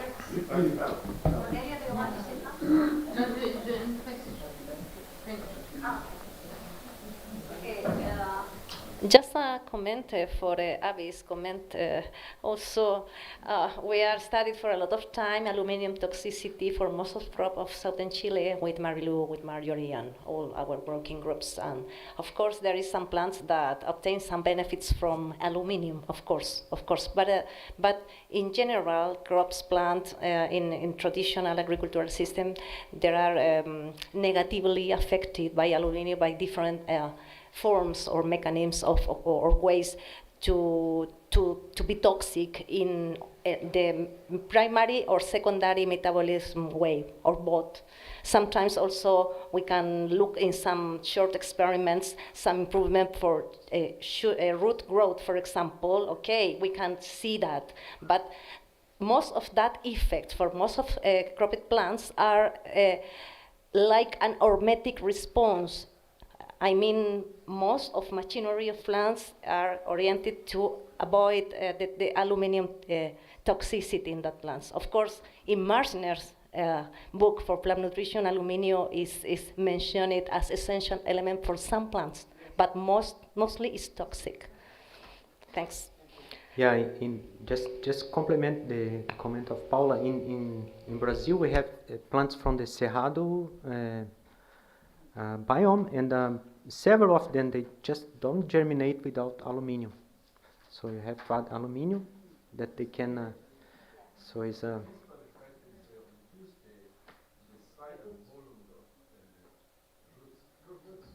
Yeah. But another thing that just that we have to pay attention, the effect of photo period was clear for aluminium, but is also clear for other nutrients. So we didn't see the same things for phosphorus deficiency, but might be for others. So we have to pay attention. So you have to do the experiment always with the same day length and this kind of things, because if you do the experiment in different way, you might get plants that are resistant, but they are not.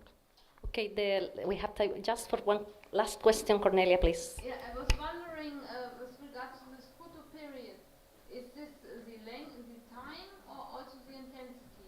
Can you? No, the light intensity was the usual one for those species, but what we changed was only the day, the light period. But if you would have, for the short day, if you would have increased the light intensity to reach the same light as for the long, in order to figure out if it's just the time or the intensity or whatever. This is interesting also. So maybe because I think so. If you increase the day length, so increase the time of photosynthesis, is like if you increase the light intensity and reduce so you might get similar thing, but we haven't checked that, so it might be interesting. But it's a very easy system, no? Maybe people now will get interested and try to. Thank you. Thanks, Adriano.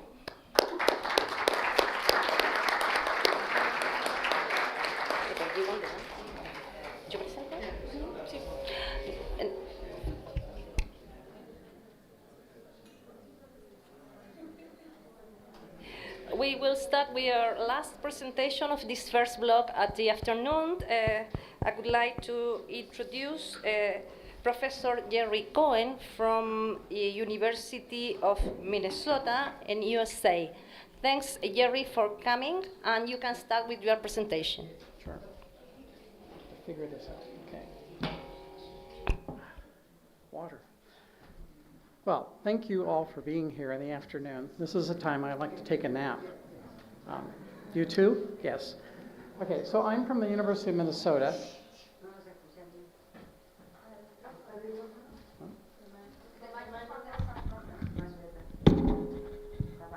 ¿Está bien?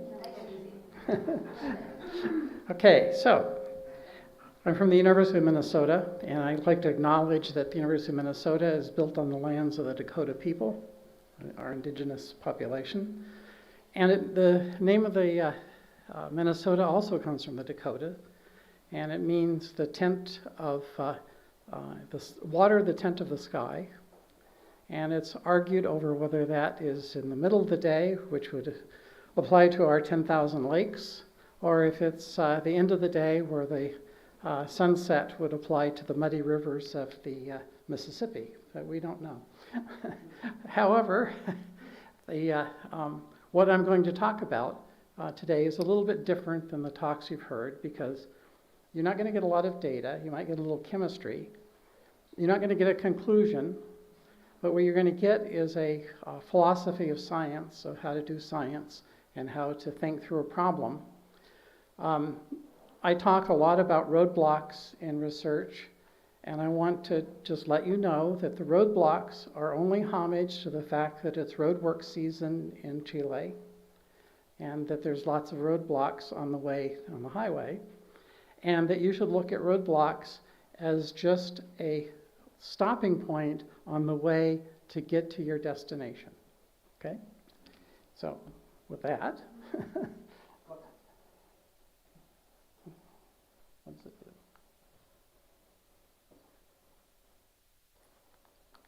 Oh, there we go. Tricky. Okay, so my map is a little bit different than the ones you saw before. This is a map of expected corn yields, ZMAs, in 2070 in parts of North America, South America, and the rest of the world. It's a NASA map.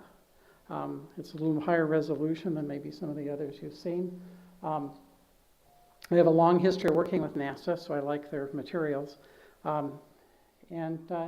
It just shows you the kind of the problem that we as scientists face in our research goals. And it's complicated because as we contemplate the loss of cropland or the loss of yield, we also run that up against population increases that go unchecked. So, let's see. Okay, and so if you look at the problem from a genetics and improvement point of view, most of our standard crop plants obey a scheme something like this, where we had the initial crops that were initiated by our ancestors many, many generations ago. And the genetic variability has gradually gone down. And in many cases for our major crops, this germplasm is gone. Not all, but many cases it's gone. And so that creates a huge problem in terms of crop improvement for the things that we call crops now. That's dangerous. Okay. So there's many ways to think about this problem as a plant biologist. And one way you can think about it is the way that the vast majority of people do, is to breed critical stress traits into existing crops. And you hear a lot about that. How do we make things pick up more water? How do we make things more tolerant of salt stress? How do we make things more tolerant of aluminum stress? How do we make plants that basically behave the way we want so we can get the products that we're used to? And I'm going to warn you that I went to a meeting about 5 years ago, and a very famous person was giving the talk, and I put this second options on the table, and that's as close to a fight as I've gotten in a meeting in my life. But you guys seem quite tame, so I'm going to go ahead. And the other ways are adaptation, which is move your crops to where the weather is now optimum for the crop. Why is that a problem? That's a problem because we only have one planet, and Mars doesn't have very many good sites. So, but that is an actively used method for adapting to climate change, that you move the crops to where they grow best. Okay? Oh, I should tell you, you know the climate here, it's a Mediterranean climate. I was born and raised in California, which is like a mirror image, north-south, to Chile. And we're known for being laid back and calm. So if I say something that you want to comment on, just do it, okay? That's all right. All right, so climate adaptation by moving things around is a perfectly valid way to do it. It actually doesn't require much, maybe moving some farm equipment. But then the other one, which is what I'm going to talk about today, is to adapt native plants with desirable characteristics, to give them desirable characteristics so that they become new crops. And this is a perfectly reasonable way. And we have a project at the University of Minnesota that's far bigger than me, which is called Forever Green. And I only work on one part of that, which is hazelnut. And I was really happy when I came to Chile because there are all kinds of new orchards of hazel along the road and the highway as I was driving through here. But they are European hazelnuts. And you guys are not in Europe. So I want to talk about American hazelnut, okay, because we hold that in common. And so American hazelnut is also a native food of the indigenous people of Minnesota. And so the White Earth tribe and the Dakotas both used hazelnut as a crop many hundreds of years before most of us got there and stole their land. And the American hazelnut, it has some big advantages in that it's winter hardy and it's resistant to the major disease, which you luckily don't have in Chile, but you never know, right? And the European hazelnut is great. And in my suitcase, I have 9 candy bars. If you're nice, I'll bring you one tomorrow if you ask. Okay. and so what we have done is we've crossed and made hybrids, okay? And the hybrids have many of the desirable characteristics of the Europeans, and they have many of the desirable characteristics of the American hazelnut. Say it louder. No? Okay, and the problem is that if you just take on average all the hybrids, they don't make a very good crop plant. Not going to make a farmer very rich.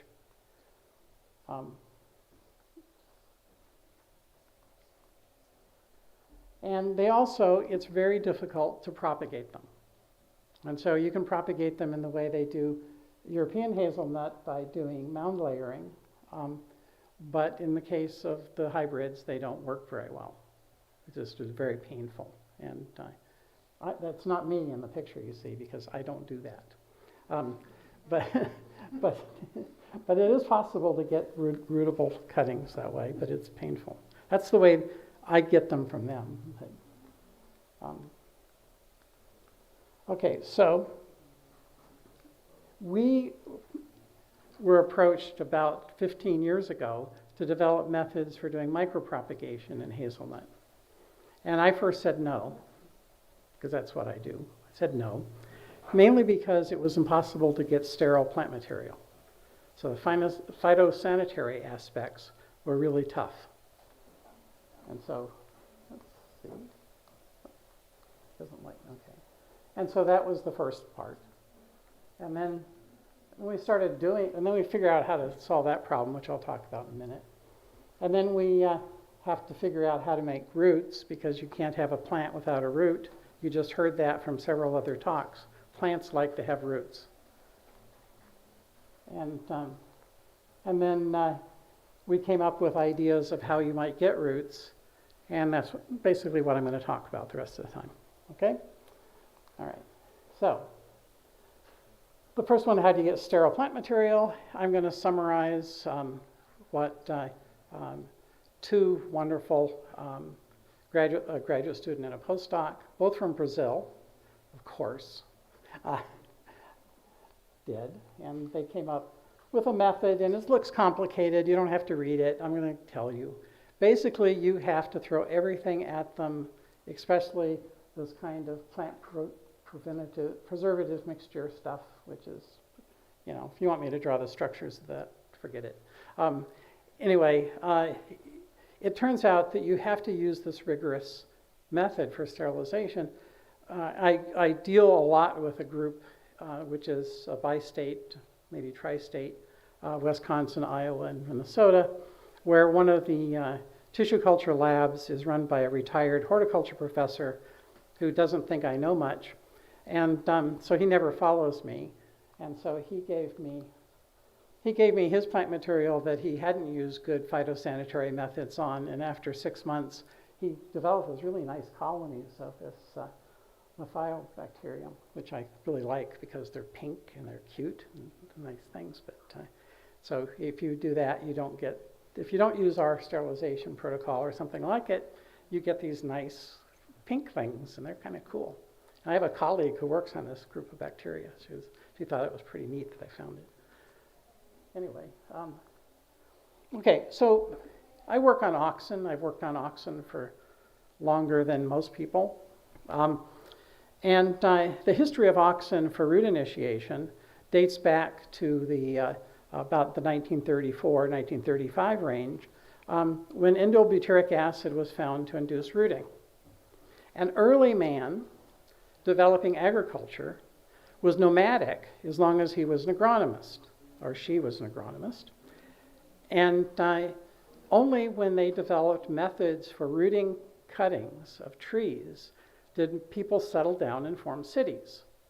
Because once you have an orchard, you can't be nomadic. Okay? And so most of our fruit trees, our major fruit trees, root without hormone. That's historic. But since 1935, or actually 1940, when the first commercial compounds came out, then people would use IBA, sometimes an AA, but mostly IBA. And there's whole books written on it, and there's a website that UC Davis maintains on how to do this with IBA. And pretty much everybody thinks that's the way to do it. Right? Yes? You guys are so quiet. If I ask you, right, what are you supposed to say? Yes. Thank you. Okay. All right. So the idea is, could we come up with specialized methods to induce rooting even in plants that don't want to root? Okay? Simple, right? It's a roadblock. Okay, so you got your taste of Arabidopsis in the last talk. I'm just going to continue that. This is the only Arabidopsis slide you have for those of you who are so agronomic that you don't like to use reference species. But it turns out that in Arabidopsis, if you grow plants in the dark and you move them to the light, you will get adventitious roots spontaneously from the hypocotyl. Pretty cool, huh? And so that seemed like an interesting idea. And what is that process? Well, it turns out that it's mediated by several different photosensors, both phytochrome and cryptochrome. And so it's a nice system to work with. And so we can't do that with woody plants, but I'm going to hate this thing. Okay. Oh, that's wrong. How do we go? Oh. Okay, let's see. Okay, so we decided that we would use a dark period. We treat with IBA, give it a dark period, followed by light, and see if that worked, and it does. You actually get quite a lot of adventitious roots by just doing that very simple dark to light treatment, and it's very effective. So, but now the real hard part comes. It works well with the easy ones to do. It doesn't work so well with the ones that are hard to root, which is the holy grail of getting roots. And it's the bane of all of your literature that you read, because nobody gives you papers on the hard to root ones. Because why would you report on something that was hard to do when you could report a lot of roots on ones that are easy to do? Hence, you see a lot on mung beans, and you see a lot on varieties of woody plants that are easy, right? So how do you do it? Okay, so I thought, as an auxin biochemist, I thought we can come up with a chemical biology approach to this, because there's lots of tools around that will let us approach rooting. Okay, let's check our time. You know, Marjorie scheduled me for right before coffee break because she knew she didn't need those lights if it was coffee break. All right, so we came up with ideas of how could you use something different than just IBA, because isn't that boring? Yes? Isn't that boring? You just go to, I don't know, do you have Walmart here? You go to Walmart and buy some root tone and stick your cutting in it, and just like every gardener in the country, and you get roots, and that's boring. It's not what we do as scientists. All right, so we thought maybe we could find compounds that bind to the auxin receptor more strongly than IAA and are more persistent than IBA. Okay? Now, here's a good question. Question number one on the pretest. is IBA an oxen? Who says yes? Who says no? Who has no opinion? Okay, so IBA is only active as an oxen when it's converted to IAA. Okay? All right, you believe me? Good, okay. All right, so one is, could we find an oxen that's stronger than IAA or more persistent than IBA? Is that possible? We think so. How about sequestered compounds that form conjugates that might be more permeable or be slow release agents? There's some evidence that that might work. How about the induction of amide conjugation reaction if you could inhibit those processes? Because then when you put on the hormone, it wouldn't disappear into its conjugates, it would stay as the active hormone. Okay? And then novel analogs, like put more carbons on the IBA chain and make it longer, make more persistent, because you'd have to go through multiple beta oxidations to get IAA back. And then finally, maybe you could just decrease the endogenous auxins so the plant responded better to any applied auxin. Do these all sound reasonable? Yeah, okay. You guys are so easy. All right. Okay, so the first one is years ago, we were trying to create mutants of plants and doing screening assays where we wanted to find out something about auxin conjugates, and we wanted toxic ones.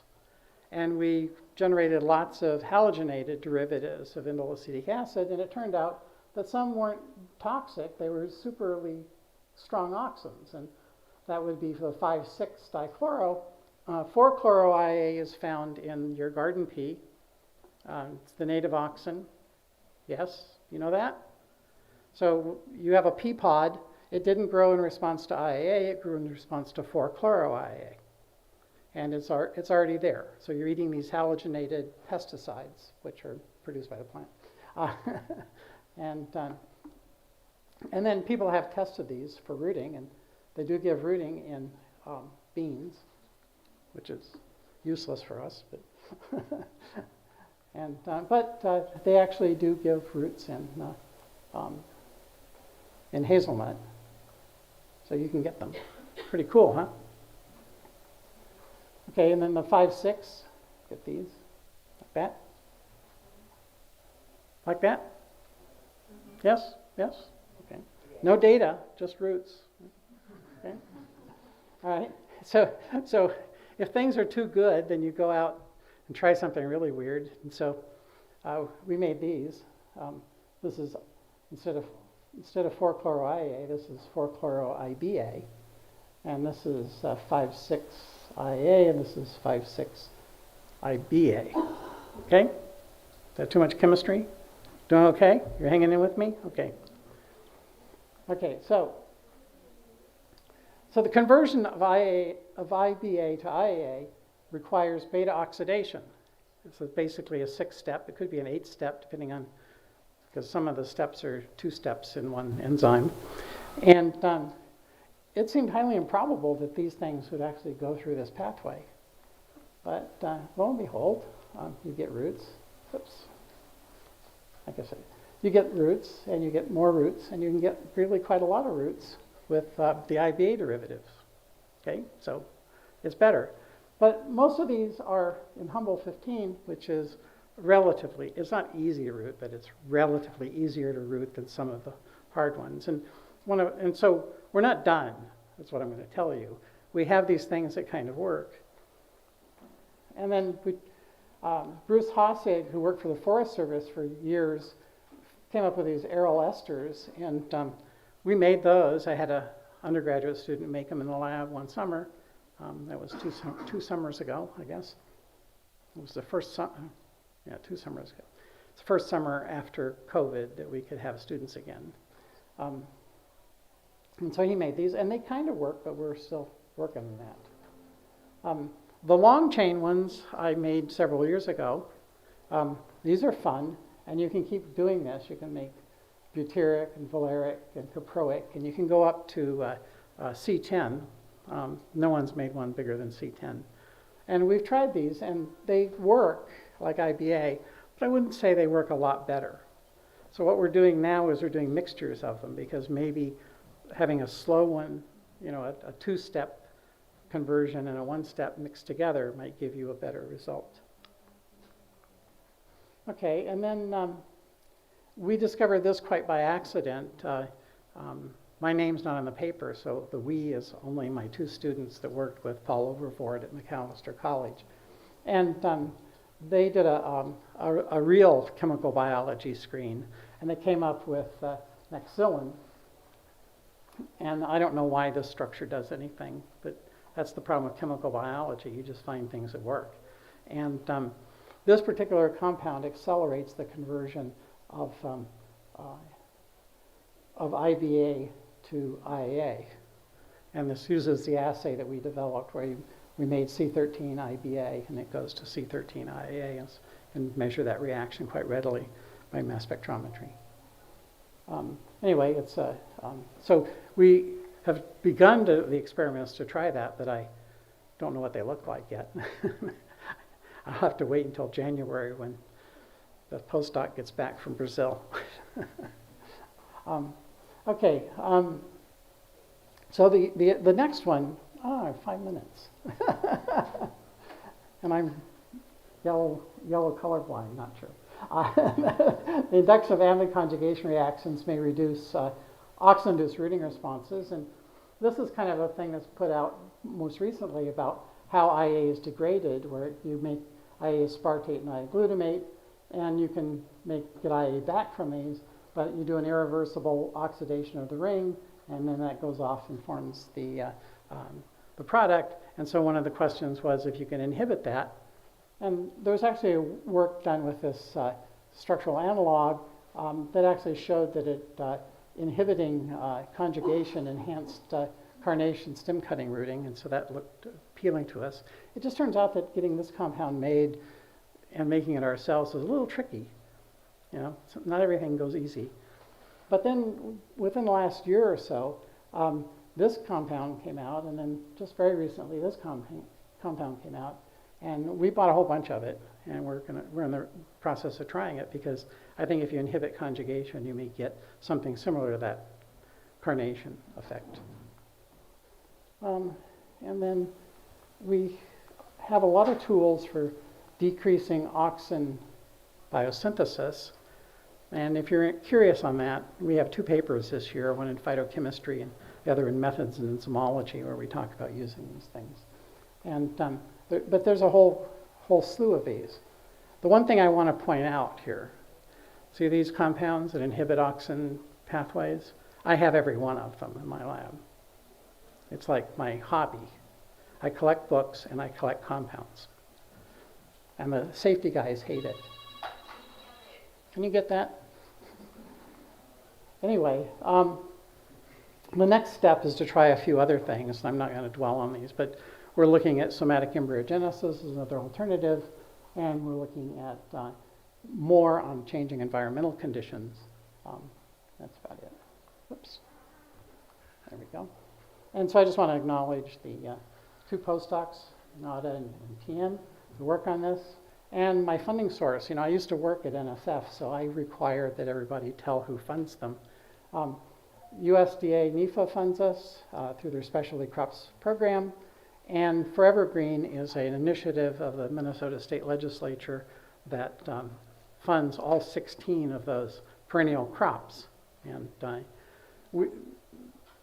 have 1 minute, okay. So in perennial crop production, Minnesota is critical because most of our annual crops leave our soil bare for about 7 months of the year, where all of the nitrogen in the soil ends up in that beautiful muddy Mississippi River and in the Gulf of Mexico where it turns green.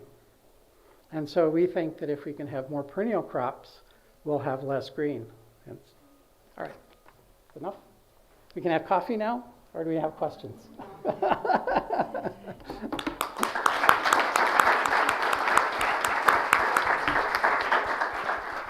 Thank you, Dr. Cohen. We have time for a couple questions? Yeah? What's that? One question. Oh.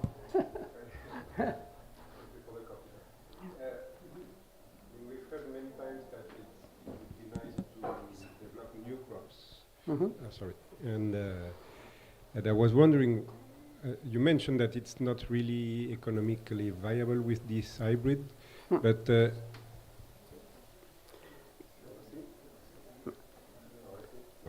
No, it's okay. okay? Yeah, that's See. perfect. So you mentioned that Let me backtrack.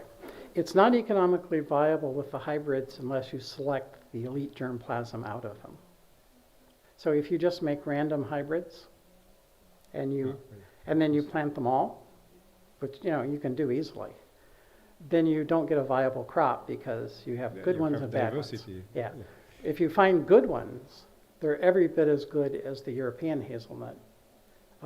Their growth habit is a little bit, we grow them as bushes, not as trees, but other than that. Yeah, but so my question was more based on this and other experiences. What's the general acceptation of new crops? Because as you said, we all eat corn and wheat and very few cereals, and we are not really ready as humanity to diversify your food. Yeah, no, I think that there's a good point in that. And so within Forever Green, we have like kernza, which is a wheat-like grain, which is a perennial. And it's fairly close. So you can buy products made with kernza now. I don't know if here, but in the US, Pillsbury and General Mills are selling that. Each attempt to take a native plant or a perennial plant in our case and turn it into a crop has its own innate problems. But you have innate problems when you try to make corn salt tolerant. And you have innate problems when you want to make drought resistant potato, right? So I don't think that one has to ask which is harder, right? And then you have to ask, what is the public acceptance of what you've done? Because I think in one case, if people are really hungry, they'll eat most anything, right? That's not going to kill them. But you want palatability and taste and stuff like that. So in our hazelnut team, we have food scientists who actually ascertain whether what we're doing is going to taste bad or whether it's going to taste better than other hazelnut products. And so we do that. Is that what you're asking? Yeah, more. Yeah. I think some things are like pennycress and kernza are further along just because they already were being looked at well before we started. And none of them are going to be easy. I don't want to get the idea that any of those three models I put up there were easy, because that would be as self-serving as people who say that they get mad at me because I want to do something other than the first one, right? because none of them are easy. Putting stress traits into corn or wheat or soybean is not going to be an easy track. Because if you look at it as a biologist, most of the agronomic traits you want to deal with are transcription factors. They're complex traits, right? And those transcription factors may not work going from one species to another species, or maybe not work perfectly. So they're all going to be a problem. Okay, thank you. Cornelia? I have a question. I don't know if this hazelnut, I have no experience, but I'm in a project where we try to use evolutionary populations of cereal crops, wheat, to adapt to drought stress. What do you think of evolutionary populations? I think wheat is nice because you have some very primitive forms of wheat, especially in Central Asia and Turkey and others. And so you have actually a pretty good depth of the gene pool. And it's also from areas that actually suffered from drought for a long time. So I think that the possibilities there are great. The problem with wheat, of course, is polyploid genetics is not fun. Right? Can you elaborate? I don't understand, as I'm not too familiar with. Wheat is hexaploid, if I got this right. There are probably people who know this better than me. And so when you have to pull genes in from two parents that are both hexaploid, or if you find your original wheat, your old wheat is diploid, and you have to move it into a hexaploid population. I have a colleague who's a polyploid genomicist, but she works in potato, but it's the same idea. When you have to bring those traits into something with more than 2 N traits, it becomes a complex genetic process, because then you have gene number, which dilutes the function of that trait. As I've understood it, in our population, also this is natural. The population is has multiple genes. It's not only hybrid, and that is why they can adapt very easily. Well, if it's a diploid wheat, then that would be fun to play with, actually. Okay. But I mean, most of the wheat breeders work on barley when they want to work on a diploid. And I like barley because it makes better beer.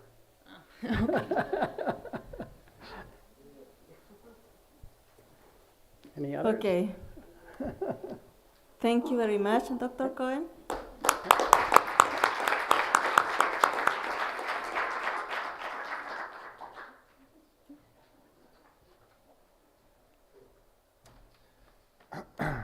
Thanks for the recent presentations. We have time for a coffee break just outside this room. So we will start the next presentations at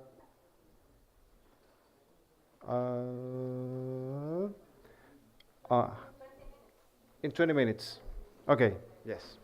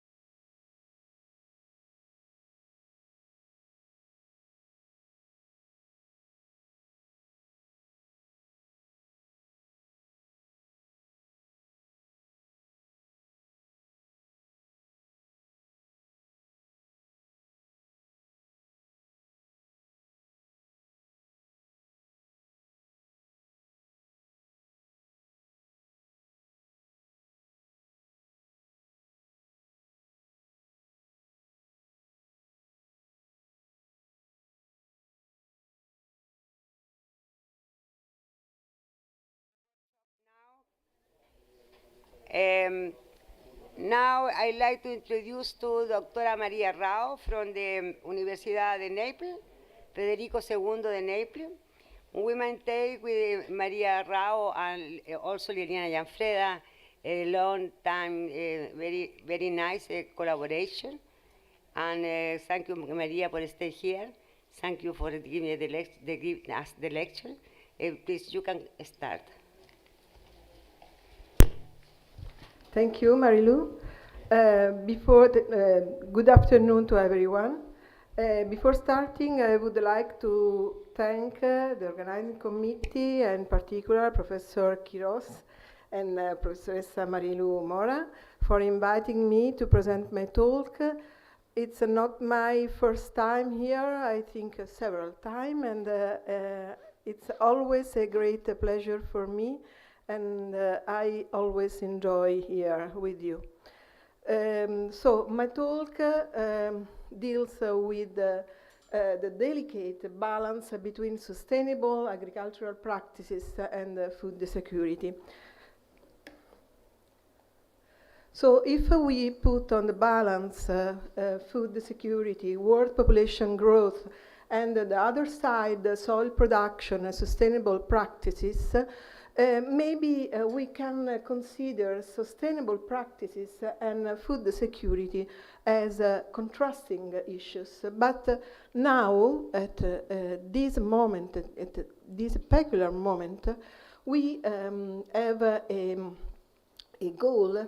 The greatest success in agriculture will be to achieve the desired increase in production by reducing the negative environmental impacts. This can only be achieved by implementing sustainable methods, and sustainable solutions in agriculture is a priority. Sustainability in agriculture was respected as long as scientific adoption of scientific technology and land exploitation were the means to meet increased production demands pressure. But sustainability or sustainable agriculture clash with the relentless demand for more food, fiber, and so on, and scarcity of land for agriculture, soil consuming. In Italy, for example, we have a great problem. We lose many hectares fast over time away from agricultural activity. And in addition, also land degradation, also for climate changes. So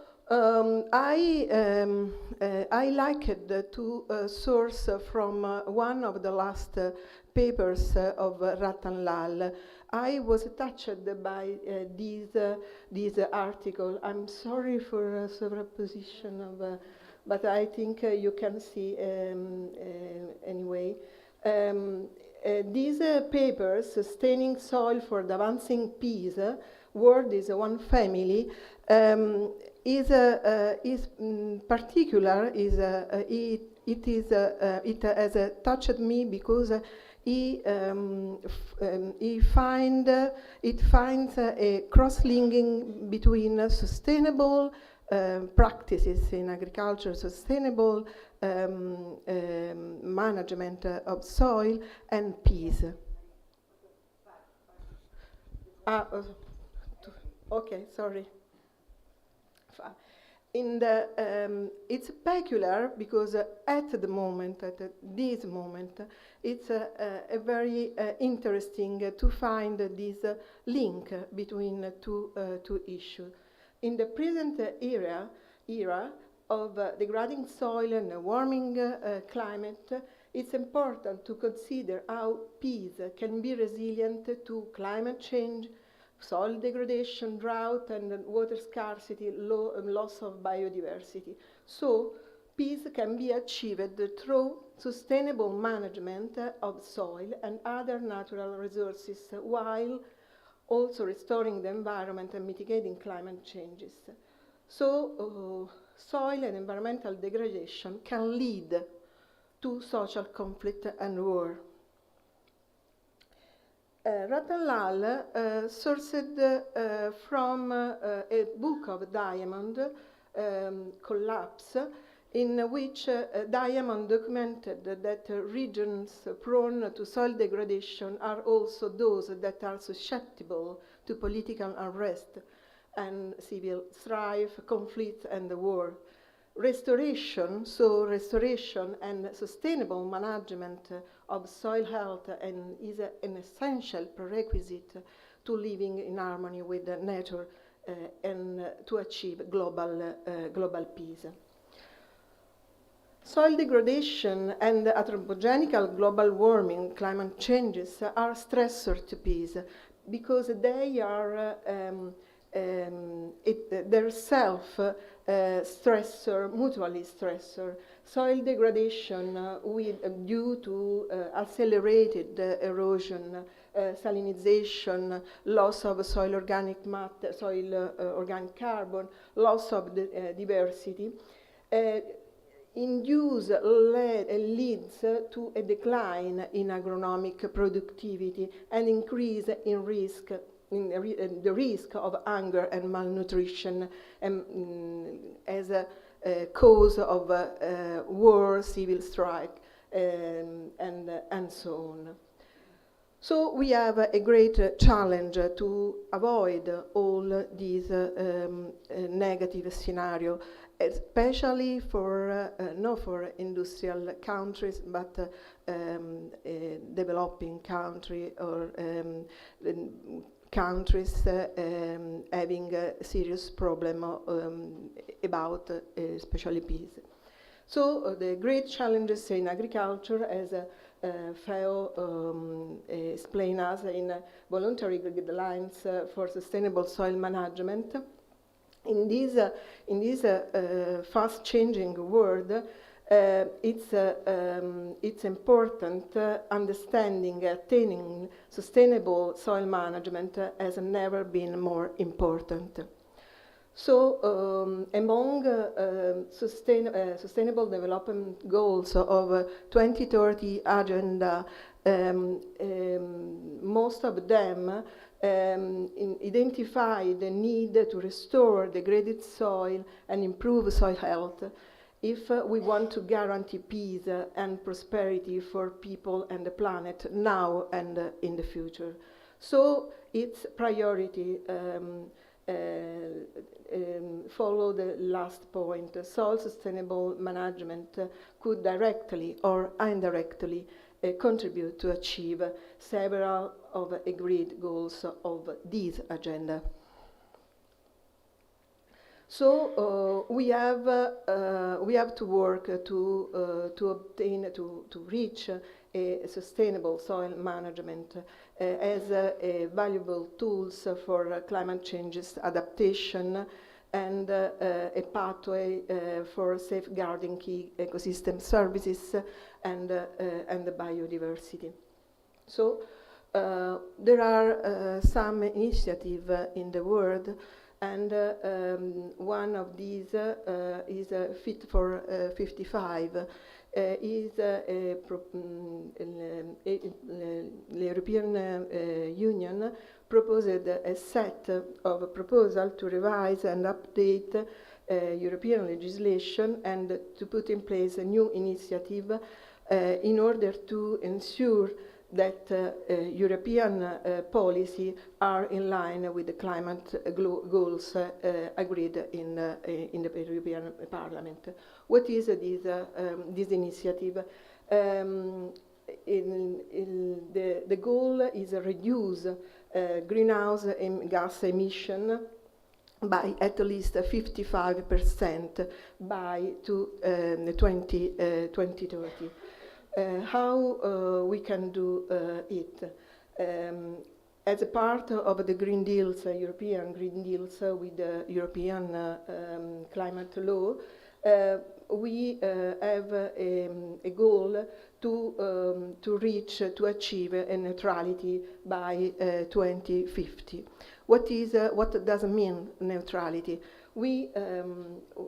Carbon neutrality, so the capacity to offset as much carbon as we emit while taking account of all the greenhouse gases that are responsible for climate changes. So we have two ways.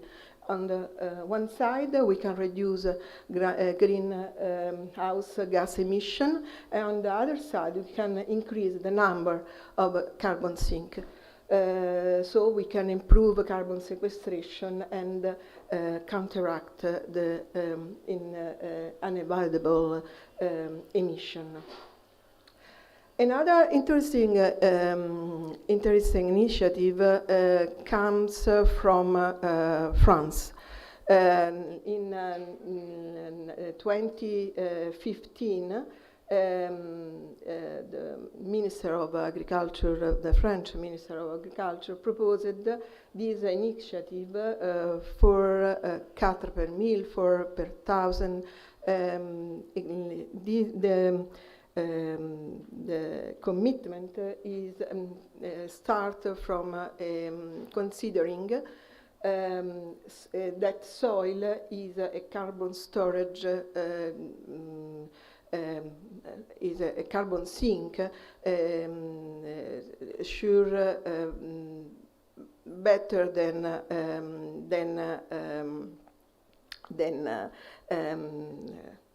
atmosphere.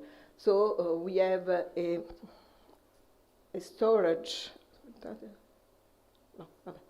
a storage, the carbon storage greater than in atmosphere. So the goal is increase just 0.4% the carbon storage in soil. So just this little amount, because we talk about 0.4%, can counteract, offset the increase, the presence of CO2 in atmosphere. This initiative encourages stakeholders to engage a transition toward a regenerative, productive, highly resilient agriculture. So all practices that can improve carbon storage in soil. So what is this regenerative agriculture? Is a system of farming principle and practices that seeks to rehabilitate and enhance the entire ecosystem of the farm from a sustainability point of view, including the improvement of soil, human health, and economic prosperity. So in these, among these sustainable agricultural practices, we have a long list of practices, well known also in the past, so maybe we can rediscover again traditional practices, but with a new knowledge. In addition, we can also use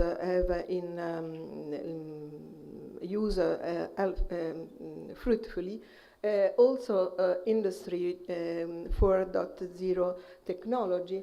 Several devices can improve, can facilitate all the sustainable management in the order to ameliorate and optimize the soil management. So after this general presentation, I would like part of the results within my research project. This project is related to the activity in a specific part of our region. Is a Progetto Fertisele, sustainable management of soil fertility in the Sele Plain to produce ready-to-eat food as cover crops through organic amendment deriving from local livestock. So it's an approach within a circular economy in a local scenario.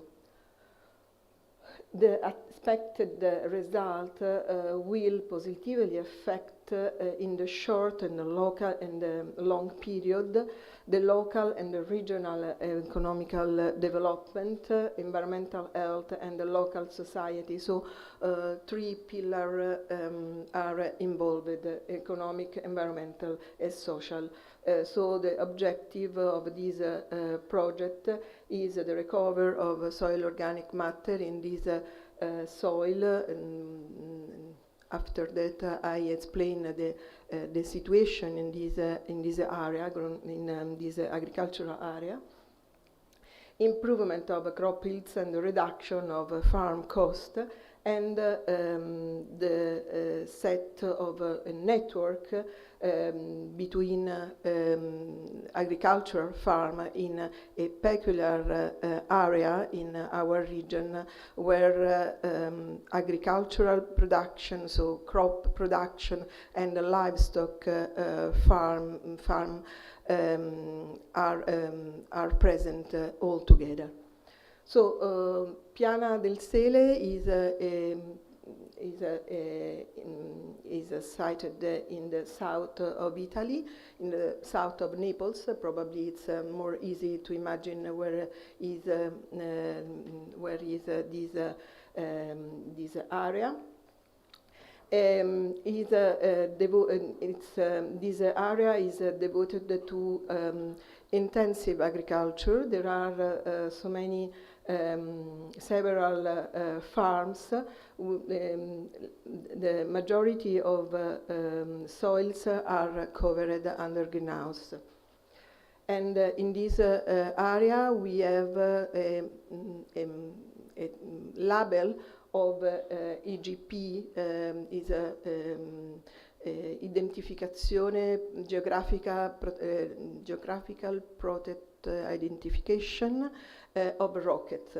It's the region that produce rocket for Italy and also Europe, a great export activity.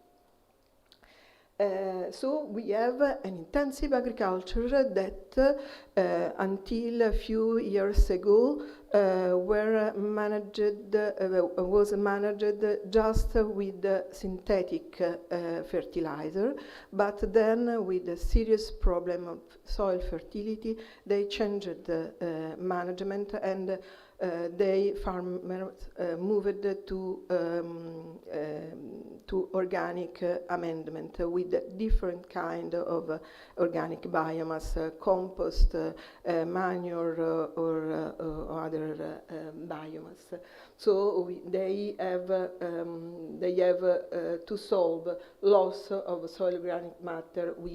They arrived to value of organic carbon below 10 gram per kilogram. Loss of soil fertility, loss of soil microbial diversity. In this area, there is a concurrent presence of livestock farms. This area is the second area of Campania region where is the label mozzarella di bufala DOP. Just in these two areas we can produce this mozzarella, labeled mozzarella. So we have so many buffalo. We have more than 300 farms, and so we have so much production of livestock waste. And the farmers has the great problem where they can dispose these sewage sludge in this area. So a solution occurred, was achieved in the last years. Several anaerobic digestion plants arise in this area, So they can produce digestate, and then they produce from digestate compost, and in some cases vermicompost. So a high quality compost that can be used also for crop production of high quality, such as ready-to-eat food. I don't know if you know this production, but is salad, lettuce, spinach, rocket that is cut directly on the soil, and then brought to a center where they wash the salad and packet them, and so directly on the market, and it's ready to eat without washing. So this is an aerobic digestion process plant. The digestate is high with high moisture, high electrical conductivity, presence of pathogens, and show phytotoxicity for plant. So we suggest to continue the process through composting, and in particular vermicomposting, to improve the quality of this compost. So in this slide, just some information about chemical properties of digestate during the process until the vermicompost in the last column. You can see there is an increase of in nitrogen content. There is also an increase in phosphorus content. A particular properties of this compost, this vermicompost, is that during the process we obtain a material, so a biomass, a compost more stable. Through thermogrammetric analysis, we found vermicompost as a fraction more stable, and stable at higher temperature, more abundant than digestate, the original digestate. So vermicompost can represent a valid and healthy biomass for soil organic amendment in protected cultivation, having also the added values to be part to virtuous process of a circular economy. So we amended our soil under greenhouse. You can see this is the rocket production. We used 12 tunnels, and I reported just some results, but main results. We compared the use of the addition, the vermicompost addition, to the addition of pelleted manure. It's an organic biomass that farmers use because it's cheap and easy to buy, but it has a particular characteristics. It comes from the North Italy. So if you consider the imprint, the carbon cost of this movement from the North Italy to the south, it's a very characteristic, and if we consider the choice. The soil amended with, I don't know if there is a puntatore, no? Okay. Here are reported EC electrical conductivity for all plots, vermicompost with the lower dose intermediate and higher dose, and the same for pelleted manure. And you can see pelleted manure can improve electrical conductivity and induce salinity if we continue this amendment. And in the other case, with vermicompost, we have no increase of these parameters. In addition, as regards available phosphorus, we can observe an increase of available phosphorus in plot treated with vermicompost at intermediate and higher doses, and for PM, for pellet manure, just for the higher dose. This is due to the higher content in phosphorus of vermicompost. As regards organic carbon, we reached an increase of organic carbon in treated, in amended plot, especially in the two larger doses, and we have no great difference between two organic amendment.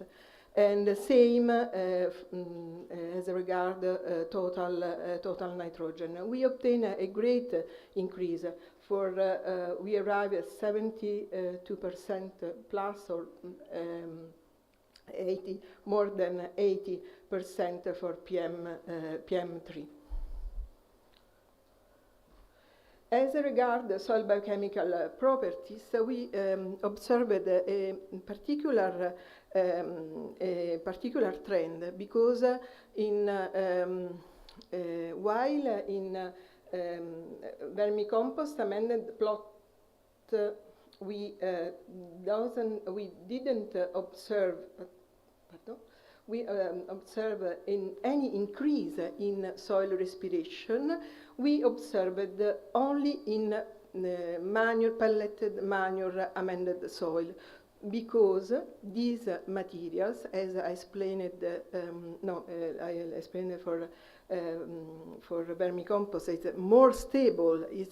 It needs higher temperature, higher condition for its degradation.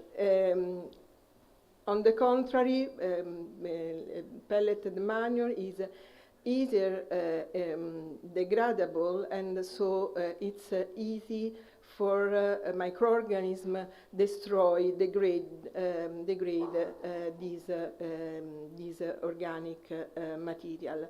In fact, we observe a greater level of dehydrogenase activity in PM plot 2 and PM plot 3 in correspondence in according with the high respiration level. I remember you, dehydrogenase are oxidoreductase enzymes involved in soil organic matter degradation. So, as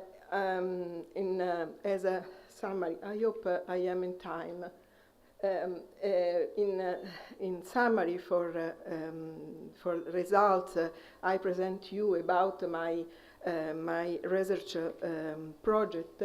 Vermicompost provided more stable organic matter in soil than pelleted manure we used in these experimental fields, thus leading to long-term positive effect on soil quality. Now we are at the third years, and we are very curious to observe, to study the next result, because we collected the samples after third amendment, and we wait March to conclude the soil characterization in all plots.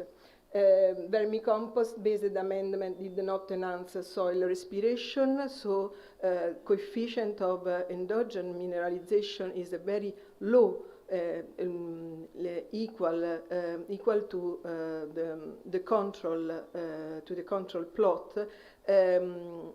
Conversely, in the PM amended the soil, we found a very high coefficient of mineralization.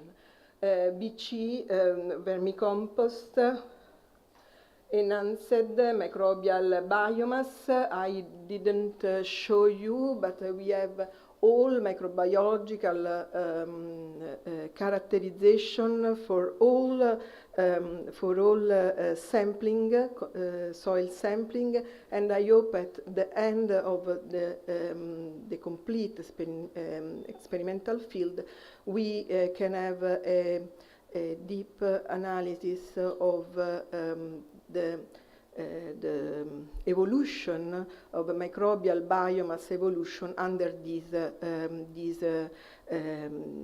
amendment, this condition. We studied all, besides the carbon biomass, also we performed also metagenomic studies on microbiome in these different treated soil. Vermicompost supplied greater amount of available phosphorus than pellet, and this is very important in this, especially in this period where it's not very available phosphorus amendment. Unlike vermicompost, pellet led to an increase of electrical conductivity that could lead to salinity concern in soil over time. And at the end, but it's a very important aspect of this study, because this circular economy approach could be more convenient in this area. We expected also, for example, to have a gas, methane, we can use to feed machine for agricultural practices. Just 1 minute for concluding remarks. So, restoration, conservation of global soil resources can play a critical role. Sustainable soil management is crucial to guarantee soil production for our generation and the future. Sustainable agriculture is more than a simple sum of good agricultural practices. It's an integrated, a complex process. We need to have a holistic approach to reach this sustainable management. One of the main goals is to reduce the input of external energy and substitute non-renewable energy source with the renewable ones. And this is the example I proposed to you. Organic amendment, compost, biochar, digested, coming from the different kind of agricultural waste are profitable sources of soil organic matter. So only an integrated agrosystems able to rationalize the internal recycling of nutrient and energy input-output balance in soil system will it be possible to maintain an economically viable production system under the perspective of a modern circular economy. So, thank you for your attention.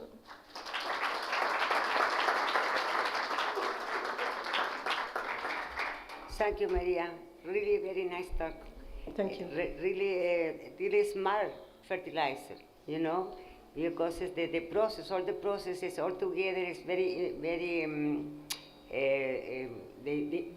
very interaction between the soil, the process, the sustainability, I think it's all is okay, is in order to the food security and climate change.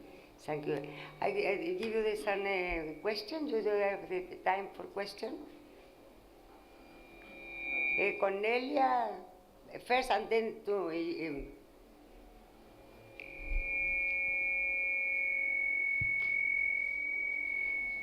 creo que está sonando esto. Thank you, Maria. Thank you for a very nice talk and congratulations for your project. Really a 4 per mil project. So very good. Thank you. I was wondering about you did not show any data on the plant growth or on the yield. What is the, because when I use the compost, I don't know I always get negative growth effects. So I was wondering if what was the yield with regards to the different amendments and in comparison to the mineral fertilization. Ok, allora, there is a reason because I don't show you the crop yields data, because it was a critical point of our research. We used the soil already rich in organic carbon. We start from 15, 16 gram per kilogram of soil. So until the second treatment, we have no differences in comparison with the control. It was very critical for us because we went every time, consider in this year, with this weather, we cut rocket each 8 days. Generally, we wait 24 days between one cut and another one. And when we wait this production, we have the same results. This year, because we continued with the two big, the greater dose, maybe we have better results, and we can distinguish an effect of this organic matter addition in this soil. Also because we added at the end several tons of vermicompost. Yes, it was, how much did you add? How much did you add? Was this equilibrated with the mineral fertilization? Also, did you add the same amount of nitrogen, for example? Dunque, I had the first year just 4 tons per hectare, and then the second year we had 8 and 16. In comparison with the pellet, we used to normalize the amount of nitrogen, and the limit is the limit given by our law, because we have a nitrate directive from European Commission, and we received this norm, this rule, and so we respected this dose, this rate of nitrogen. It's the maximum we can use in that area that is a vulnerable area.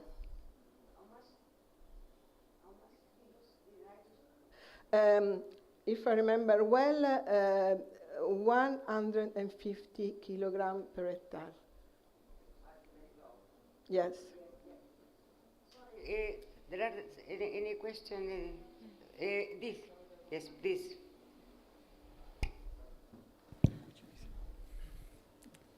Thank you very much for your talk. It's really nice to see how vermicompost works at big scales of production. Mm-hmm.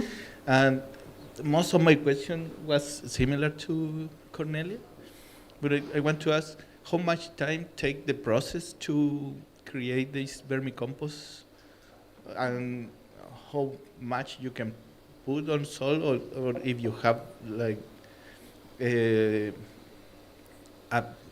a lot of producers that want to have this vermicompost to put it in the production system. If I understand well, allora, the process, the plant, Yes. the plant collect buffalo manure, dairy whey from mozzarella industry, and also olive oil mill wastewater to reach a good CN ratio, okay, for anaerobic digestion. And the anaerobic digestion process lasts 2 months. After they collect, separate solid and liquid digestate. Solid digestate undergone to an enrichment in nitrogen because this plant has an, I don't know, in strippaggio, the high temperature steams extract nitrogen from liquid digestate, okay, and spray in the solid digestate. And where is put in the when he go out from the plant, stay in this condition for 5 days. So where it is enriched in nitrogen, and then he passes to the composting process 30 days, and then 60 days for vermicomposting process. And this process produce methane, because nitrogen, like NOx, is recovered for improving the nitrogen content, and also to produce nitrate sulfate, because there is also an extraction of sulfur produced during the process. Thank you very much, because later we can continue discussing in a poster session, okay? Okay. Thank you very much. Thank you.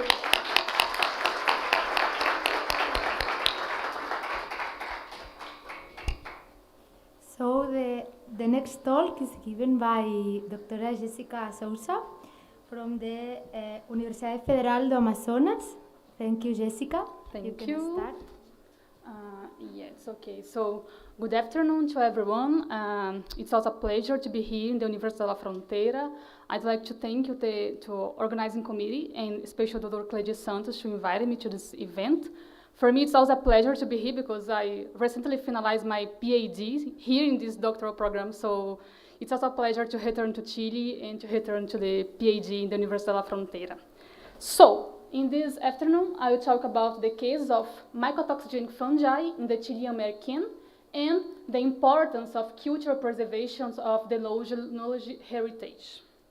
So first, important to mention that this talk is part of the WDCM Global Training course, and I also would like to thank you for the funding support of the WDCM and the funding support of the Chinese Academy of Science. So, first it's important to understand a bit the history, and the mycotoxin word, for example, is derived from the two words, myx and toxicum, so which correspond to fungus and toxin, respectively. And these terms was coined after a veterinary outbreak in England around 1960. Turkeys ingest a contaminated floor of peanuts. These floor of peanuts are contaminated with aflatoxins, so a large quantity of turkeys die. And since this moment, we start talk about mycotoxins and try to understand what is this and how to preserve the agricultural production chain. So, regarding the mycotoxin, just to establish the concept, mycotoxin is a low molecular weight secondary metabolite produced by filamentous fungi. There are a lot of fungi strains that are able to produce different groups of mycotoxins. So here, for example, you have Fusarium, Alternaria, Aspergillus, and Penicillium. And these strains and several species of these genera are able to produce different groups of mycotoxins in different points of the agricultural production chain. So these strains are able to produce mycotoxins in the pre-harvest and also in the post-harvest. And this is a major concern. So the growth of these potentially mycotoxigenic strains in the agriculture food products and also the production of these toxins is a concern to the agriculture sector and also to the health of the animals and the human. So here in Chile, Capsicuanum Cacho de Cabra ecotype, it's a very famous and very appreciated for all the Chilean and the Chilean gastronomy. The Chilean here know that. And we can consume these products in different way. And most of the berry fruits of the Capsicuanum Cacho de Cabra is used to the produce of merquén. Merquén is a pepper powder, also widely consumed here in Chile in different ways too. The production of the merquén involves different steps, which includes harvest, dry, smoke, and process. Also, we add extra ingredients like salt and seeds of coriander and cumin. And then we achieve the final compositions of merquén. And most of the merquén is produced here in the Araucanía region by local producers. And these producers belong to the Mapuche ethnicity. So regarding the food safety of Capsicuanum and also pepper powder, in this moment there are a few information. So ICOMA, for example, ICOMA 2015 started to analyze the contamination of red chili from Chile, Bolivia, and Peru, and they detect a contamination with ochratoxin A at this moment. But regarding Chile, we have know about the American food safety here in Chile. So in 2017, the Chilean Ministry of Health reported 2 alert notifications regarding the contaminations of merquén with ochratoxin A. And in this moment, this contamination was a red flag because here in Chile, the Chilean population consume a high quantity of merquén. So the consumption of this product with high quantity of ochratoxins or the mycotoxins, it's a major concern for the end consumer. So at this moment, we started also our group, the group which I'm part of, start to analyze and to discuss the different factors that are involved with the aflatoxins and other mycotoxins and the development of disease. And our group published this paper. And in this paper, we analyzed the possible links between aflatoxin B1 exposure and gallbladder cancer. So here in this paper, we analyze the social, the lifestyle, and genetic risks involved with GBC. And also, we analyze the role of aflatoxin B1 intake by red pepper product in the GBC, in development of GBC. Especially here in Araucanía, because here the Mapuche woman have a great genetic predisposition to develop gallbladder cancer.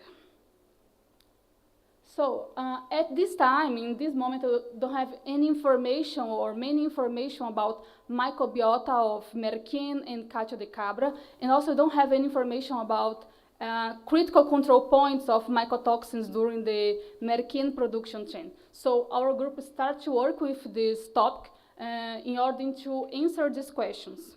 And for that, we collect different samples of cacho de cabra berry fruits of different points of production. So the first point is the fresh, dry, smoke, and coriander and cumin seeds, and the final product, which means the merquén fried products. These samples are provided by the local farmers of the Araucanía region, and we also collected samples of merquén from the local markets of the Araucanía region. So after that, we start with the microbiota isolation, identification, and also characterizations. We isolation fungal strains of all these sampling points 1, 2, 3, 4, and 5, which corresponding to harvest. dry, smoking, seeds, and the final compositions of merkin. And after the isolation, we started identifications of macro and micromorphological, and then finally identification each strain by molecular biology. All these strains are deposited at culture collections at CCT, at culture collections of Minho University, and in the Microbiology Research Bank. So as a first result of this part of the project, we isolated a total of 192 fungal strains belonging to 10 fungal genera, and the most important genera are Penicillium, Aspergillus, Alternaria, and Fusarium, with the most frequency of isolations. And regarding the fungal strains isolated, I can highlight the most important. So, for example, Penicillium brevicompactum and Penicillium crustosum among the Penicillium genera was the most isolated in different steps of production chain of merkin. Among the Aspergillus genera, we isolate Aspergillus niger and Aspergillus flavus, which are potentially mycotoxigenic strains. And also we isolate for the first time Aspergillus luchensis and Penicillium melanocordium. These both strains were isolated for the first time from berry fruits of Capsicum annum. So regarding the microbiota isolation for the samples of merkin, most of the samples belongs to Aspergillus and Penicillium genera, and this is expected results because these strains are xerotolerant and xerophilic, so they are able to grow in these suboptimal conditions that are present in the merkin as a food matrix. We have these informations we published in this paper with more details, and all these information is already available for if anyone is interested in the topic. So after the isolation and identification of each strains, we start with the mycotoxin detection. So, and for that, we analyze the same samples of berry fruits of Capsicum annum, which means berry fruits from harvest, from dry, from smoking process, and always the final merkin, as final compositions of merkin. We analyze if these samples are contaminated with aflatoxin or aquatoxin A, and also we analyze all the Aspergillus and Penicillium strains isolated from each sampling point of the merkin production chain. Just to summarize the main results, the sampling point 1, 2, and 3, which corresponding to berry fruits of Capsicum annum from harvest, dry, and smoking pepper, are highly susceptible to fungal growth, but these points are not critical points for mycotoxin contamination. And the same we can see in the sampling point 4, which corresponding to coriander and cumin seed. They are susceptible to fungal growth, but it's not a critical point to mycotoxin contamination. Conversely, in the sampling point 5, which corresponding to final merkin, to the final composition of merkin, we detect low concentrations of aquatoxin A and aflatoxin B1. Regarding these results, here we have the samples provided by local farmers of the Araucania regions. And as you can see here, we not detect aflatoxin B2, G1, and G2, but we detect aflatoxin B1 and ochratoxins in all samples of merkin. It's important to mention that the concentrations of these mycotoxins are low and they not exceed the limit established by the European Commission. Regarding the samples purchased in the local markets of the Araucania, we also detect only aflatoxin B1 and ochratoxin A.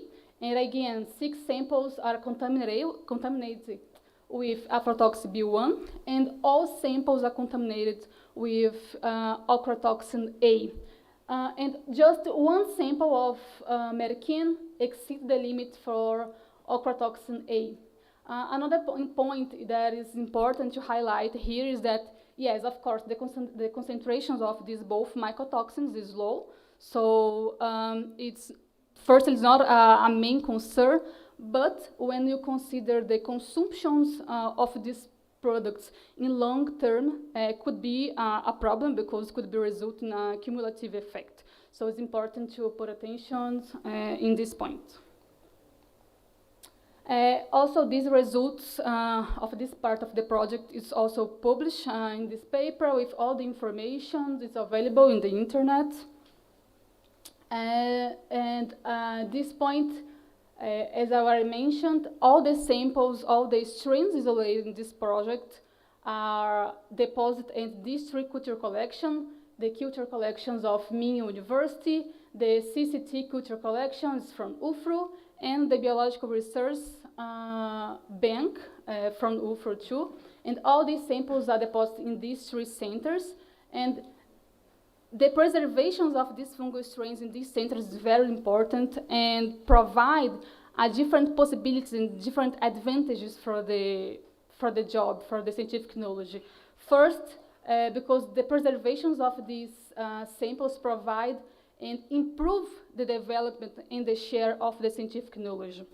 Second, because of the quality of these both culture collections, it's possible to assess these fungal strains, this biological material, with a reliable way.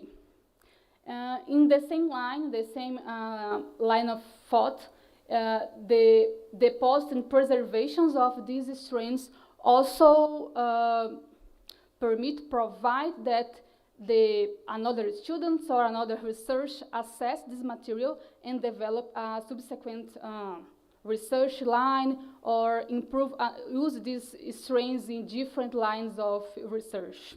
And finally, because of these preservations, it's possible to return the scientific information to local community. Here is during my thesis presentation, here is Cledir, my supervisor, my advisor, and these others in my side are local producers of merquén. All of them belong to the Mapuche community, so I have the pleasure to have them in my thesis presentations. And now we continue in collaboration with these groups of production. And the work of the academic, the work of the achievement of research, of a younger researcher as me, is continue working and collaborating with these groups and improve the merquén productions here in the Araucanía region. So just as main conclusions, this study provides for the first time a comprehensive data set regarding microbiota of Capsicum annum, cacho de cabra pepper, produced in the Chilean regions of Araucanía. And also Penicillium, Aspergillus were the two dominant fungal genera emerging in the early stages of merquén production process. Second, the results show that the microbiota present in the Capsicum annum berry fruits during the production process, before the merquén production, is increasingly selective for the occurrence of potentially mycotoxigenic fungus such as Aspergillus niger, Aspergillus flavus, Penicillium expansum, and Penicillium verrucosum.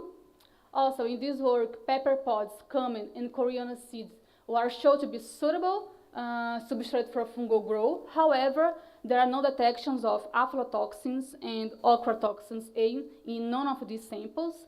And of course, the lack of high aflatoxins and ochratoxins A producers strains among the isolateds can explain these results.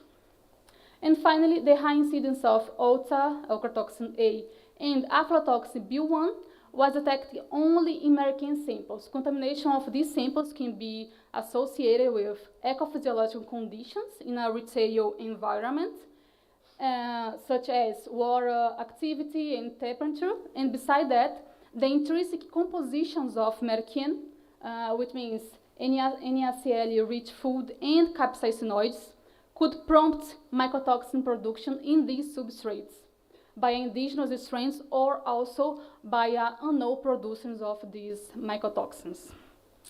So thank you for your attention. I'd like to acknowledge all these partners in this project, especially to WDCM and the Chinese Academy of Science. Thank you.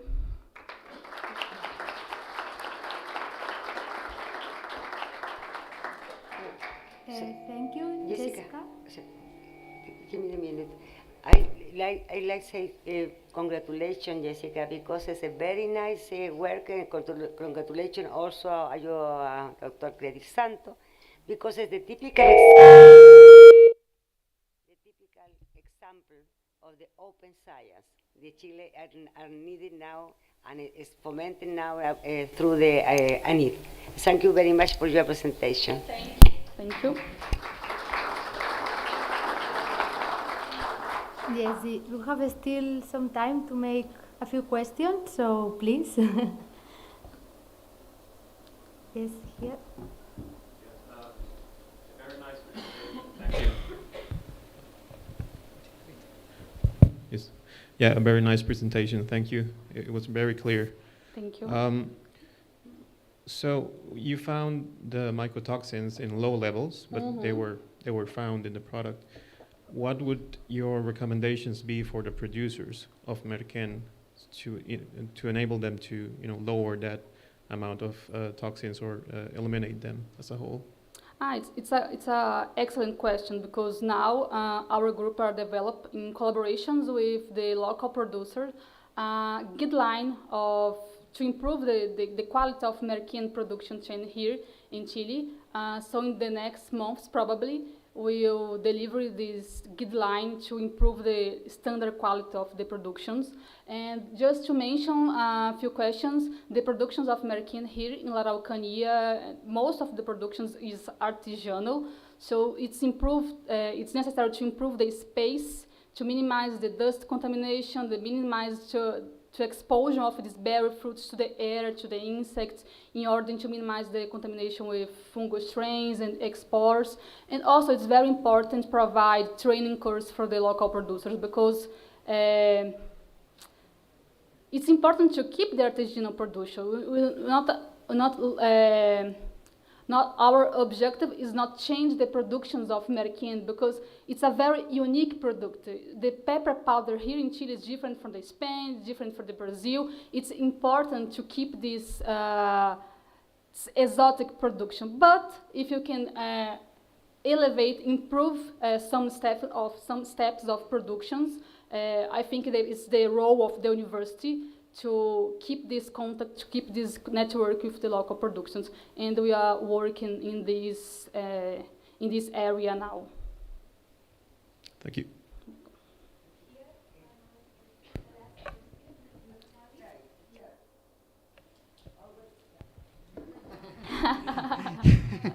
Thank you very much. This is a really exciting talk. And my question is the toxin.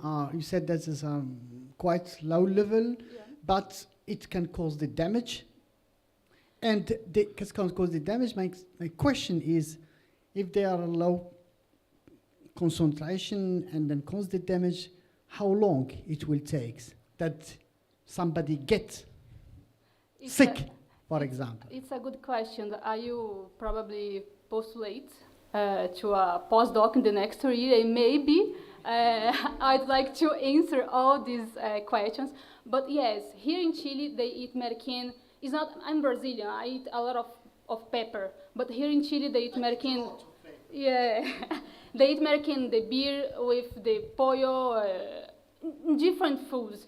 So it's very hard to have a major outbreak like maize in corn or in different steppe foods. But the consumptions of Merken in high quantity for a long time, yes, can be related to the development of some disease like GBC, but this is all a hypothesis. Now it's important to analyze, for example, the Dra. Foster from the north of Chile analyzed the urine of some Chileans and related with the consumptions of chili and the concentrations of aquatoxins and aflatoxins in the blood, in the urine. So yes, there are a lot of room to improve in this area. Many questions to answer.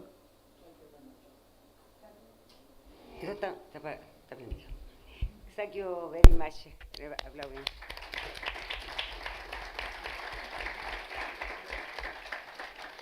Now is the presentation of Dr. Credit Santo. He works with us in the university for how many years, Credit? Almost 80 years. 80, okay. Okay, wonderful. The presentation is a modern analytical technique as a support for the microbial culture collection, opening avenue for developing the bioeconomy. You can continue with the title. It's very large. Thank you very much for my introduction. Good afternoon, everyone. Good afternoon.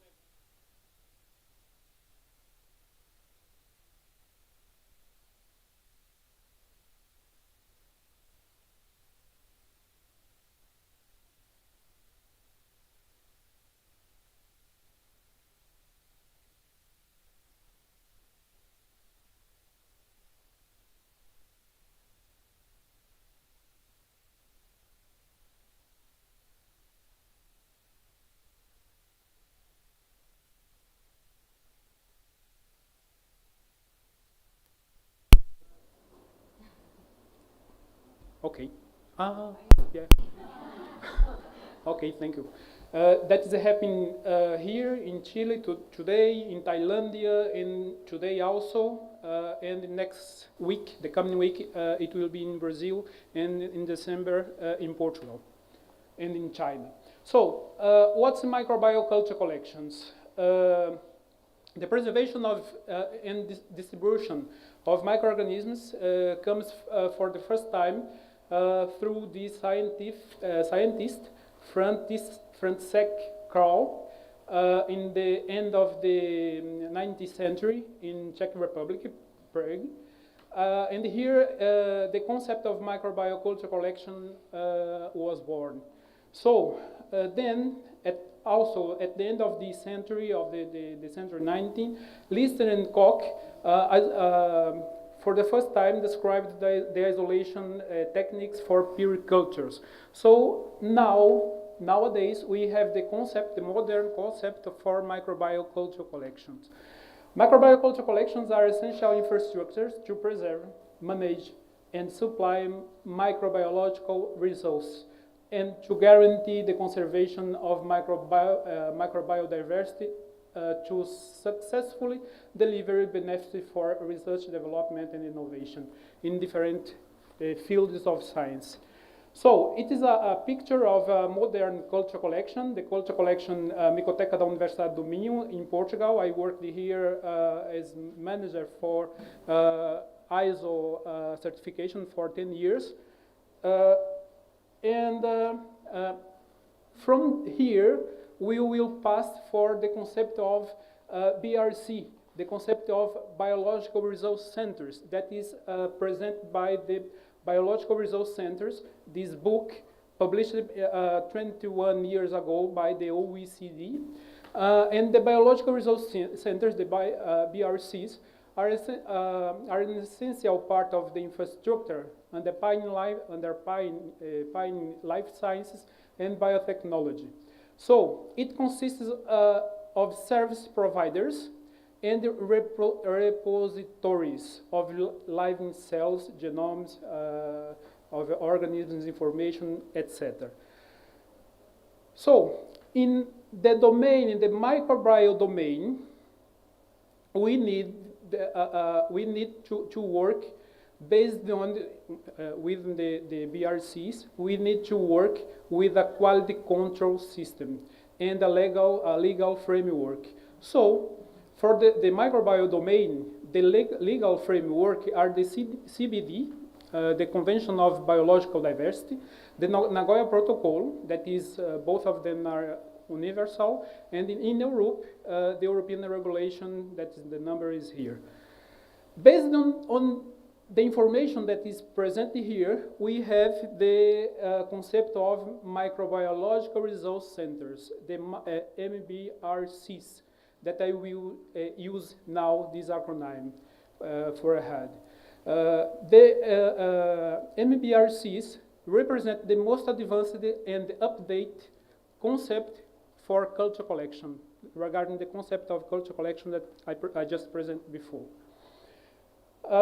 Also, the OECD, in the year 2007, present this document, and this document is the OECD best practices guidelines for the biological resource centers. I spoke spoken this morning. I make some questions in this morning for a colleague regarding this guideline, this guide. And this is mainly for good practice for quality. Why? For international harmonization of management and quality assurance, authenticity of biological material, ensuring long-term stability and quality control. So if you go here, we will see all of the information, all of the points regarding quality. But general for the biological resource centers. Also, based on this document, it fosters the sharing of knowledge among the MBRCs through coordinated and network actions. Based on this point, we have to ensure the quality in the functions of repositories and in the databases. With this point here, arise a question, that is, why is quality so important in the biological resource centers? Well, when we have a biological resource center or a microbiological resource center, we need to use this repository, and when we have material, biological material deposited, microbiological material in the case deposited, we have to compare, we need to compare with other MBRCs. So, in this case, some years ago, we were part of the GBRCN, the Global Biological Resource Center Network, and this GBRCN comes from this, all of the information that are present in this document. So the GBRCN, we were working on this initiative in Brazil, in Portugal, in UK, Germany, and also in Africa. And nowadays it is an active initiative, and we are working to fight this point. I will go back to this point later on.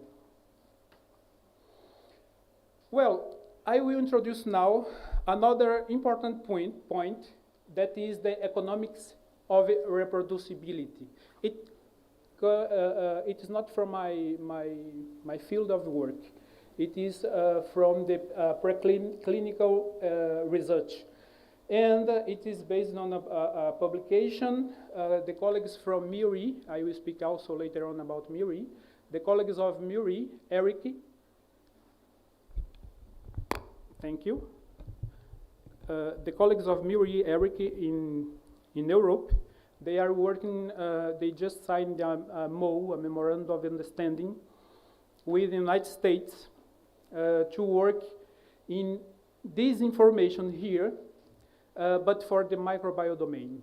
So we are, it's not, no.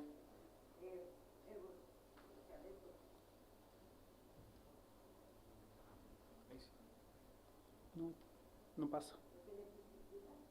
¿Puede pasar ahí?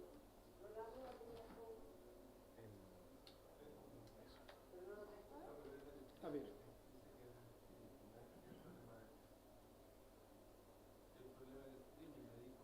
Sí. ¿No podría pasar por ahí? Ya.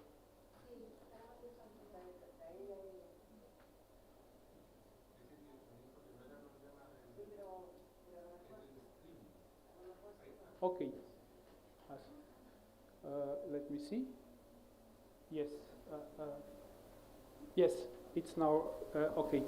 This information here, it is regarding the economics of the reproducibility based on an estimation, an annual estimation for preclinical research.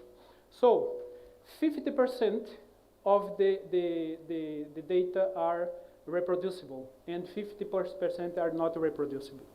Why? It is because of the laboratory protocols, 11%. Also, because data analysis and the reporting. Also because of design of study. And finally, here is the most important point for us from culture collections: biological material and the reference material. Problem within this biological material. So, which kind of problems? Contaminated material, mischaracterized material, misidentified material, mishandled, etc. The International Cell Line Authentication, the ICLAC, suggests that about 20% of cancer research publications are based on work using misidentified cell lines. Also, we are losing a lot of money because of all of the problems that are presented here. So we need to work with good material with good quality. To work with, to work with material with good quality, we need to work in a harmonized situation. So the former slide was not from my field of knowledge. I work with fungi and with mycotoxigenic fungi, with antifungals. In this study, the author says, in this respect, this paper is flammable in that the strains claimed to produce OTA are not available for scientific community.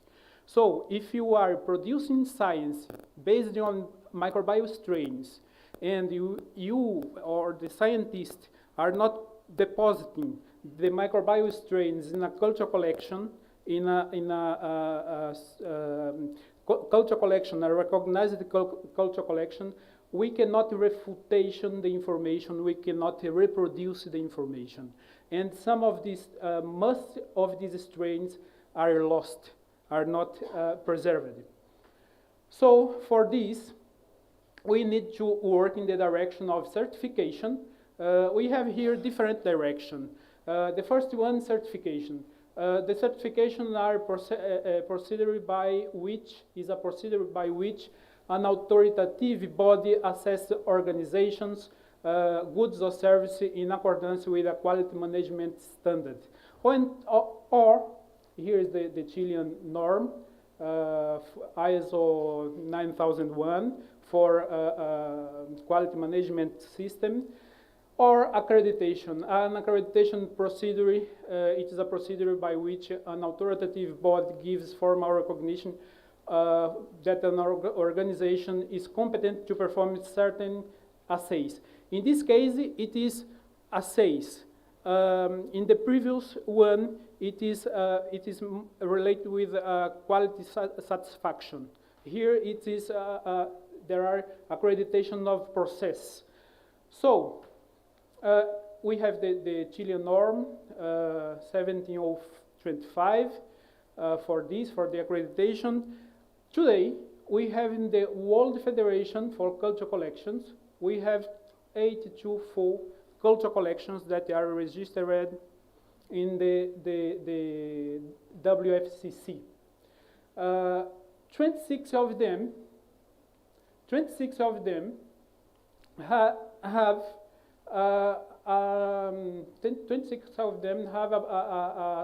a certification process or an accreditation process.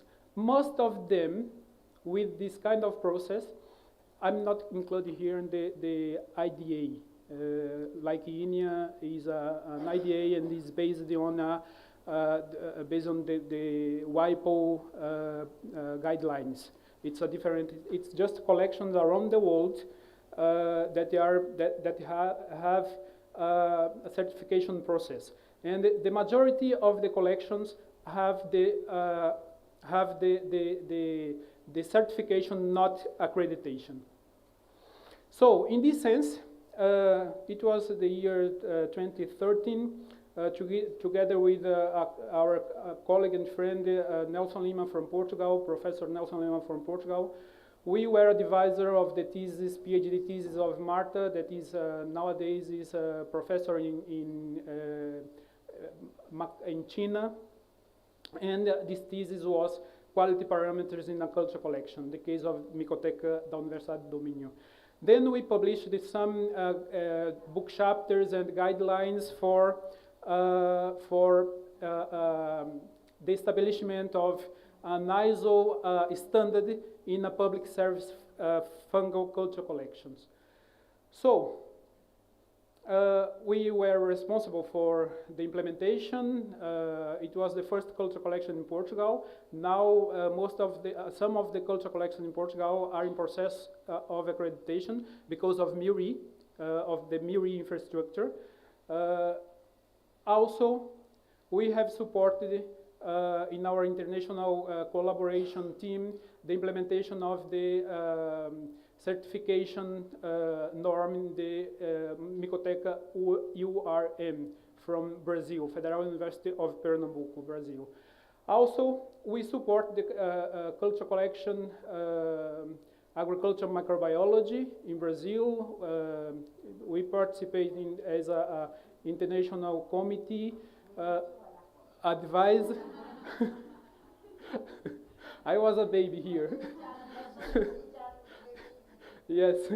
So together with Dr. João Calimar, he is the director of WDCM, and Professor Nelson Lima, that is the director of the MIRI Europe, the infrastructure MIRI Europe. So we also in Chile we implemented the Chilean culture collection of type strains, in BRN UFRO, in the Faculty of Engineering and of Science, the microbiological bank, resource bank, and here I put again the title of my talk. Why is the analytical technique important here? The analytical technique is important here because we are working with microbial strains. We are working with culture collections. We need to keep these strains preserved in the culture collections, and the culture collections need to communicate with the other culture collections institutionally, nationally, internationally, globally. So we need to use analytical technique. I will not speak about molecular biology because it is mandatory for identify microorganisms. Chromatography to characterize strains, fungal strains producing mycotoxins. MALDI-TOF for identify fungal strains, different fungal strains as a fast tool for identification. Fourier transform infrared as also an analytical spectroscopic technique. All of this technique together also check if the preservation, which kind of preservation method is the best one for the taxa that we are working with. Here we have the effect of preservation on Aspergillus strains, and we use the MALDI-TOF, once again we use the molecular biology also, and also chromatography data. Another point is, I have time. Another point is, yes, I'm finalized. I have more about five slides. Together with Professor Marcia Keres, that is over there, we have this project, a bilateral project, and we are using MALDI-TOF, TOF MES, and the ESI MES to study the mechanism of resistance of Fusarium clinical strains. It's a collection of Fusarium. Professor Marcia in this morning spoken about these fungal collections, and we are also studying using spectrometric techniques introducing for fungi the concept of MPCC, minimal profile change concentration. It is the MIC assay, the classic MIC assay, but using Mauditoff. All of this information we are using and we are feeding our collection with each strain. We are feeding with this information in the collection where is deposited these strains. Also, another project. It's a project in Chilean Antarctic Institute. We have this project for us study fungi producing lipids, and these fungi we will extract lipids and check the potential of these lipids. We are already working on this here, the antifungal potential of these lipids. So we have now more than 1,600 strains isolated from Antarctica, and all of the strains are deposited here in this the BRMB, and also the information, the molecular information for identification, the classical taxonomy information are being used to feed each strain. Also, our project Fondicite regular, we are working to control, to prevent mycotoxinic fungi in the wheat production, and all of the information regarding the strains that we are using, the effect of the biofungicide on the strains, we are feeding also our the information of each strain, the culture collection. So I promised you that I would be back here. In this point, the GBRCN, if I was working alone, isolated, this work that I presented, it's not mine. It is a work developed together with different colleagues in Chile and around the world. And we need to get this information and feed internationally. Obviously, it's not send the strain, but send the information that those strains that are deposited in open catalog. So, some years ago, I arrived to Chile in 2015. In 2015, we started working to propose the Chilean network of microbioculture collections. It is published, a paper. We proposed the construction and the function and the connection of the network to the international initiatives related with culture collections. We have also been part of the World Federation for Culture Collection. We are part of the executive board of the presidency of the WFCC. And with the proposal of the Chile network in the year 2016, I have 7 minutes. Okay, I will finalize.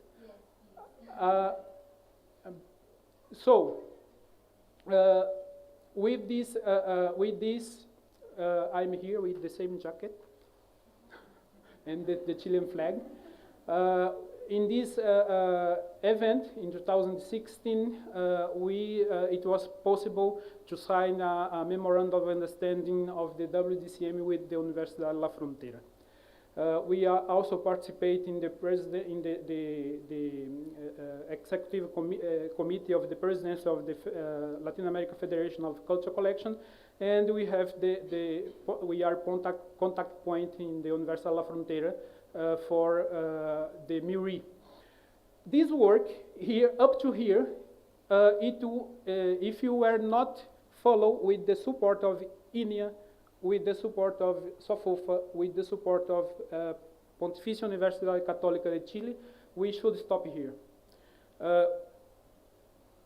The next talk, Maria Paz will speak about the upgrade of the Chilean network that not only Chilean network of CCs, but Chilean network of culture collections of microorganisms and algae. So we gain with it was in 2019 when the SOFOFA take care about this and go ahead, and we can go gain much more. So to finalize, it is the last slide. The MIRI started as a project in the year 2012. I was here, young and slim,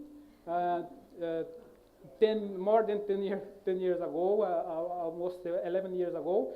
And this year, MIRI became ERIC infrastructure. So thank you very much. To finalize, it is the last one. If you wish to have authenticated material in the case of fungi, up to 2003, the fungal identification was based on the dichotomous key. Now, post this year, we have the barcode, the gene barcode. But nowadays, we proposed about 10 years ago, 15 years ago, the polyphasic approach for fungal ID. And nowadays, we propose analytical techniques to feed, to generate information and feed the culture collection with these informations. Whatever the identification method we use, they must converge to authenticate the strains and increase the quality of the final biological material. Thank you very much.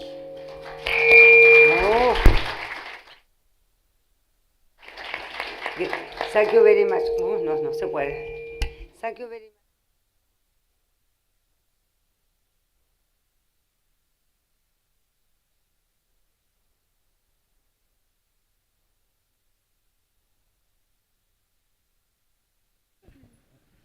I really enjoyed your talk, and I think that activity is very, very interesting. But there's one aspect that I always puzzle about, and maybe you do too, and it'd be interesting to see what your thoughts are.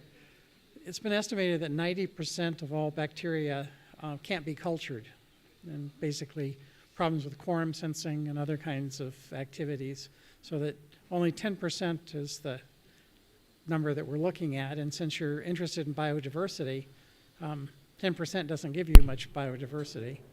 And then in your area, since you're a mycologist, there's obligate pathogens that are very difficult to culture and gives you also, I mean, there at least you can see them because they're on a plant.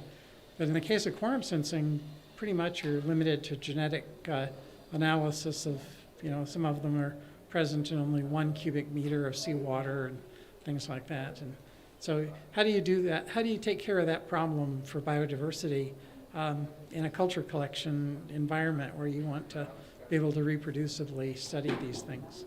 It's a very good question. All of the information that I was speaking about is about preservation, ex situ preservation. In this case, it would be in situ preservation. In the case of ex situ preservation, we can preserve microorganisms, including recalcitrant microorganisms. That's not a problem. Thank you very much.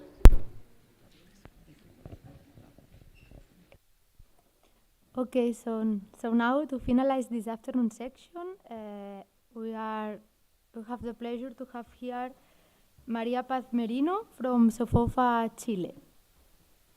Thank you.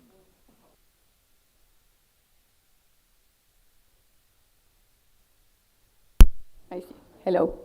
Good afternoon. Many thanks to Gladys and Andres for this invitation, and thank you all for staying until the end. I know you're exhausted, so I promise I'll be very, very quick. I have no science to show, not even chemistry or molecules. I just wanted to share with you this initiative that we are working collaboratively between CBT, the center I'm representing, and many of the Chilean collections of microorganisms and algae. So By the way, I'm Maria Paz, and I'm the CTO of the CBT. I will give you a very brief introduction about the center, and then we'll skip to the network. So CBT is a center funded by Corfo and ANID in this moment. So public funds for 10 years. We are now ending our first stage of development. And we are incubated in SOFOFA Hub. SOFOFA Hub is the innovation ecosystem of SOFOFA, and SOFOFA is the main aggregation of companies of Chile. And in SOFOFA Hub, we solve industry problems, like common problems, related to circular economy and climate change. And the CBT is the biotechnology branch of this hub. So in CBT, we link industry with national biotechnological ecosystem, and our mission is to promote the development of the Chilean biotechnology industry. And for that, we work in create the enabling conditions to the development of the industry, and the other way to get the biotechnology closer to the companies. It's not very common that a company knows what biotechnology is. We have partners, SOFOFA Hub, Corfo and ANID that gave us the money. And we have universities and Chilean centers as our capabilities network. We don't do R&D internally. We use this network of universities and centers. We kindly invite UFRO to join us. And we have, as I said, two pillars. One of them is to create the conditions to the development of the biotechnology industry. In this way, we do different activities. I will not enter in a very deep detail, but we do workshops and webinars to show what the potential of biotechnology for industry and also for startup and researchers. We have a bio-business program to teach business to researchers and also biotechnology to companies. We have programs to support scaling up process of startups. We have databases of our resources and working groups for public policy support, and this is from where the network was born. And the other way, we work in bringing the biotechnology closer to the industry. We have different services, platform services. We do open innovation calls to solve industry problems, and we have different kind of events to connect business with biotechnology. So the network was born about a year ago, and we work to define what are the gaps of the microorganism and algae collections currently. So I know you have talked about this earlier, but we have several gaps. Standards, for example, for the management of the collections. Protocols also for collecting and using the information that are created from the different strains. And the funding, that it's heterogeneous and hinders the improvement of the previous aspects. And we have opportunities. We know that these collections can improve both the academic and research training and the productive industries. And we have the opportunity to improve the communication between the collections in Chile to promote the collaborative initiatives like this. And we define some goals. We want to create and spread protocols for the management of the collections, the acquisition of the strains, the information that is created from them, to standardize biosafety and biocustody of biological collections, to harmonize these informations. We were working in the possibility of develop national software for the management of collections, and to promote collaborative research and services between these institutions. Today we have different attendants that are showing here, and we have been doing different kind of work. We, as Cledir said earlier, we had workshops with for example, Marie and other collections. We have been evaluating the possibility of creating this software for the national collections. But first, we have to have a specific diagnostic of what are the gaps of, and what are all the collections in Chile. So we have different projects. One of them is to do this study to define what are all the collections in Chile. We know that the Ministry of Environment are doing something similar, so we hope to collaborate with them in this. And to define what are the standards that we need to implement in our collections. To develop guidelines to have same standards in different collections. And of course, integrate more collections into the network, and that's why I'm here. I am inviting you to talk with us. I forget to write my email here, but I'm very happy if you want to talk a little bit more about this. And that's it. I said it was quick. Thank you very much. So we are finishing with this talk, and now we are so you are invited to assist in the poster session and then to the cocktail. So thank you for your attendance. And yes, please. Thank you. Before the poster session, just quick messages. We would like to invite you to take the official picture of this workshop just here outside. It will be quick, and it will be awarded with beer. So, and while enjoying that, you can enjoy as well interesting research in the form of posters in the other rooms. Just to let you know that it is important to mention that you can get the beer cups or glasses back to the staff afterwards. And finally, just to let you know that an inauguration cocktail will take place at 8 o'clock. That's it. Thank you very much.